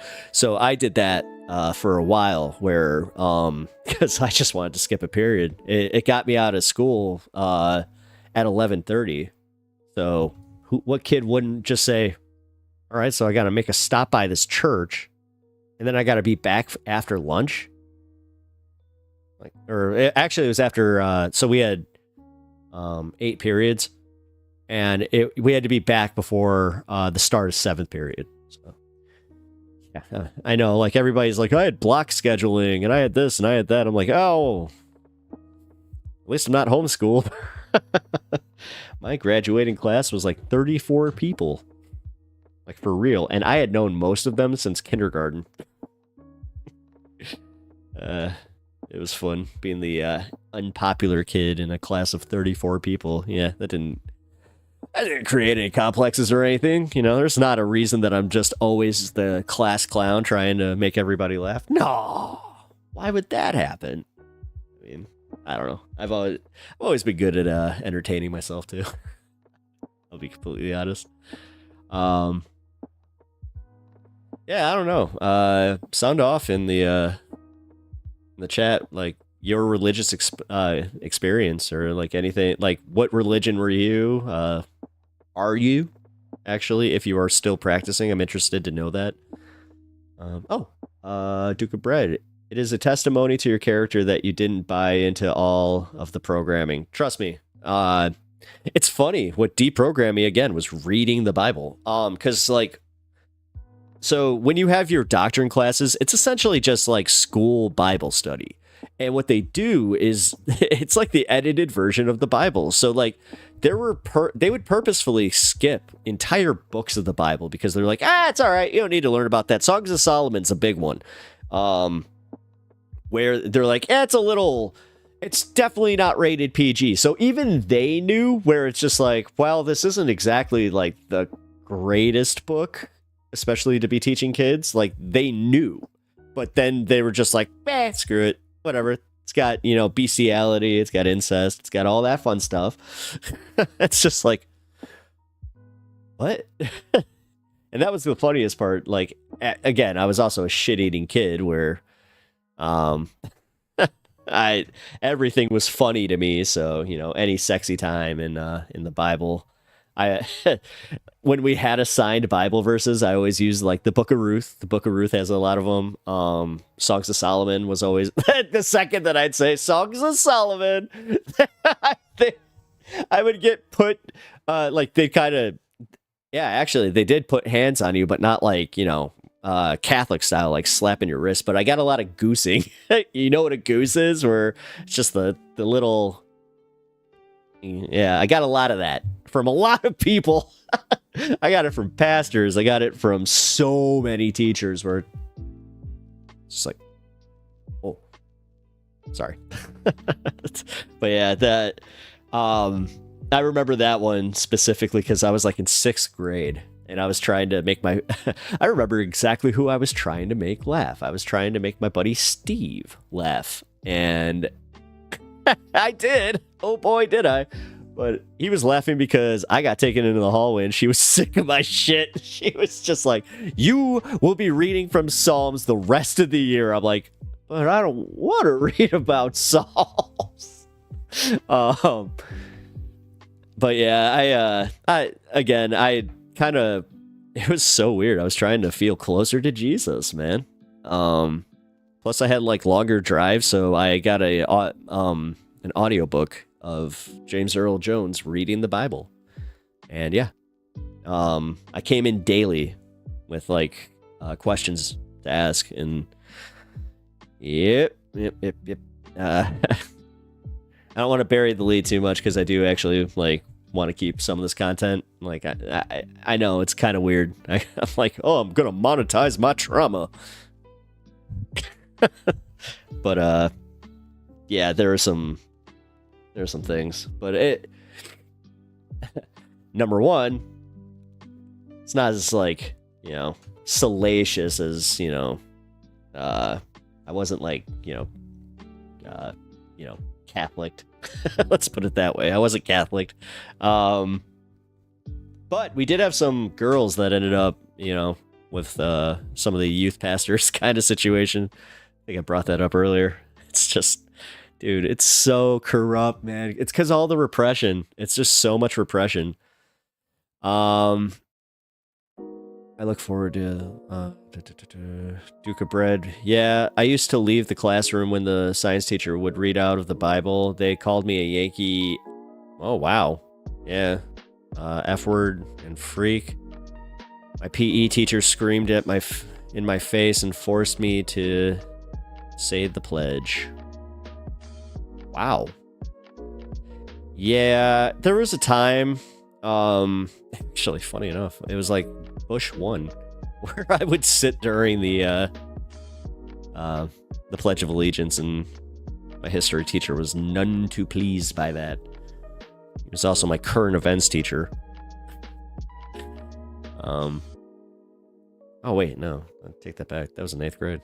See, man, I'm starting to do the old man thing. I'm starting to conflate the things. But no, he, my history teacher in high school, I had 2 of them, and one of them was really cool. He was an ex-hippie, so he loved me. He really did. I always pushed his buttons though because I knew about his past.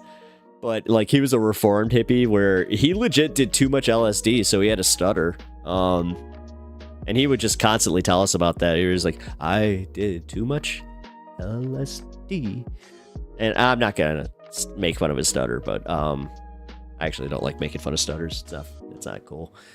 And this is coming from a guy who grew up on Howard Stern, like the Howard Stern show with Stuttering John as a thing, which I'm sorry, every once in a while I do catch myself, you know, going, all right, well, that one is funny. Because he had a funny stutter, though. I hate to admit it, because his stutter wouldn't be like the standard where you get caught on a letter. It would be like, it's just like, but you know what? It's legit. So even for him, I felt bad.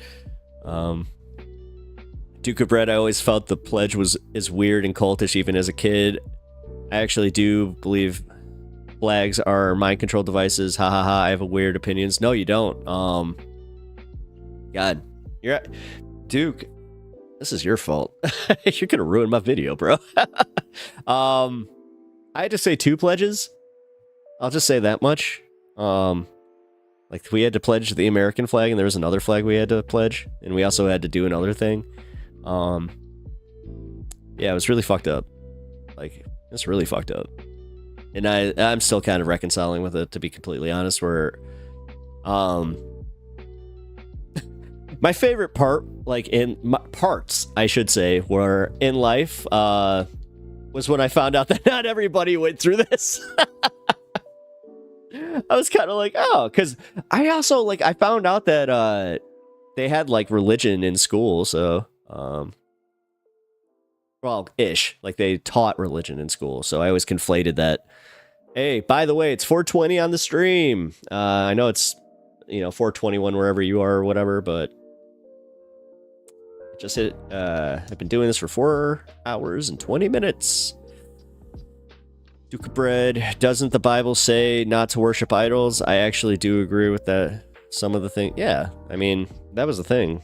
That's why the argument where they're just like, yeah, I mean, you got half your morals from being a Christian, right? And it's a hard one for me to argue. But it was more the,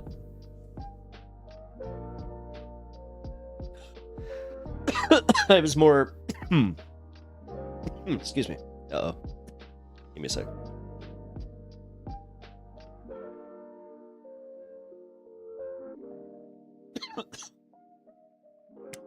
It was more Jesus's message. Because I hate people that would use chapter and verse to justify anything that they thought in that moment. And trust me, Christians, that's what Bible study is, by the way. Bible study isn't to understand the Bible for them to feel closer to God. It's so that they have ammo to justify some shitty thoughts or some shitty actions that they've taken. Because the other thing that I always hated about specifically like evangelical Christendom and like the part that like the sect I was part of was that we didn't have to go through any sort of like reconciliation. You didn't have to get forgiven for your sins by anybody but God, which when I was in the religion, I saw that as a higher thing. But then as I started getting farther and farther away. And also because my mom was Anglo-Catholic, like she would take me to mass. And when I went into confession, it was kind of like a weird therapy. Like, so I always kind of respected the fact that they have to face their stuff. Like they actually have to like go through excuse me, coughing into the mic. Sorry about that.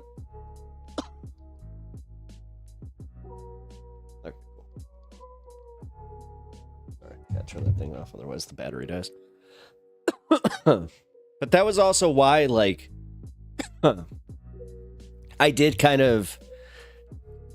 God, that actually played... You know what? I'm glad that we are talking about this, because I just realized that played into why I was such a combative atheist. Is because I was coming out of a hardcore religious, reformation, essentially. Like, my brain was recoordinated, but at the same time, I mean, kind of like this today. Like, if you really get into, like, the deep religious, debates with me, I can go chapter and verse with you. Not maybe off the top of my head, but I will be able to remember enough where I'll be able to, like, go right in.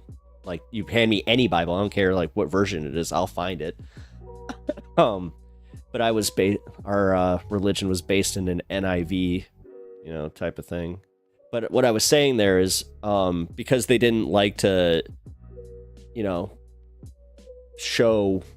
Oh, the hell! Scratch myself. But because they didn't want to face them, like, their own actions, then, like, not going to confession. So, like, we would do prayer requests. So it's, like, weird where you just had to just be like, you know what? I'll ask, and God forgave me. And that's it. So I coined this, but I found out that it was, like, a wider term, but it was always Christians of convenience, and I thought I was so smart with it. But I remember calling out this girl that I went to school with's mom for being a Christian of convenience because in high school we had like found out that there was like a whole affair and all this shit, but she was still on the school board, and we all had an axe to grind because she changed the fucking dress code. So all of a sudden we had to we went from being able to wear pretty much whatever we wanted to wear to having to wear like school clothes, almost uniforms, but like they kept it to collared shirts, khaki pants, tucked in shirts. You had to have like loafer type shoes. You couldn't have your hair down to here. It's actually a reason that I grew my hair out. Outside of I just had a sick flow for hockey, and when I retired, I just kept it going. Like I used to have my flow like down to here. All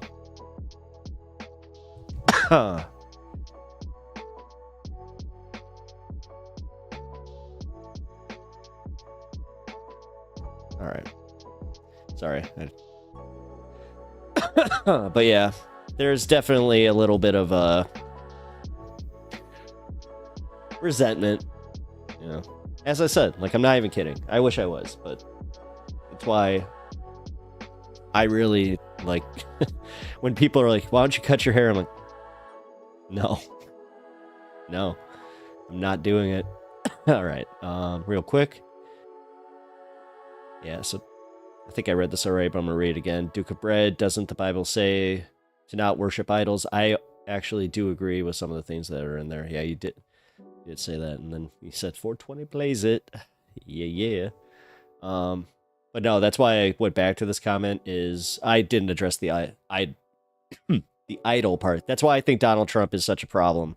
It's weird because they don't equate like personhood with an idol. So that's how they like can mental gymnastics it, because they're like, he's sent by God. It's like, no, like you're missing the point. And they do cover it because they're King of Kings, you know, but they're in the New Testament, like, because that's Old Testament. You go to the New Testament, then they kind of work around that where they're just like, hey, you got to follow your king, but they also say you got to pay your taxes. So, and that one's not even like a just like random verse in the book of Mark. That's literally from the verse in the book of Matthew from the Sermon on the Mount, you know, the one that they actually attribute to Jesus himself. So, yeah. So I'm like, okay. All right. Duke of Bread, I don't agree with the Bible. The Bible agrees with me sometimes by coincidence.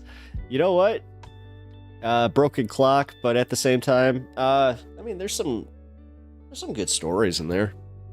Funny enough, one of the first like jokes I ever thought about the Bible was that it was just horribly written, and whoever edited it was like a very poor editor. So that's why I was just like, yeah, you know,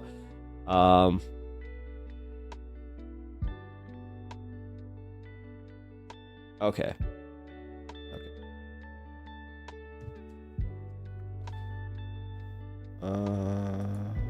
Oh shit. I'm sorry. I fucked up.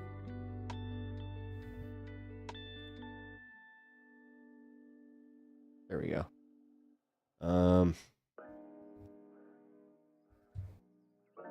Sorry guys, I needed to check something real quick.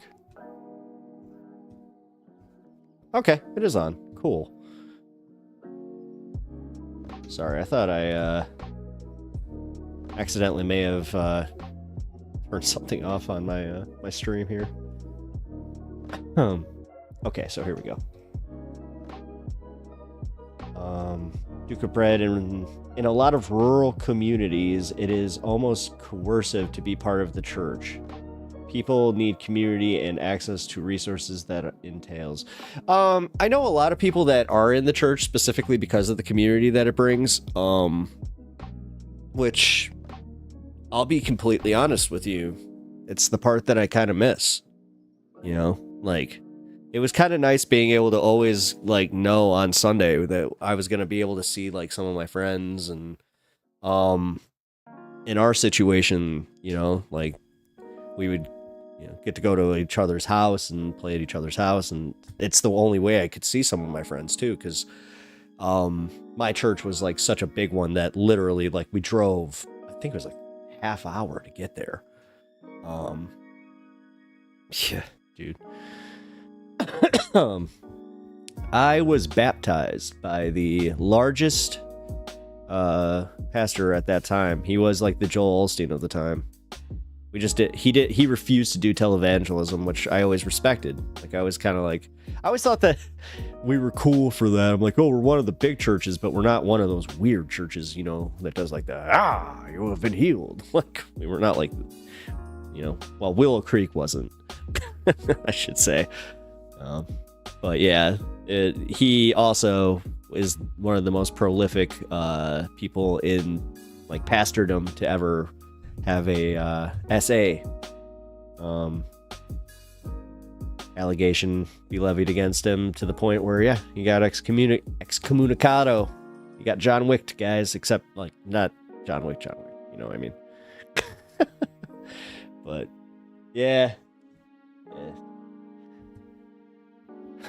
As I said, I dealt with my fair share of just utter creeps.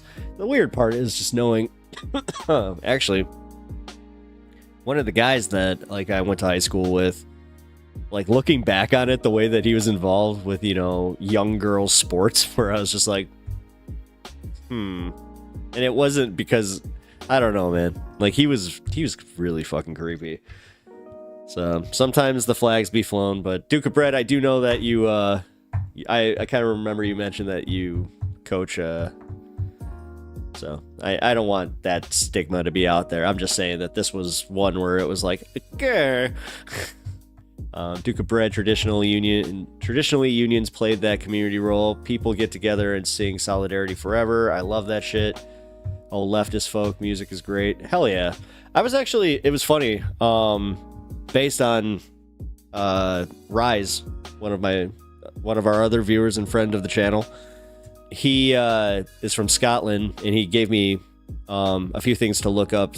Dude, as I said, I keep going back to it. The area that dude's from, holy crap, it is undersold, and that's kind of one of my favorite parts about it. Is it like, because he was kind of saying that too. He's just like, yeah, because we're not like so steeped in tourism, it is really just like a small town vibe. I was like, oh, hell yeah, I like that. I love that stuff. That's actually what I didn't like about Amsterdam, is like I thought I was gonna get in like this small town vibe, and it was just like shoulder to shoulder, like on the streets, and I was just very uncomfortable. You're also kind of unfriendly, like, to me. I don't know. I was a stupid stoner that was obviously there for weed tourism, so, and they, strangely enough, by that point even had started like kind of regulating it, but yeah, it was cool. Yeah, we got to vote for the Cannabis Cup that year. It was kind of cool. Like, they had a bunch of cards that we got to mark what we tested, and it went into a little basket where it had your flag on it. It was cool. I've done that twice now. But once as a full-time like participant, where I actually got to like have it like curated for me, where it was awesome though.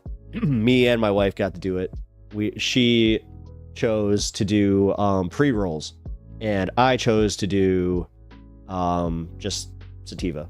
And oh boy, I did vote for the one that won. It was Jack Herrera. Jack Herrera made a huge comeback, which I'm glad. It's one of my favorite strains.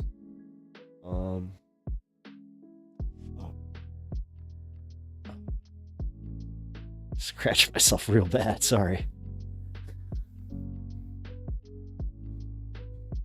Yeah, you know what? You just made me think about that. The union thing. Like, but yeah, that's where I was going with the, we need to, I only smoke sativa usually. Jonas Good Strain. Hell yeah, it is. It's one of my favorites. It is legit. It's that, and like, OG blueberry is so good if it's done right. Quite the Widow fan though. I love me a good White Widow. No, but what I was saying before I stun-locked myself was the whole Solidarity Forever reunion thing. Where I was going with that, with the Scottish point, was he showed me that video of what they do at the the soccer stadiums. Whatever, I'm American, just deal with it. And yeah, that was cool. Like I that made me mad because like the only way that I actually hey Laura, I'm so happy that you are. Oh yeah. The only other place that like I've experienced that is at live wrestling events. Like now that like that's the only place where we've gotten like huge chants.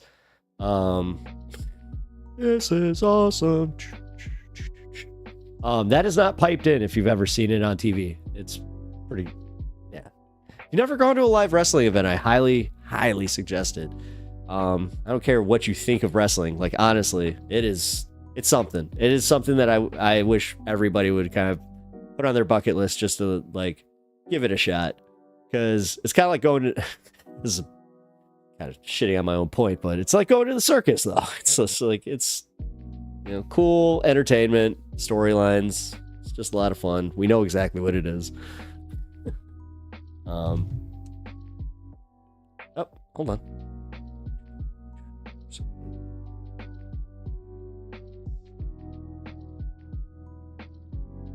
Cool.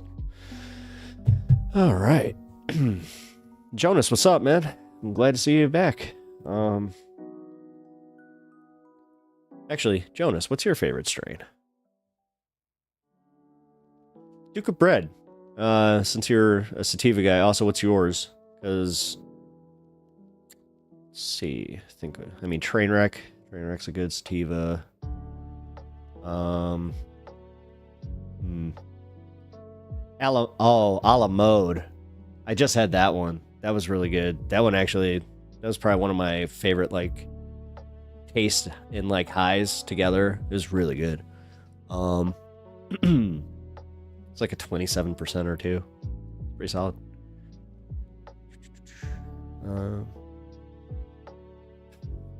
Talking about, Christmas tree, right? Yeah, something like that. Just remember. TOS friendly, guys. Just remember, gotta keep this TOS friendly. And yes, I know the TOS on these conversations is a little wonky, especially because it's like, hey, I'm in a legal state. Like, what the hell, man? That's why, again, tobacco use only, and I do not condone smoking. Smoking is very, very bad for you. Actually, I need to, like, put a disclaimer. Oh, you know what? Wrecked Angel, if you're in here, remind me of that, please. You know what? Can't remind myself. But here. I'm actually just gonna type it here because this is where it's at.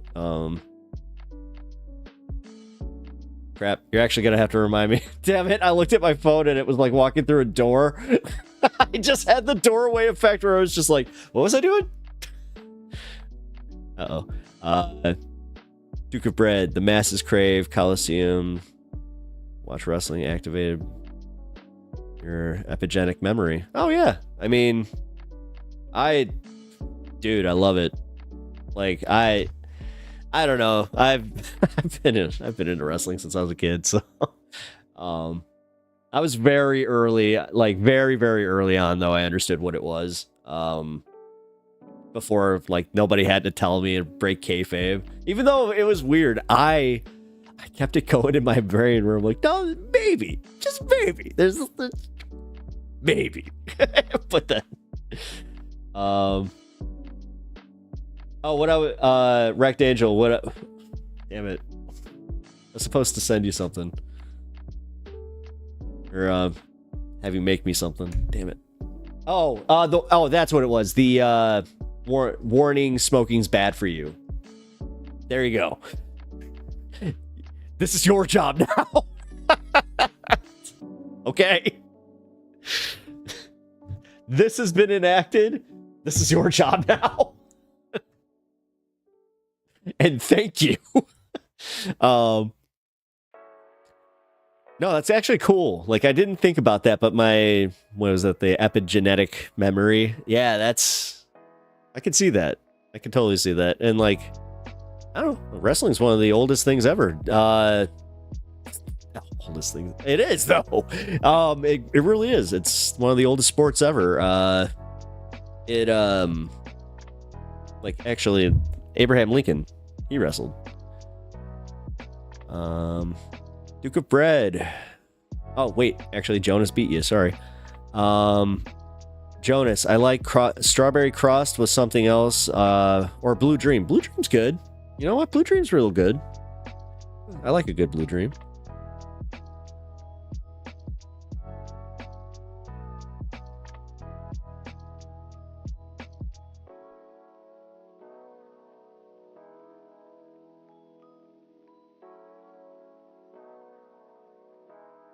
Give me 1 second. I know this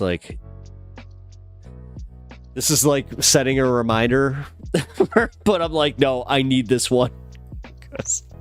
Yeah, I just want to cover my ass, man. I want to make sure that, I don't get any of the troubles. I don't need troubles. But yeah, I actually sat and read the TOS, by the way. I read it closely. So, as I said, I think I've mentioned that, can be a little litigious. Jonas, wedding cake is fun too. Tends to, yeah, you know what? It does give me couch lock. That's the problem with Trainwreck too. That's also a couch locker. That's why I like Widow. Especially like a good, properly grown sativa Widow. Like it's one of my favorites. It's like the best type of high. I love that we get to like actually curate our buzzes. Like that's my favorite part about like, legal is yeah. Actually, welcome to the stream, everybody that has just popped in. I appreciate you being here. Leave a like and sub to the channel if you haven't already. And yes, I'm in a 420 friendly discussion right now. So actually, for those of you that didn't see it yesterday, check this out.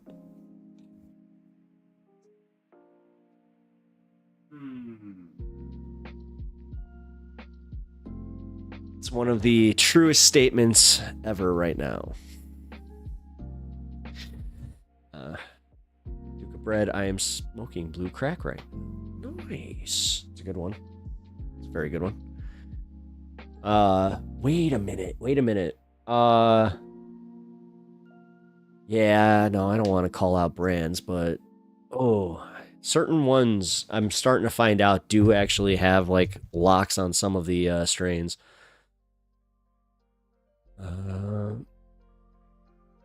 Oh, cool. Well, that makes this so much easier. All right, thanks, Rect. I appreciate that.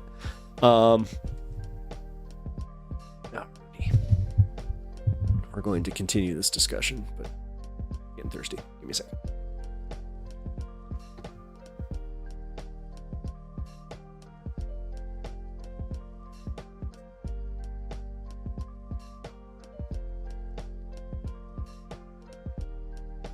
Alrighty.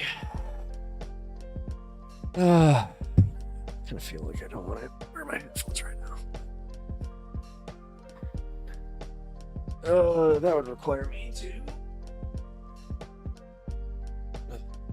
have my music on in the background. Not exactly a fan of the background noise, you know what I mean? All right. Yeah, let's see. I remember. Oh, you know what? Aha! All right, shout out. What's up, Margaret and Carolina? How's it going? I appreciate you guys. I appreciate you watching. Yeah, hope you guys stop. All right. I got Discord right now. Oh, that's what I was doing. I was checking out my Last purchase.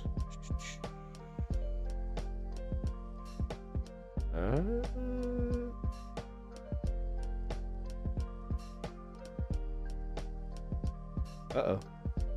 Oh, that's gone. Sorry. Oh, man. That sucks, because this is a good one. I actually just had a little bit when I was upstairs doing my laundry. I took a nice binger. That's what I prefer, by the way. I'm not sure. What's your preferred method? Is like, I like ripping bingers. Nice glass. I prefer this. We have zongs, so it's the the zigzag. All right. Actually, I just found here. You know what? This is a free plug for this company. Watch. It'll get them a whopping 4 sales. Actually, you know what? That'd be cool if all you guys bought this.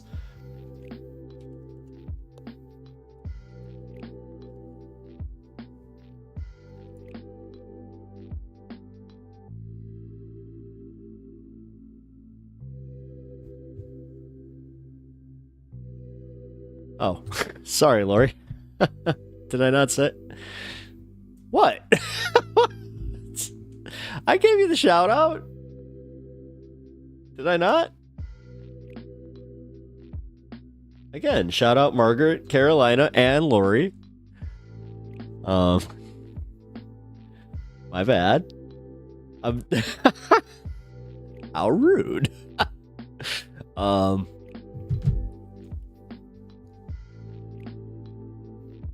I don't see any answers there you get, guys. Come on. What's your, like, do you guys like a bubbler? You know, you like rolling? Cones? Got a buddy that's really into cones. Yeah. You a dabber? What do you, come on, what's your preferred method? Check this out. Sorry. I got a little beggy there, right?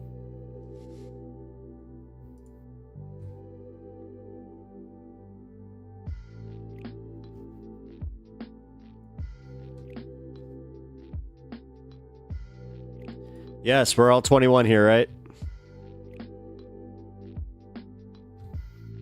Look at these.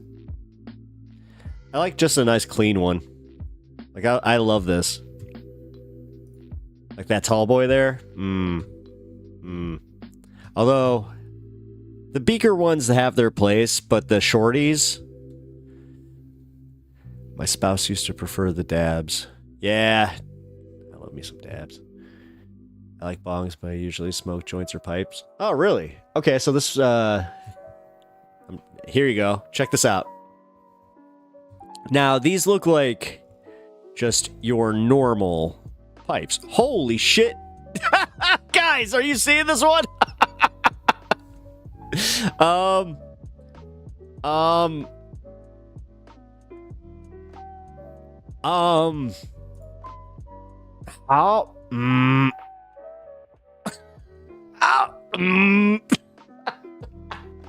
I'm blushing a little bit, but also I'm thinking of the logistics of that where I'm like, do you blow up? Wait.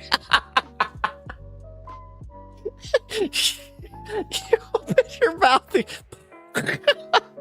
Sorry. Oh my God. That just got not safe for work. Sorry. Oh. That was also hilarious to me. Like, I'm just like, you guys are seeing this, right? This one, right? We're all seeing it. I know that I shouldn't have, but come on. Look at this, though. Oh, that's cool. Guys. Actually, like, sorry, I'm not even trying to shop online right now, but, yeah, this company, Wampit Glass, is freaking awesome. Because here, check this out. Wampit versus truck?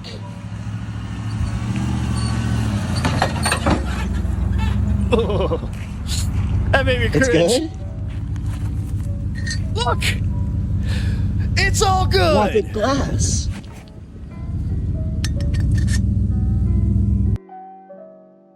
Best commercial ever right there, guys. Best commercial ever. What is that? What's happening? I was about to say, I don't want that. Yeah. But how cool is this? These things are indestructible, essentially. So, Duke, if you are in need of an unbreakable, this one's pretty cool. See, that's why I like the clean look. I'm sure that, like, if you guys are, have been doing this a while, that it's no surprise that you can use just 90% isopropyl alcohol and iodized salt. 2 parts alcohol to 1 part salt. And that's how you can get your things to look that clean. Just got to give it a nice shakeroo. All right.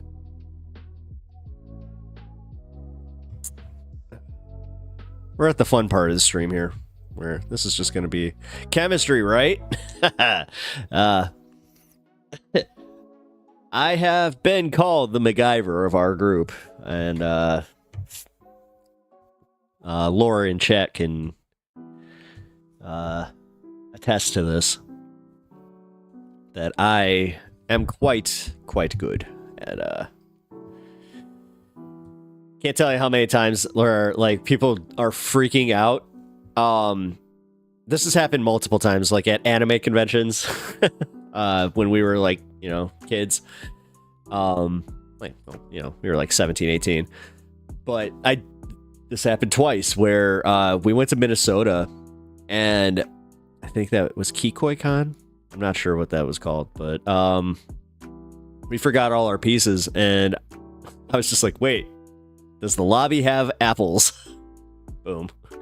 Just needed apples and a ballpoint pen, and yep, we were good. We were good for the entire weekend. Also, it's a fun game to eat the core of the apple after you're done.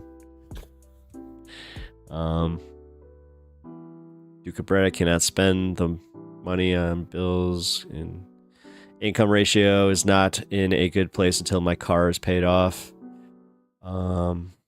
Jonas, appreciate the stream. Glad I found your channel. I'm glad you found my channel too, Jonas. Oh, this is fun. I like the like-minded people. Also, I appreciate the pot talk. Like, this is that's why I was trying to go with this. Like, this is the pot talk time. All right, Duke. Look out for a gifted membership coming up here, Duke. All right. You're one of my most active chatters. Having you as a member is a, yeah. Plus, we're coming up to the Christmas season, so maybe I'm feeling a little bit generous. But, funny enough, I would actually have to buy you that. So, would have to. Merry Christmas, Duke. I'm going to be gifting you a membership.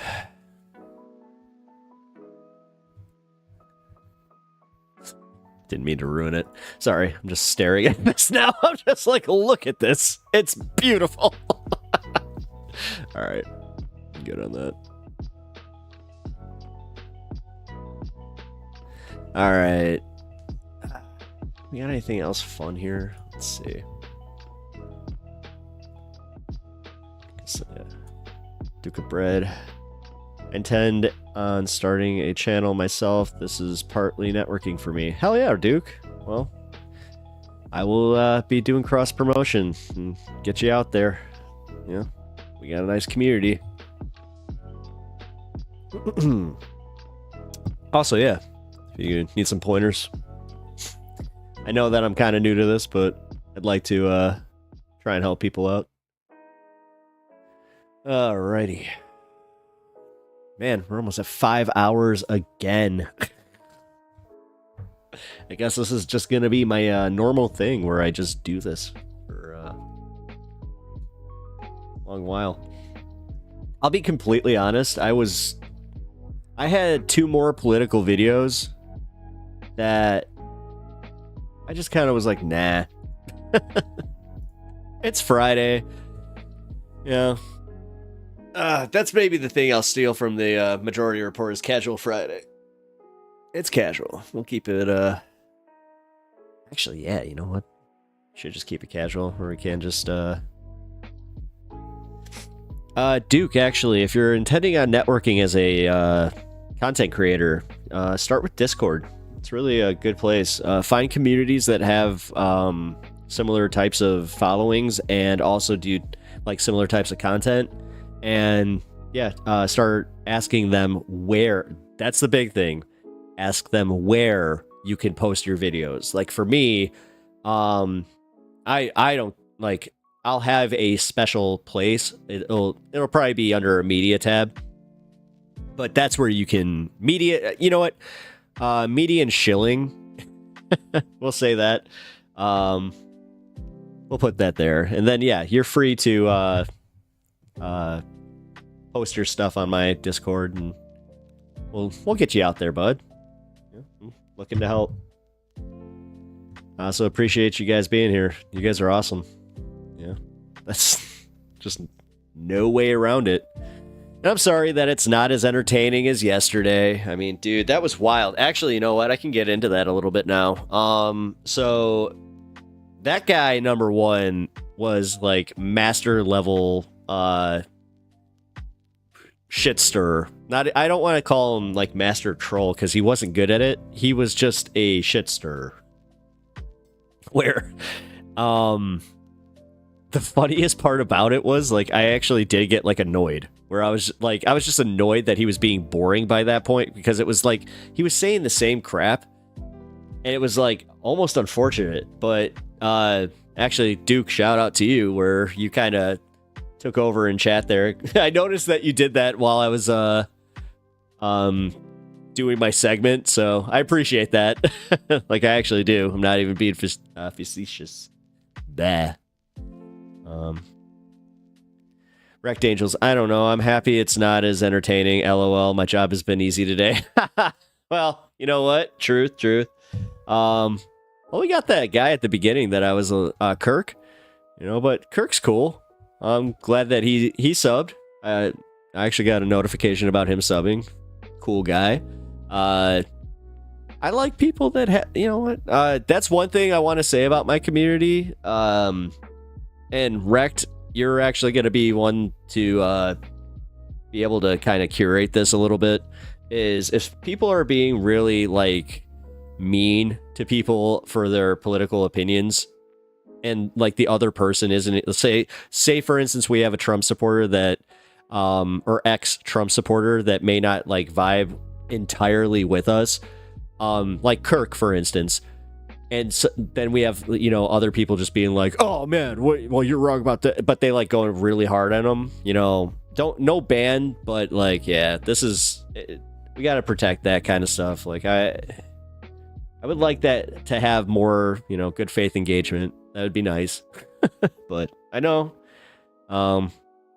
sometimes debates turn a little, you know, intense, but that's where, again, I can address, you know, yesterday, where he wasn't just trying to, number one, debate in good faith at all. Because I actually went back and watched the beginning of when he popped into the stream, and holy crap, like, dude, I usually am not one to give myself a lot of credit, but holy crap, I was being so charitable to him. I was being so nice. Like, I wasn't even like faking it. I was trying to be like, okay, cool.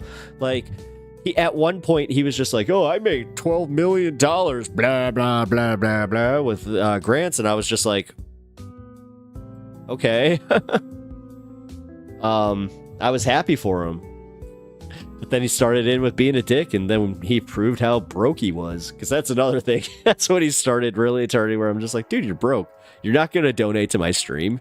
If you wanted to prove that you're not a broke-ass bitch, then you would just donate to my stream. That was kind of funny.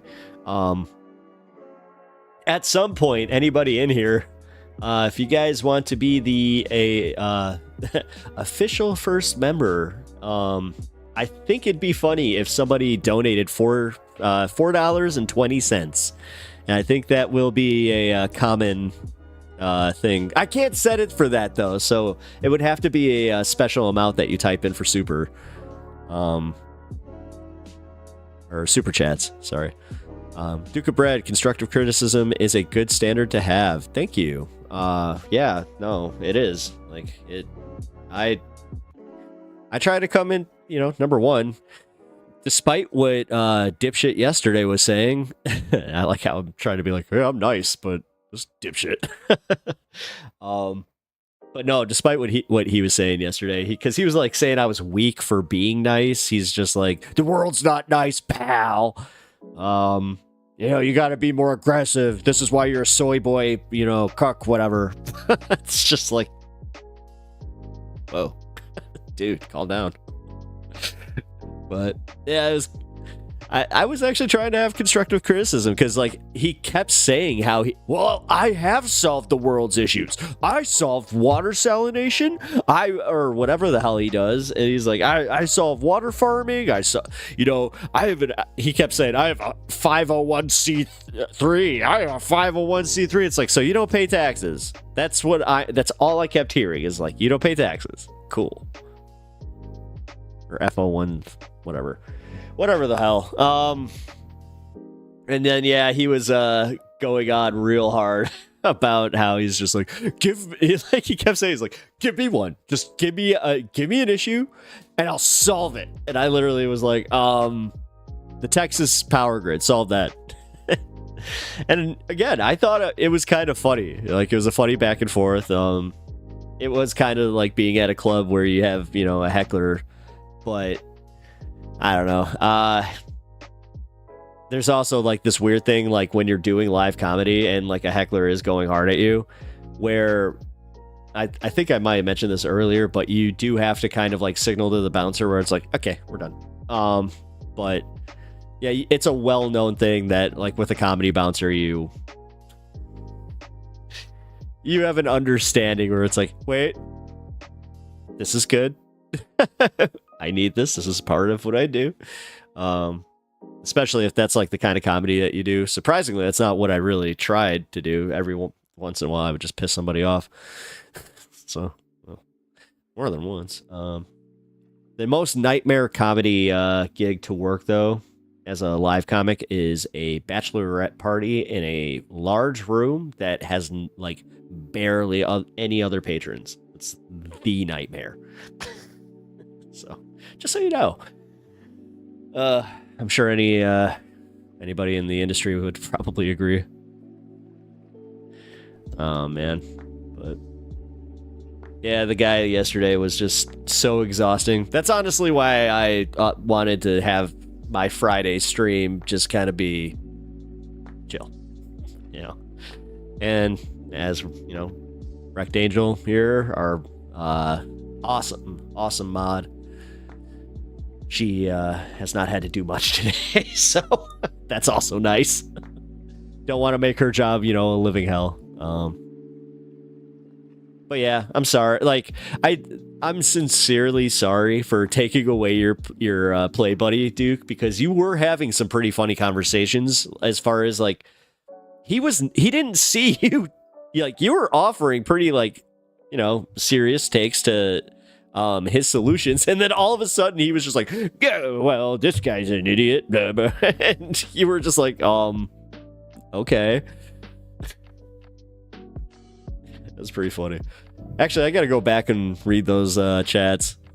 Oh, actually, you know what, real quick, I can see if I got that in the chat log.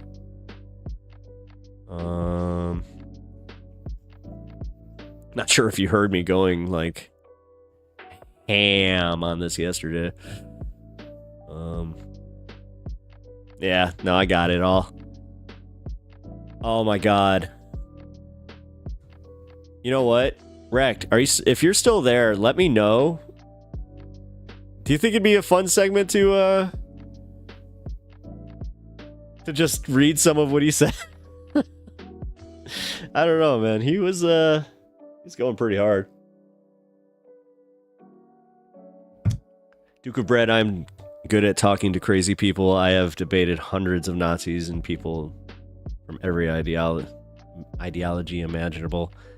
Yeah, but did you sense that at like some point he was just trying to like troll you just as bad as he was trying to troll me? You know, like, did you ever like get that like, oh, this guy's not, you know, good faith?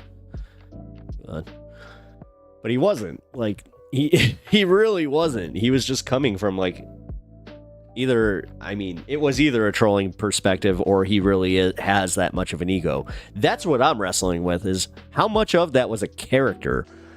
Duke of Bread, there are people that in a weird techno future way worship computers. Yeah. I mean, was he one of those? I don't know. I just find it funny that, yeah, you were trying to actually have, like, an actual debate with him. That's what I need to go back and read, though, is, the whole exchange with you, Les, and him about solving, the insurance crisis and then not being able to solve dental. I only saw the back end of that. That was really funny, though.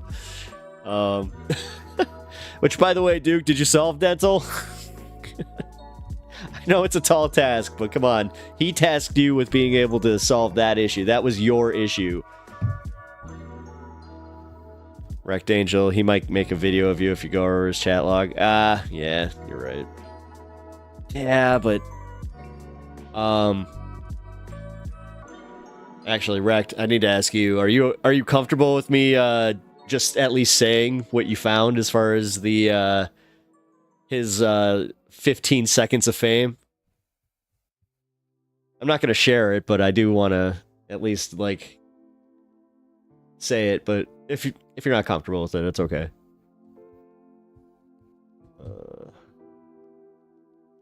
Duke of Bread, some of the things he said did seem like he was just trying to bait me. I naturally try to debate anybody if I see a flaw in their logic. Well, yeah, that's why he kept going.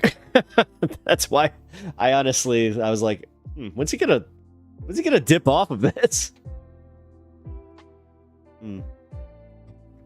Oh, man. Because, yeah, you do make a good point there. I just kind of thought about it.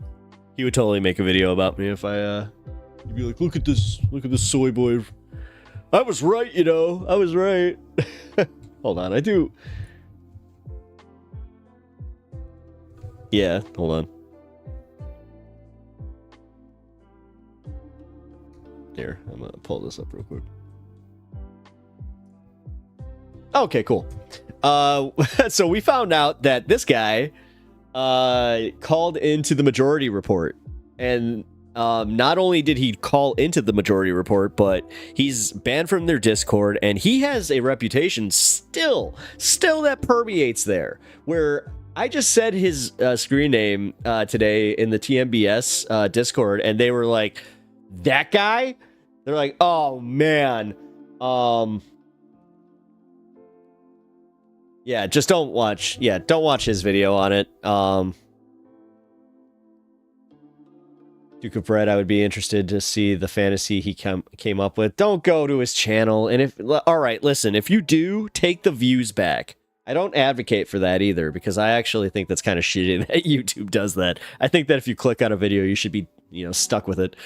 Unless it starts doing the TikTok thing where it just, like, starts a video for you, which I think is awful. I hate that. That's the reason I hate TikTok. Well, among others. I think that's... This is going to sound like an old man. I think it's ruining the attention span of our generation. Of multiple generations. The reason that nobody likes long-form content anymore. Or I don't know anymore. Like, dude, my VODs. Okay, I can't say it, like, good either way. My accent's going to show through. My VODs are, have actually been getting some traction, so that's kind of funny. Where people are just watching the whole thing, too. Like, the collective hours I have on my last one was insane. Or two VODs ago. Use a mirror site. What's that? I'm not kidding. What's that? I am that technologically ill-equipped. Showing my ass there, guys. Uh-oh. I'm in big trouble.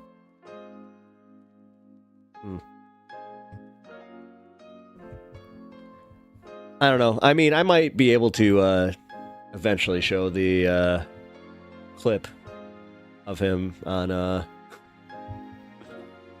the Majority Report, but I don't know, man. I'll be completely honest. She's got a point. I don't really want to poke the bear, you know. No, I know. We talked about it yesterday. Just, I was tempted, okay? I was tempted. I'm not even gonna kid. That's why I was like, because like what I was doing is I looked at some of his. You can watch videos without giving someone views. Oh yeah, no, I know that. No, I know. Yeah. We totally talked about that. Duke of Brad, giving a crazy guy 1 view is not enough harm to the world. No, the problem is he'll be locked in your algorithm after that if you don't take the view back. And also, I don't know. No, give me views. You got to give me all the views.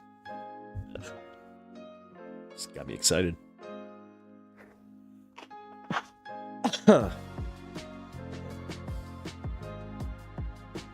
Even with, like, that's what this little smoky thing is. It's my humidifier. Even with this, it's actually still really dry down here. Oh, that's what I was doing. Yeah, here. Let's see.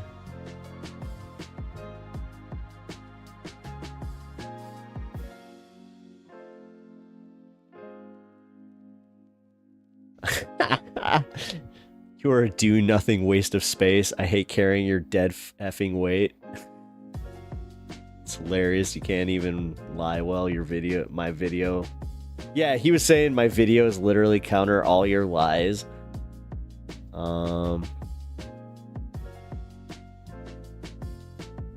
Kid, you are a effing bitch. You talk a ton of S. I might look. Yeah, here it is. I'm gonna, like, because I did want to address, like, at least this part. This is the reason he got banned. Is you talk a ton of S, might look you up, come pay you a visit. Right, that right there, I don't care. You can say it's innocuous. I'm not even entertaining it. Yeah, I think I will definitely come. Yeah, and then I think I'll definitely come see you. This C talks way too much. Okay, anyway, see you, bud. Off to do some research on finding you. See you soon. People like you are gonna learn you can't say whatever you want. The F you want to say on a platform from a safety of a monitor. Effing soft little bitch. This is going to get his face punched in, worth the jail time. Yeah, that was the last one. I wanted to actually all right, screw it. You know what? Let's see this call. Screw it. All right.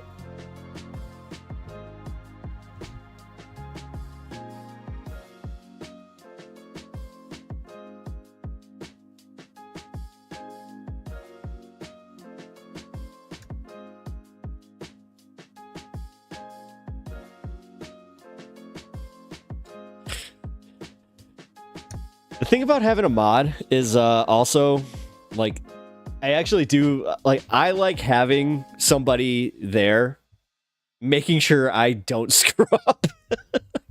I am now just asking, you think I should do this? Duke of Bread. Crazy people are literally the most interesting. That's why right-wing people like Alex Jones are watched so much. Yeah, absolutely. Why do you think people were obsessed with that? Duke of Bread, yes. Threats of violence are instant ban. You should not be ignored. Oh, could be ignored. Instant ban. Yeah, should be ignored. No, I mean, I didn't go to bed thinking that this guy's coming after me. Like, again, I made the joke, but it's like, this guy assumed, like, I'm such a bitch. Duke of Bread talking about him is likely not a good idea at all. Yeah. Whatever. I'm just addressing what happened yesterday and why there's, a gap in the chat from yesterday. All right, cool. Here. We have the phone call. We're going to go for it. What I'm not going to do is I'm not going to segment this. Wait, why is that recording? Oh, no. Really? Did I accidentally just record the back end of that entire stream? Oh, man, that's going to be a, something to clip. Oh, fuck. All right, here. Duke of Bread, I'm sorry, man. I know you're going to be disappointed in me, but you're also going to be entertained. This is why you're here, right? We're going to watch the video. I just got to find it on my Discord here. Give me a second.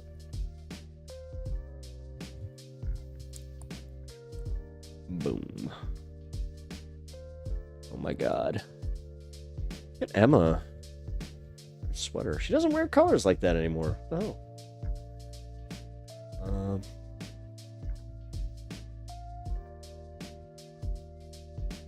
Wait, what's happening? There we go.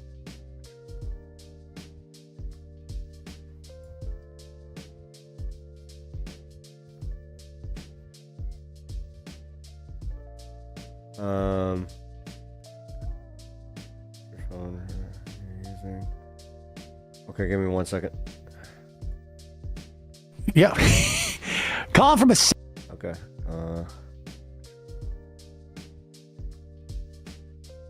Damn it. Just trying to show this without showing my whole Discord. Alright, screw it. So I'll do it. Alright, here. Ha ha ha, you are the captain of the ship? Yep, Captain Pepper. At your service. I skipped Sergeant, damn it. Actually, I should just own it. They wrote songs about me. You know what? Damn it. If I was smarter and a little bit more funny, that's how I would have turned that joke around. Alright. We're going for it. We're going for it. I want to go for it. We're going for it. We're going for it. There we go. That's the way I'll do it. Alright. Okay, good. I'm glad. Alright. Don't worry, Rect, I got you. I made sure that I hid your info. And now we've got the goodies. Let's go. 719 area code. Who's this? Where are you calling from? 719. Going once? Going twice? 719. Yo. Yes, calling from a 719 area code. Who's this? Where are you calling from? Yep. This is Steven from Colorado. Steven from Colorado. What's on your mind? Bro, click the YouTube icon. Hey, I'm just wondering, do you guys think... Wait, what do you mean click the... What YouTube icon? Wait, where? This one? Oh. That... You know what, Rect? You're showing my age here. My hip just went out as I did that. Okay. Sorry. Give me a second. Much better. Here.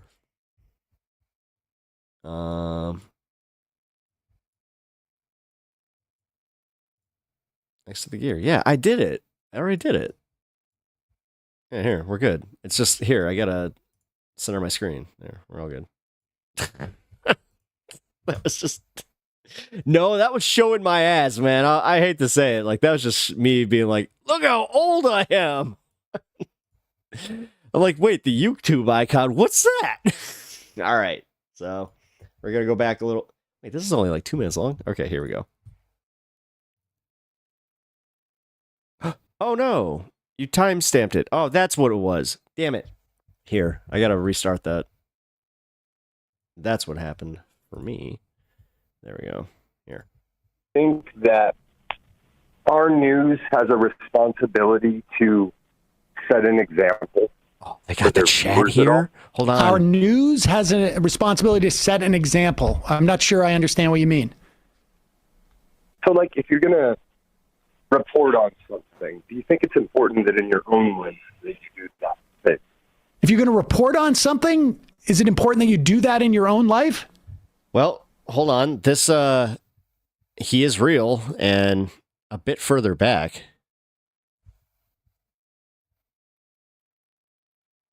Like here?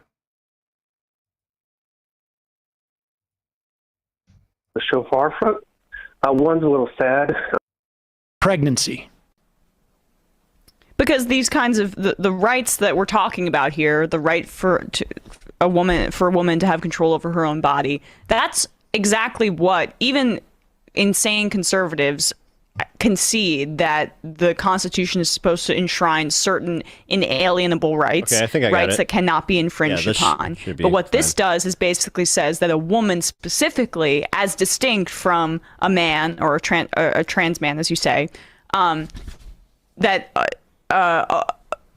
is not sufficiently important that it Oh, it can be didn't? enshrined Okay. on a federal level. And like that's okay, that's just Was it close sexism, enough? and that's just like I mean, attempting to make we're not like women second gonna class accidentally citizens. listen to like 4 phone calls, That's, right? that's all it is. Yeah, it is. That's I mean, why not that I you got a mind, guy I like do love Shapiro, me who some is MR, a religious fundamentalist. He's very excited about it. But they know they're not. They know By the way, religious I don't usually fundamentalism keep the chat isn't here, but really cool. So just then they in have to case there's something downplay the funny. consequences of We'll their see. religious Right. fundamentalism. Which is why you see in the Ben Burgess Charlie Kirk debate, Charlie's like, I'm making a secular argument here. Yeah. Yeah. There we go. Calling from a 310 area code. Wait, is Who's this him? this? Where are you calling from? 310. Hello? Hello. Oh, shit. Who's this? No, Where are it's you not. calling from? Right? It's Andy, and I'm calling from L.A. Andy from LA. What is on your mind, Andy? Oh, it is around here. from Okay, we'll LA? just let it play out. Well, Rick, just I sound was out when calling it's him. Today, because I was hoping for a twofer on the shofar front. One's a little sad. I'm afraid we lost one of our pets recently. Oh, sorry. And, Pause video. Got it. yeah, well, Thank you.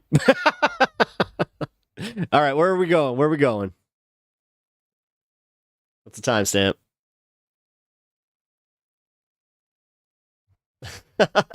Done and done. Damn. Sorry. Copy my link. All right.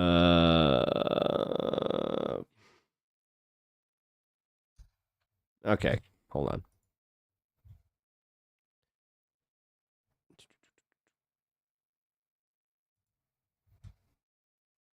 Oh.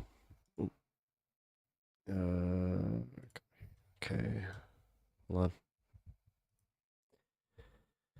Bear with me, because apparently that was far enough out where there was going to be a problem. Calling from a 7-1. Yep, we got it. All right, we're good. We're good. We figured it out. I don't know why it went so far back, but we're good. Okay, here we go. So here is the genius from chat yesterday that solved all the world's issues. 19 area code. Who's this? Where are you calling from? 719. That was funny, Rex. I'm sorry. 719. yo, Yes, calling from a 719 area code. Who's this? Where are you calling from? yep, this is Steven from Colorado. Stephen from Colorado. What's on your mind? Interesting. Hey, I'm just wondering, do you guys think that Hey, D, shout out. Hey, yo, this is Rex Partner. First time watching, long time listener. Hey, first time, long time. All right, D. news has a responsibility to set an Shout example out. for their viewers at all? Our news has a responsibility to set an example. I'm not sure I understand what you mean. So, like, if you're He going to talks like he types. report on something, do you think it's important that in your own lens that you do that thing? If you're going to report on something, is it important that you do that in your own life? Yeah. I'm not sure I follow. Gotcha. What's an example? Give me an he example really of what you're talking does. about. What the hell? So, like, let's say you're going to report on, like, climate change, right? Should you maybe have solar at your house? Oh, God. I mean, I think that if you know, boy. I think there's a distinction between this is dumb. how you Here we go. know how you do your job and how you Hasan? live your life. But I mean, I think broadly speaking, for me personally, This is a I mean, related it sort of thing, depends on what libertarian. I'm looking for in Hasan terms bad. of the news. I think. Sorry, I'm going to be reading the chat on the side. We can say, you know, like I think there is. I think we can say like we should have, Clean your room. like for instance, like let's put it this way. I don't hold it against someone to say we should have higher taxes versus somebody just derp. Somebody says like I'm going to give the government an extra 10% on taxes. I mean, me too, Duke. Me too. Duke of Bread. I miss Michael making fun of Sam so much. Oh, dude. because one is like you're talking about policy, great. and the other is like you're talking miss him about so much. you know Yeah, personal R.I.P. Michael. behavior. I mean, so I mean, Okay. So really quick, like on any issue, I would look at it as a race, like a car race. So an IndyCar race. So in any race, you're going to have drivers, you're going to have announcers, you're going to have a pit crew, and you're going to have fans. Okay. Someone who likes their team, aka I'm for solar, is a fan if they're not doing it. Right. Someone who's a driver is like Bernie Sanders, right? Someone who's a pit crew is someone who's doing it in their own life. Someone who's an announcer is someone like you, right? Okay. Would that be a good analogy? I mean, I think so. But where are you going with this? Just lay out what you're trying to say. Everybody, there's like 4 people that just spammed. Oh, God. So I just am wondering if the news should start reporting on things that can put power in the hands of the people now. Duke of Bread, I want to talk to Sam so Duke of Bread, I want to talk to Sam so bad. I would call him Samuel and Mr. Cedar. I would play the character of Libertarian Sam from a different universe. That'd be a good call. You know what? You need to join his member. Email to join his membership because they're cool over there. They'll give you a free. That politicians will pass for us. So like, solar is free right now. If you own a home, you will pay $0 from a solar company to have them come in and install solar on your home. Right. Then you'll get tax credits, so you make money. Okay. And over 50 years, you're going to save $60,000. Okay. So not only can you do it for selfish reasons, you could do it for the people around you. Right. Okay. So don't you think it'd be good to, you know, as Sam Cedar say, hey, we're going to do a report on how you can get solar right now, partner up with a solar company who will give away solar to your viewers for free. More than happy to do that, like a Renogy Solar. We have a biofuel. solar sponsor, dude. We actually have a guy, mysolarnerd.com Solar actually, power. you know, helps people that way. But you're saying like you think that we should do a story on how to get solar. Yeah, like in the hands of the people. So like, again, unlike Medicare for all, we can wait for that vote to come in. Of course, everybody wants to have medical care. But right now, every single person in your viewership could be visiting free clinics, urgent care, partaking in cannabis, using a care credit card, which is a 0% interest medical card that will help them pay their bills. so you now. Okay. So I'm just saying. That's what he was just talking real about quick, with healthcare? I just think all news from the ground up. Oh my God, he should was really talking about start care helping credit? the people now with in-hand things that take them off the corporate oppression. I mean, listen. I think I think in my if, medical. you know, I mean, it's you know, these type of how-to things is, I think it's not a bad idea for a show. It's not the show that we do. But I'm certainly not against people doing a show like that. I don't think also the focus. Excuse me, and then real quick. Hold on. Real quick, I just want to say this then. No, real quick. So you guys have No wonder to know he had a hard-on against Emma. She tried to interrupt him. 90% of people in this country have a 12th grade education. When they leave high school, their education comes from you. That is fact. Like, people go to the news, that's where they get their information. If they don't search out things on their own, they're never going to know. Oh my God, he really does think he's smarter than everybody. Guys, I don't think it was a character.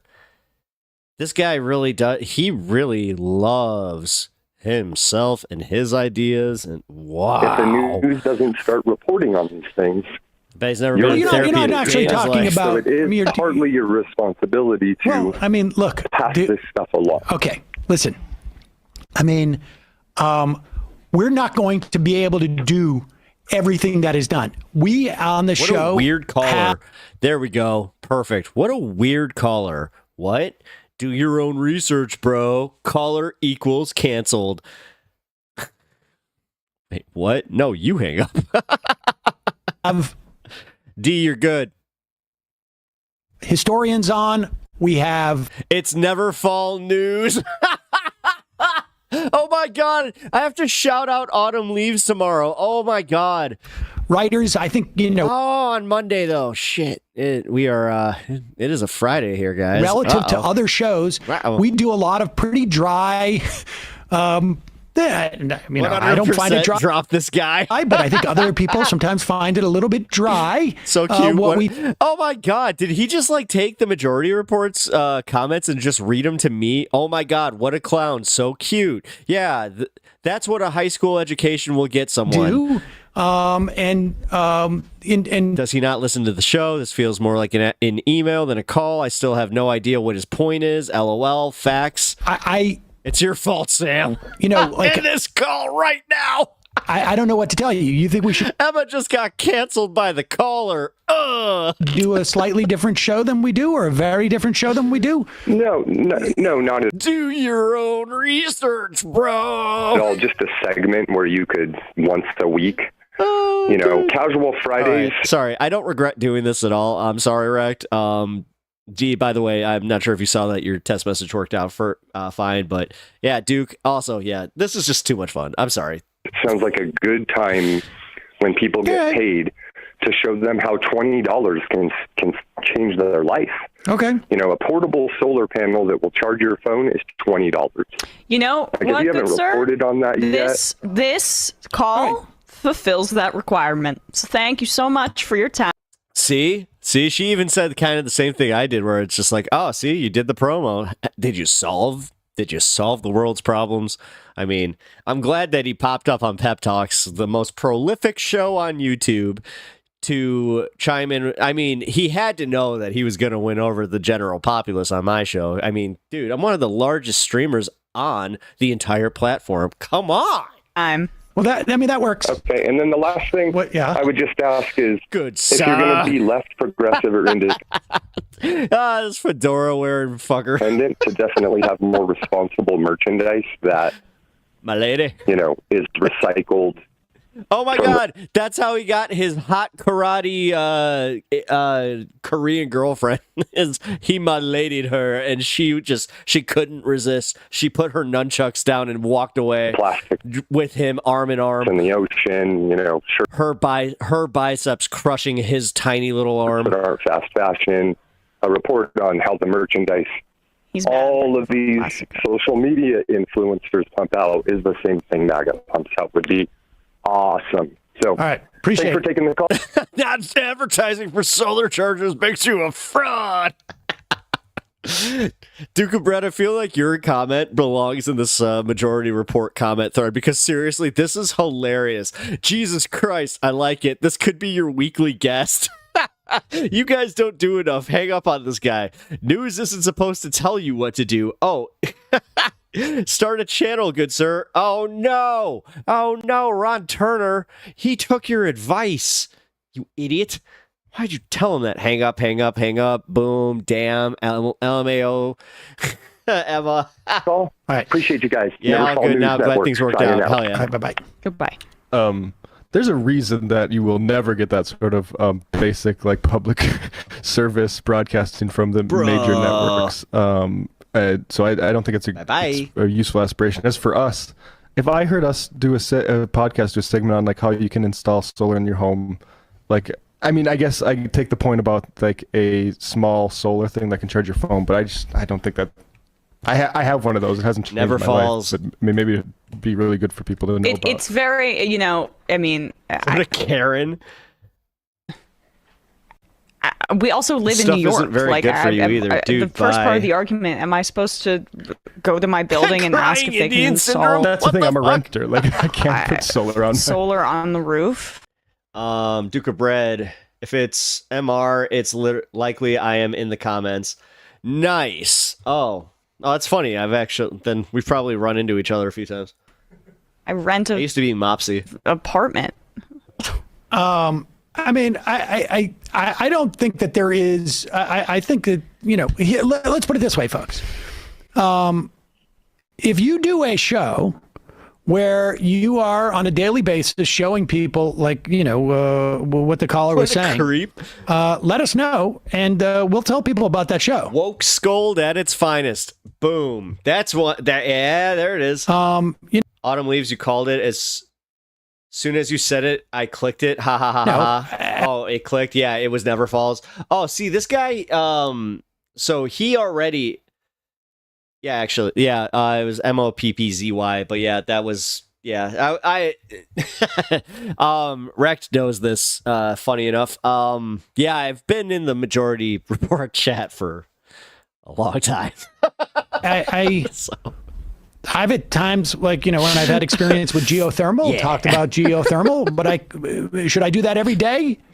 I mean, honestly, I actually wouldn't be surprised to see my name, my old name, pop up in this. I'm not sure if it would have changed it to Pep Talks, though, because I changed my name in August. I mean, I think it's not a bad idea as a suggestion of, like, what you can do, but the other point is that, we're talking about government policy here. Yeah, that's what I thought. Wrecked Angel, he was already known to MR before this call. Yeah, makes sense. Everybody, it's going to take more than people having solar panels for their iPhones to really get us to where we need to go. And so a bagel with cream cheese will charge your life, in my opinion.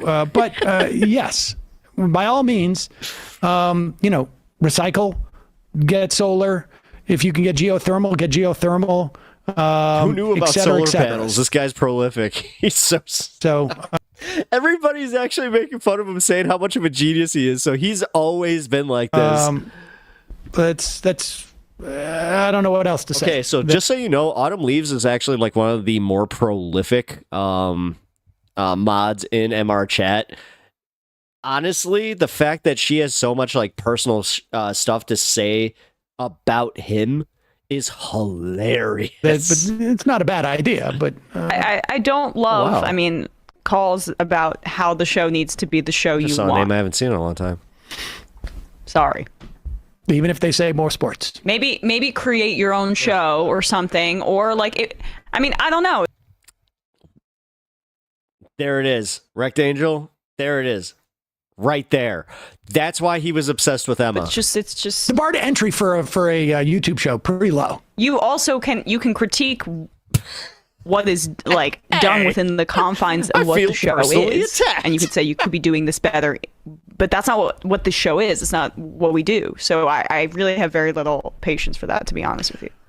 Calling from a 267 area code. Right. Who's this? Where are you calling from? No, I'm just watching Majority Report from 2/3/21. Wow. Oh my God, that was already that long ago. Wow. Yeah, no, that was all right. That's fun. I'm glad I did it. I don't have the regret that I thought I would. It was fun.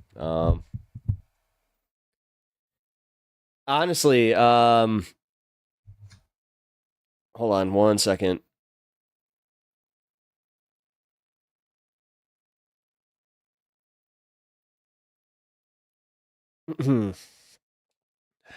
Honestly, Wrecked, to your last point there, that would actually that might be good networking too. I mean, whatever. Just say it. It's true. All right, I want my music back. Give me all.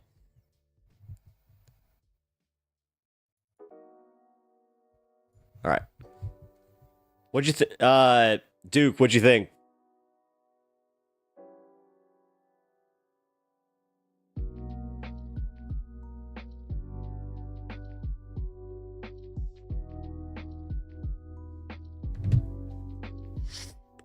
Because, yeah, I just actually, I do kind of want to know if you thought that was, I mean, number one, did you actually listen to his points, what he was saying? Because I was too busy, like, reading everybody dogging him in chat, and also just realizing that he literally talks the way that he types. So, yeah, that guy doesn't sound right.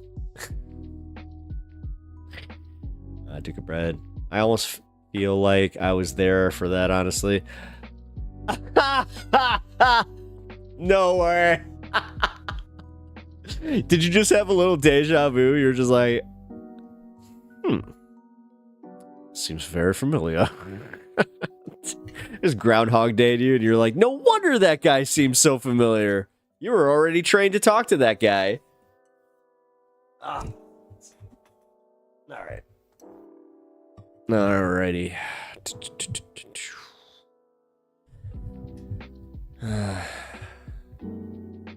MR chat has always been really fun. I gotta be completely honest. Oh wait, you know what? I shouldn't have gotten rid of that. Open panel.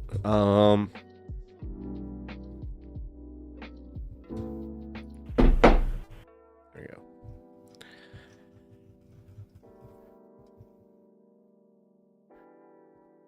Oh, I see how this is broken up now. That's interesting. So I'm gonna go back here. All right. Yeah, you were right. You know what, Rect? Because apparently you had a lot of people in this chat just going, it's him. Holy crap, it's him. Oh, he's so smart, guys. And here he is. Emma is unbearable. Duke of Bread, yeah, he is fixated on perceived hypocrisy and probably suffering from Dunning-Kruger. Dunning-Kruger. Is it bad that every time that I hear Dunning-Kruger, I literally do that? Where, you guys have had to see Men in Tights, but Pfaffen-Kruger, the handmaiden's horse. Pfaffen-Kruger. So every time I hear that, I'm like, Dunning-Kruger. Duke 100%. Yep. Duke, I'm so glad you found our community, man. Actually, that goes for all of you. I also hope that, well, I mean, I still can't believe Les Hate watches me more than people that like me watch me. I got to see his analytics and I was like, that guy has stuck with me since like the first stream. What the? Like, actually, funny enough, him and Robin have been in this community since like just my videos. And, yeah, it was kind of between those two. But yeah, I didn't know that Les actually like subbed to me and he was there for like so long. Yeah, today's new subs are Duke. Or no, not Duke. You've been sub forever. What am I talking about? Kirk. Sorry, I was looking at your name. Kirk and Deemstar. They were the ones to come out of chat. But yeah, Bloodstone. Bloodstone by Stars. I hope that you get to your destination safely. And honestly, I hope you were able to watch the stream and enjoy it. Because I mean, this has been kind of the last hour has just been a giant inside joke between 6 people, but hey, who cares? Duke of Bread, Men in Tights was my jam. Yes, we're men in tights.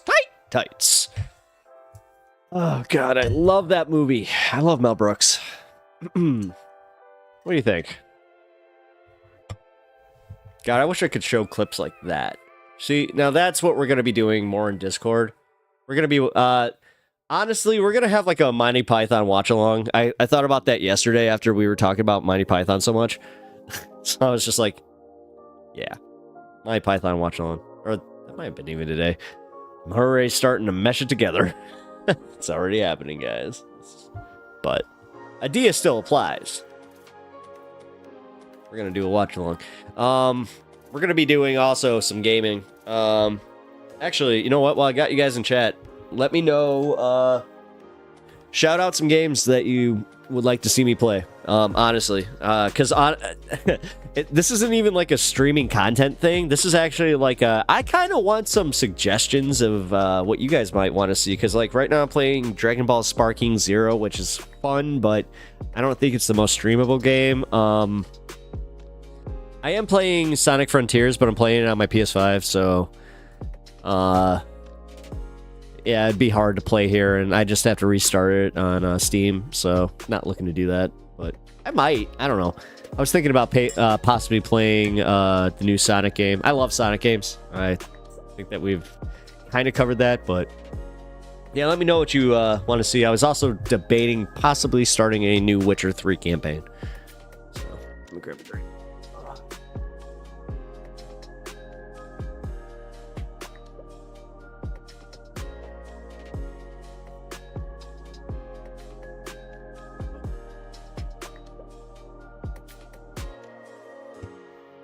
Black Ops 6 has been a slap going through the campaign. Nice. For being an old school CS guy, I actually really suck at first person shoot. Well, you know what? Maybe I don't, because I actually did get good at Overwatch. I've been actually toying with playing Overwatch again. I missed that game. That game was I don't know. Not a Fortnite guy, though. Sorry. Fortnite and Minecraft are... I'm sorry. I'm sorry. I know. There's so many... There's like a large fan base for both those.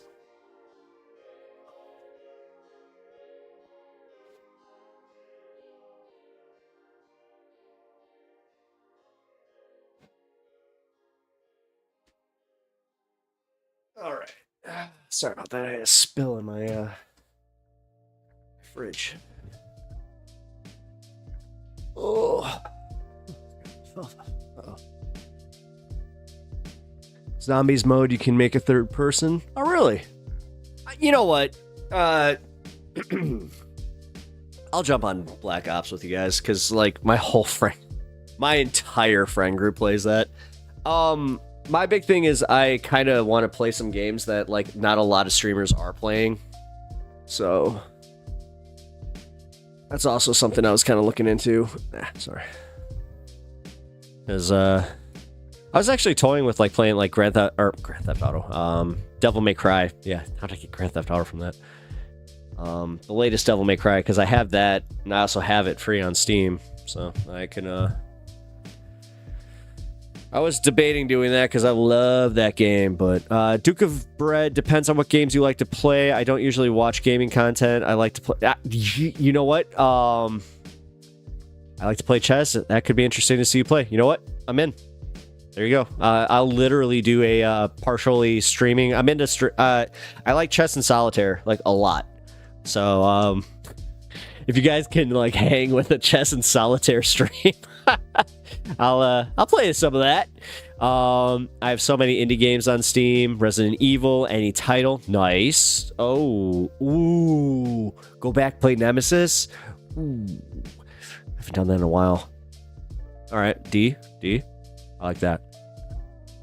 You're onto something there. All right. Actually, have you played the new Silent Hill?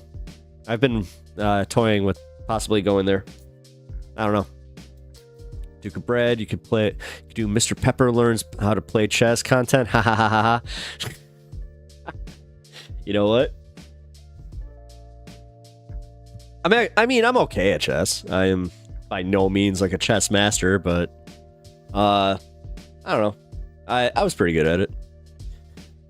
I play a miniature game that's kind of little like chess. Oh, here you go. Here, it's you can see that Marvel Crisis Protocol. It's Ulik and Beta Ray Bill. So you build these. So the chess aspect of it is learning how to outsmart your opponent within the confines of a smaller board, except it doesn't have like squares. But each character has like a certain, you know, like threat level. So like, you know, say a Hawkeye, he's got like a threat level 2. Like Beta Ray Bill there, he has a threat level 5. And then, yeah, based on that, you build your team based on a set of, like you can only go up to 20 or like whatever the, Duke of Bread. Oh, hell yeah, that's cool. Yeah, actually, here, you know what? I love the back end of stream. I can do whatever the hell I want. I'm not trying to fill content right now. This is overtime for me.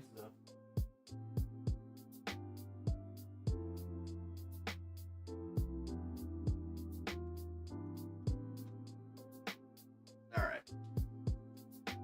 So these were the ones I was just working on. Hold on. I played the Silent Hill games except the brand new release of Silent Hill 2 because I haven't had time. See, damn it. All right, Rack. Let me know when you do. I might start on that one because honestly, I love Silent Hill. All right, so this is I've been painting these. This is Carnage. I know. I'm sorry, my resolution kind of sucks, but he turned out really good. And then this is my one of my D&D. There we go. Why is the light reflecting like that? There we go. A little chocobo from Final Fantasy. And then, yeah, we got Captain Marvel. Yes. Instead of working on Warhammer like I should be.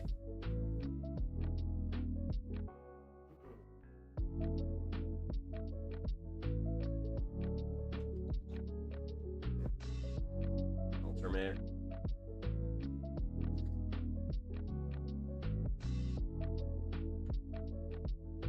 But yeah, that's what I'm working on over there. So. But yeah, dude, that game's freaking awesome. It's called Marvel Crisis Protocol. Build your own miniatures, all that kind of stuff, and yeah. But as I said, it's all strategy. I like playing strategy games. I also like, chess. I mean, I've gotten really back into chess lately, so. Although you'll probably wreck me. Actually, Wreck would wreck me than that too. I think all of you guys would. I'm okay. I'm not, as I said, I am not trying to inflate my ego at all with that kind of stuff. But Duke of Bread, let's see. Well, I like first-person adventure games. Like I was kind of toying with maybe playing Wukong. But everybody played that. Like I feel like I'm jumping in on a game that, has been popular for the past, 6 months and jumping on at the back end of it. Sorry, knocked my mic. But yeah, like Ghost of Tsushima is one of my favorite games. That game's beautiful. I don't know. Like I am kind of toying with possibly playing as I said, new Sonic Generations is fun, but you guys like horror adventure games, so I might be doing some of those. God, Eternal Darkness. If they have a, what do you call those? Like an old thing of that, I would totally play that game. Duke of Bread. I'm low rating in chess. I just play 10-minute rapid on my phone. Nice. See, that's the problem. I don't like rapid chess because I do have that little... I like having my time. Okay, I couldn't play time chess. My brain works a little slower as far as making those split decisions. But I don't know. Maybe I'm better. You know what, Duke? It's going to be interesting to watch, and it's going to be, you know what? It's going to be fun. And as I said, Merry Christmas. You're going to be a member, so you'll be part of those streams. So hope you're not super busy on Saturdays.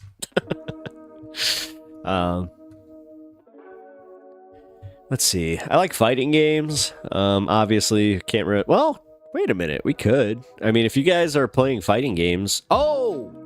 That's what I'm going to be playing. The new Marvel vs. Capcom.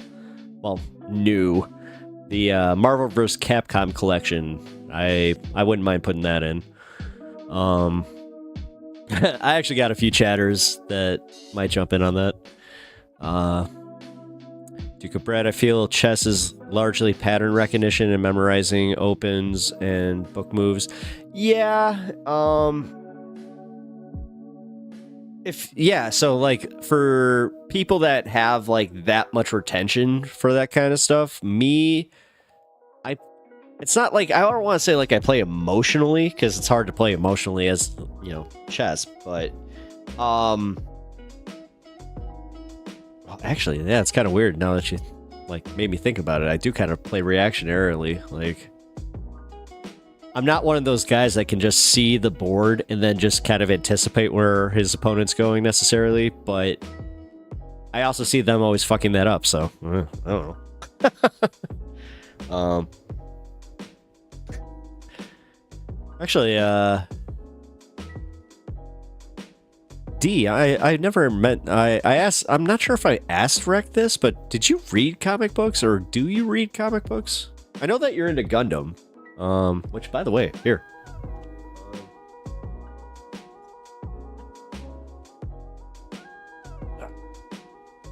This is the one I am building.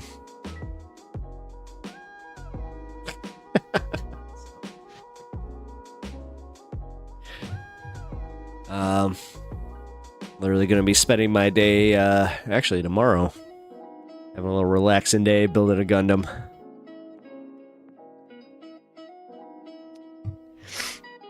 Actually, it's really weird. Duke of Bread. I feel like chess is largely pattern recognition and memorizing opens and book moves, so you can apply that to video games, actually. It's about pattern recognition. So, like when I play fighting games, especially with my friends, it's literally the same thing.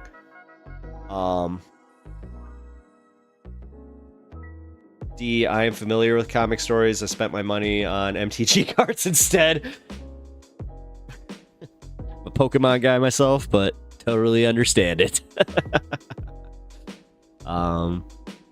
Duke of Bread. I started with the London Queen's Gambit, and I do King's Gambit for funsies. Ooh, nice. Is that the H? Yes, it is. Yes, it is. Here, give me one more. It's new 2. The V2. It's my favorite one. It's my honestly, I think it's the best look for the new Gundam. My actual like favorite Gundam is Death Scythe, and I got this special edition from C2E2 2 years ago. That honestly, it's very hard to break out and actually build it, because like this is very hard to get. So, I don't know. Yeah, I have actually. You guys will see it. Thank you. D, yeah. Right? That's nice. It's nice. That was when I got that. So I can't even show you. Fuck it. I walked like out of the booth like this. I was just like, it's so beautiful. And I still haven't been able to build it. It's the special casting with this. It's like super shiny. It's got like this weird like silver inlay, but it literally, when the light hits it, it just like bounces off. It is. I can't wait to build it, but that's like one that I'm literally oh, you have it. Yes. Oh, it is so nice. I love it. Oh my god, did you build it? Did you actually build it? See, I can't bring myself to actually like take it out of the package. That kind of... Oh, it's so nice. Sorry, I missed your comment there, Duke. I don't have any comic books, but I do have some comic book cards from the 90s. Nice. Nice. Yeah, I have a lot of comic books. All of those are comic books, but that is not even a quarter of the wall that like goes all the way to the other side here. I'd say that, yeah, that's maybe 10%. I like comic books. Sorry, guys. Like I really I haven't stopped reading comics since I was a kid. I didn't stop a lot of things. You know what? Screw it. Like I kept watching wrestling, although I've had my ebbs and flows. Like I got out of it for a long time. After WCW like folded, I got out of that. Anime, I am always been into anime. Death Scythe is my favorite too. I have every version of DES, even the SD tiny one. I have that. Nice. Yes, Death Scythe is my favorite too. Actually, Duo, come on. I've actually toyed with cosplaying Duo. You know, I also like how he's the murder priest who wasn't a priest. So that was kind of cool. Actually, real quick, cool. They just did this thing where they re-released like some new comics to try and like as a new jumping off point. So like they did this one. It's called Absolute Superman. So it does kind of like a what if Darkseid had just taken over the universe and then they had to exist within that like realm, which again, it's almost like they saw the writing on the wall with the Trump thing. Cause like honestly, I read this and I was like, wow, this is very analogous. Yeah. At least DC does that where they restart their stuff so you can kind of jump on. But sorry, bouncing all over. But yeah. See, as I said, I have so many damn interests. Like I could talk about anything. I love music. Got a lot of favorite bands, different genres. I can't even begin to like name them. As you can see, I love my man Big G. Huge Godzilla fan. Just laying it all out there for you guys, just so you know. It's like, this is what I like.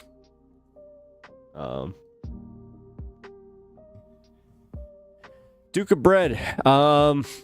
Actually, you know what? I like this one, because you don't even need to read comic books to tell me this. It's the Neurospicy. You can see it, right? You can totally see it. I know you can. I appreciate that. But no, Duke, since like the advent of comic book movies and all this, like who's your favorite? Like if you had to say, actually Rect, you know what? Anybody still in chat? Chime in. Who's your favorite comic book character? I think my favorite DC comic storyline is No Man's Land. Nice! Batman! Alright, where Gotham is cut off from the rest of the world. Yes, that's a good one. That's actually where Harley Quinn made her debut. In the main DC continuity. Her actual debut was in Batman Adventures number 12.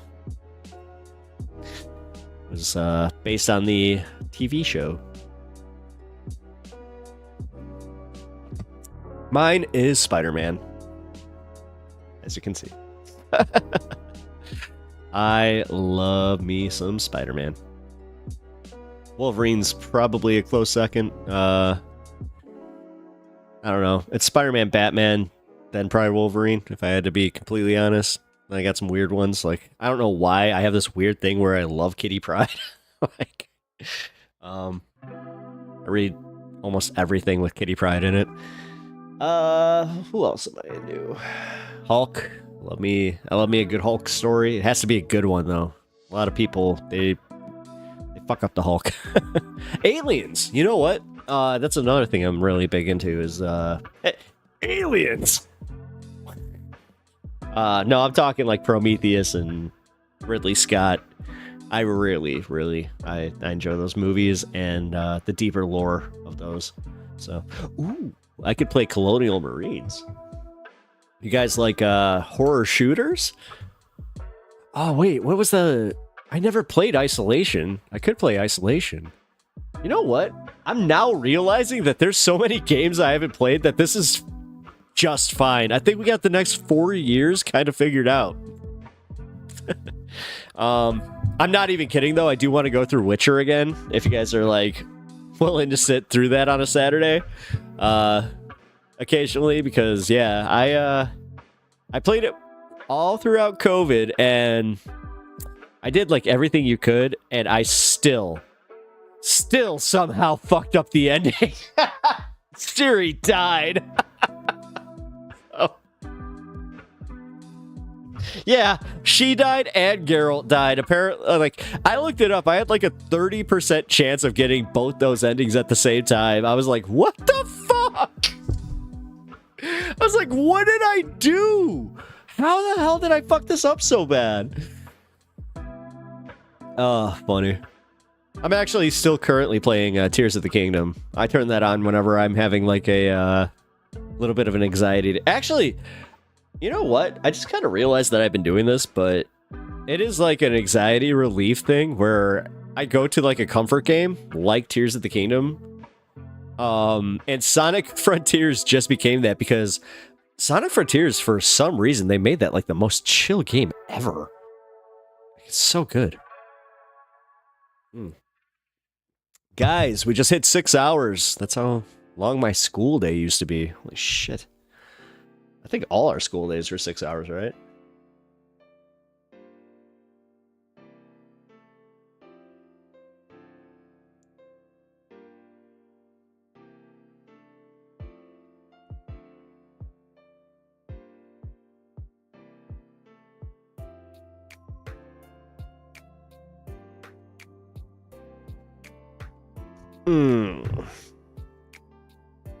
By the way, per that last, yeah, I'll just say it, like, Rec just said that she needs to come fix my lighting. Yeah, I know. I toyed with doing some, like, what is it, the YouTube buy lighting and all that stuff, but I don't know. I got this, like, weird, like, bar thing that's above me that has, like, adjustable light fixtures on it. More than likely I will be doing that. Actually, I can let you in on a little bit of what I'm doing. I'm going to be moving all this stuff that's on this side, which you do not see. This will be moving back there, so it will be all be visible. My pile of shame. And then yeah, just gonna make a few little tweaks here. So, and apparently I'm gonna be making tweaks to lighting. Sorry, didn't mean to put you on blast. No, I appreciate the suggestion. Also, yes, I'm gonna be all right. Yeah, play isolation. Okay, because honestly, then you get to see me be like legit scared. Like so I don't get like really scared from horror movies, but jump scares, those do get me. Just because I'm just like, rah! I am that guy. I'm who jump scares are made for.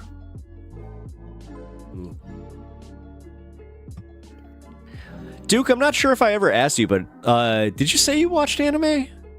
I kind of feel like, I'm not sure if it was you that said you do. I just kind of feel like it was you, though. So I already know Rect and D, they definitely watch anime. Shin Godzilla, it's one of my favorite ones. I actually have it like upstairs, like on Blu-ray. I was just recently watching it. I mean, I like the weird aspect of it. The ending is crazy, where it's like they were teasing like a humanoid Godzilla coming out of his tail. Like, that was crazy. But yeah, -1 was just such a masterpiece that it's like it reset everything that is Godzilla to me.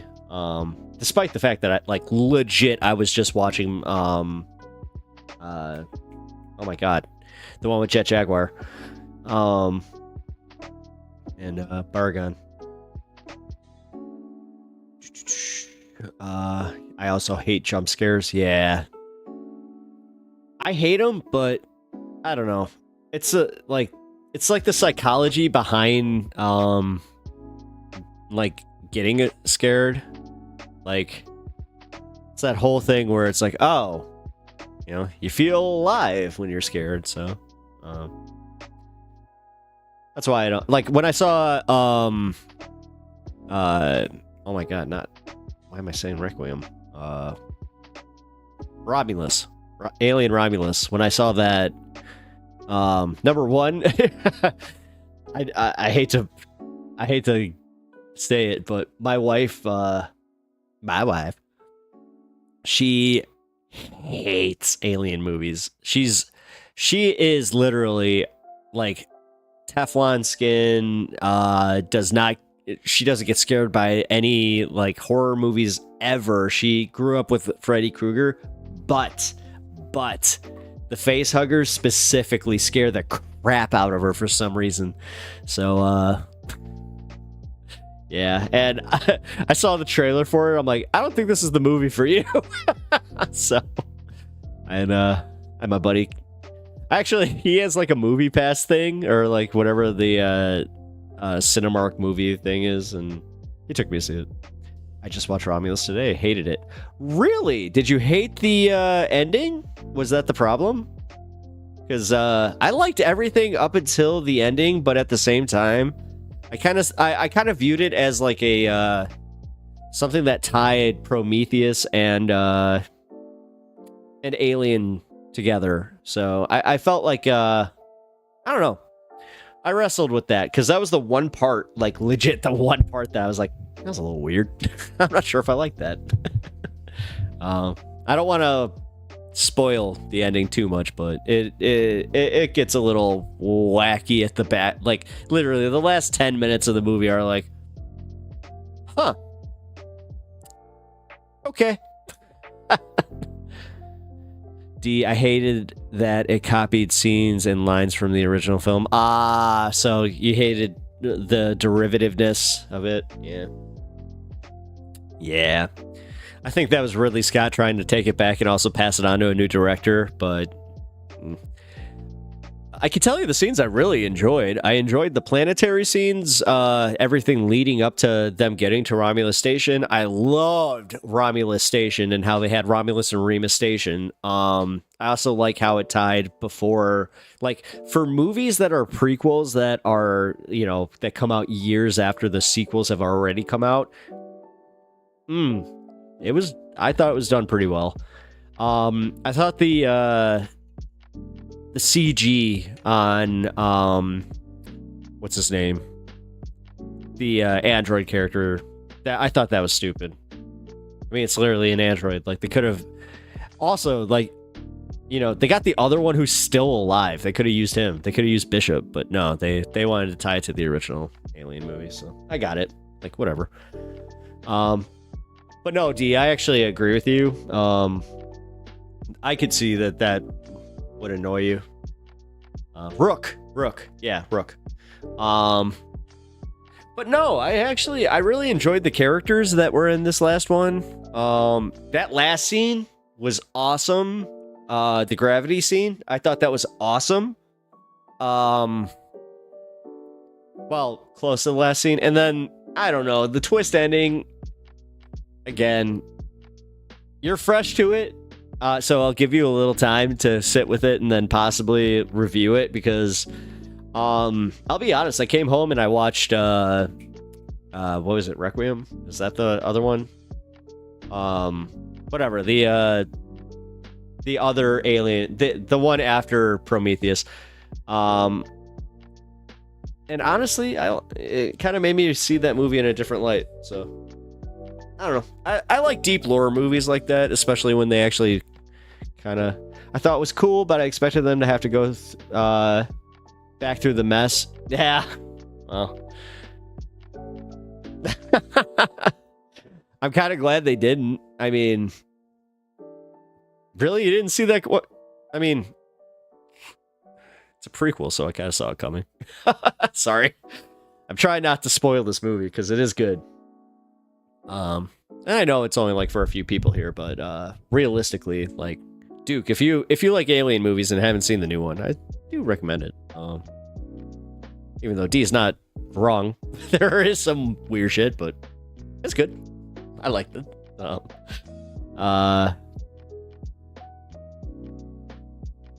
Oh my god, my dog. He needs to go out again. Oh, that would make sense because it's almost 9 o'clock. Oh. Gravity scene was fun, but I expected it. It's also new from this year. Yeah. I mean,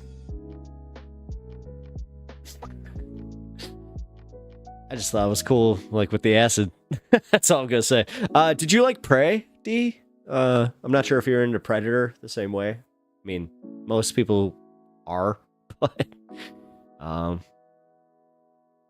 yeah, I don't know. I liked Prey, so I'm really excited to see where they go with this Predator series. And like, I love these. Like, I don't know. As a nerd, man, without kids especially, like, I'm so happy for all this stuff to come out. Like, yeah, keep it coming, man. It's also why I do read as many comic books as I do. Again, the whole non-children thing, that does tend to help a little bit.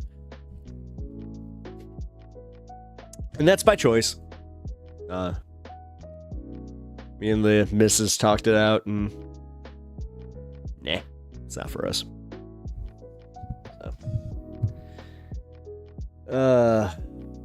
Duke didn't say what anime he likes, if he likes any. Unless he said it in Discord, but he might have checked out. It's alright. I can tell you right now, my tum-tum is about to go. Oh, you gotta eat there, buddy. Is Prey the newest one? Was that the one with Red Foreman's kid in it? No, that was Predators. No, Prey's the one on Hulu that was set in like the 1700s, and it's the Native American who goes against them. I didn't know the actual nation, because it is, I think it's the Chippewa, but I wasn't comfortable enough to say so. Yeah, but Prey's really good. If you have not seen that movie, definitely check it out. It's on Hulu still, if you have Hulu. Or, you know... Yarr! That's all I can say. But no, the one with Foreman's kid, every time I hear Foreman's kid, I just think it's me, because my dad was literally Red Foreman. I have so many stories that I could tell you where it's just like, yeah, he is and was Red Foreman. I can see why my lighting's annoying you, because it's a stupid, like, whatever. I mean, full disclosure, I'm using my old modeling light for this because I was using a laptop. So,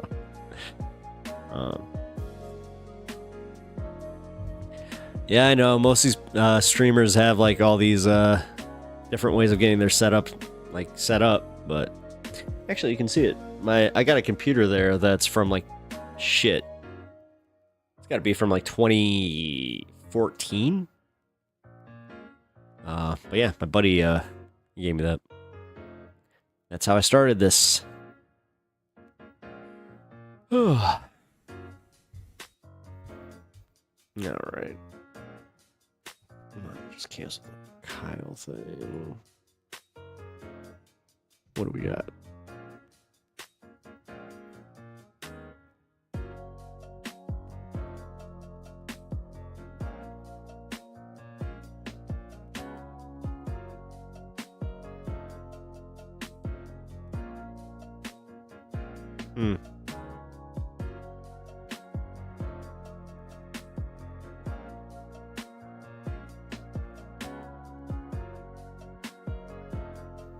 Guys, I just ran into something that's kind of cool. Here, check this out.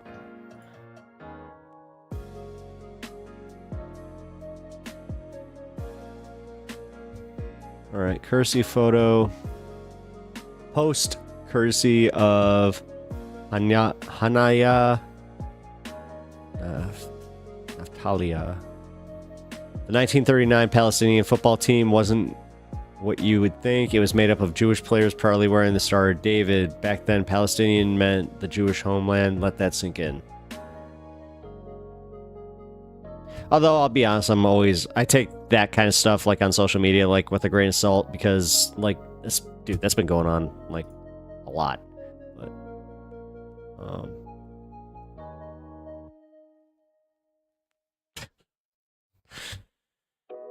yeah. Don't worry. I literally just, I X'd that because I was just like, this is the shit that's going on. Like, you do realize that the more, like, pro-Palestinian you are, like, the more you're likely to get flogged. Flogged. That's a bad word. But, like, you're actually gonna get, you know...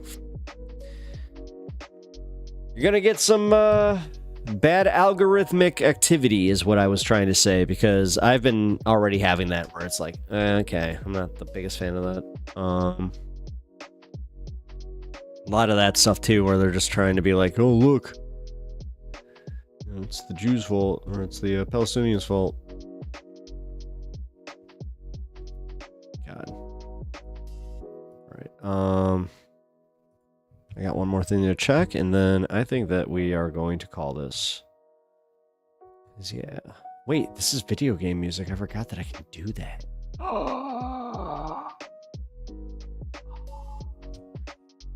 Okay.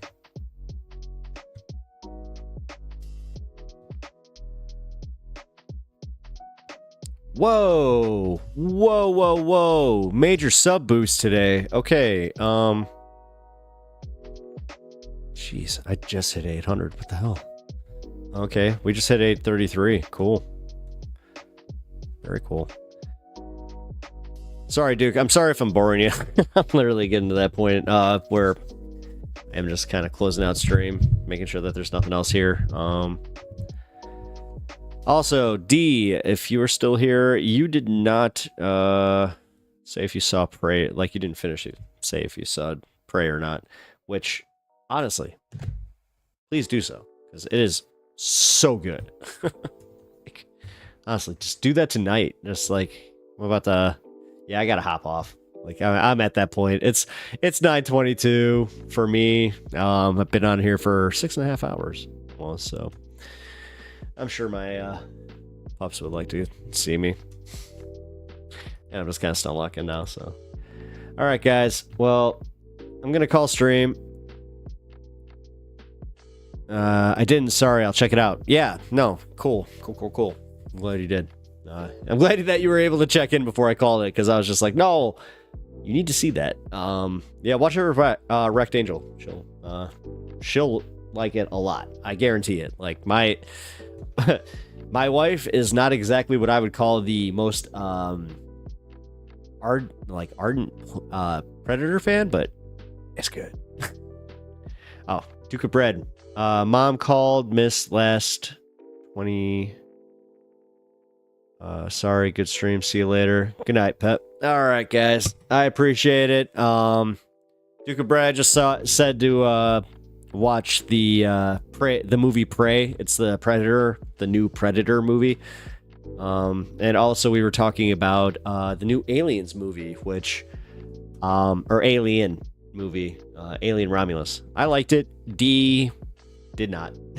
But you know what? I also recommend seeing that. But yeah, I've been having the good old Midwest goodbye, where it's kind of hard for me to just, jump on off. But I appreciate you guys being here. Appreciate you guys saying goodnight. And yeah, tomorrow, I'm not sure if I'm going to do my first members only, but yeah, we'll see. Just look out in the Discord and also look out on the community page. But very worst case, I will have my shorts out. I'll be back Monday, and then yes, next Saturday will at least 100% be. Oh no, it won't. I just realized. Oh no, I have a Thanksgiving thing that Saturday. Okay, so maybe not. Saturday streams we might just be holding off until December. We'll see, but.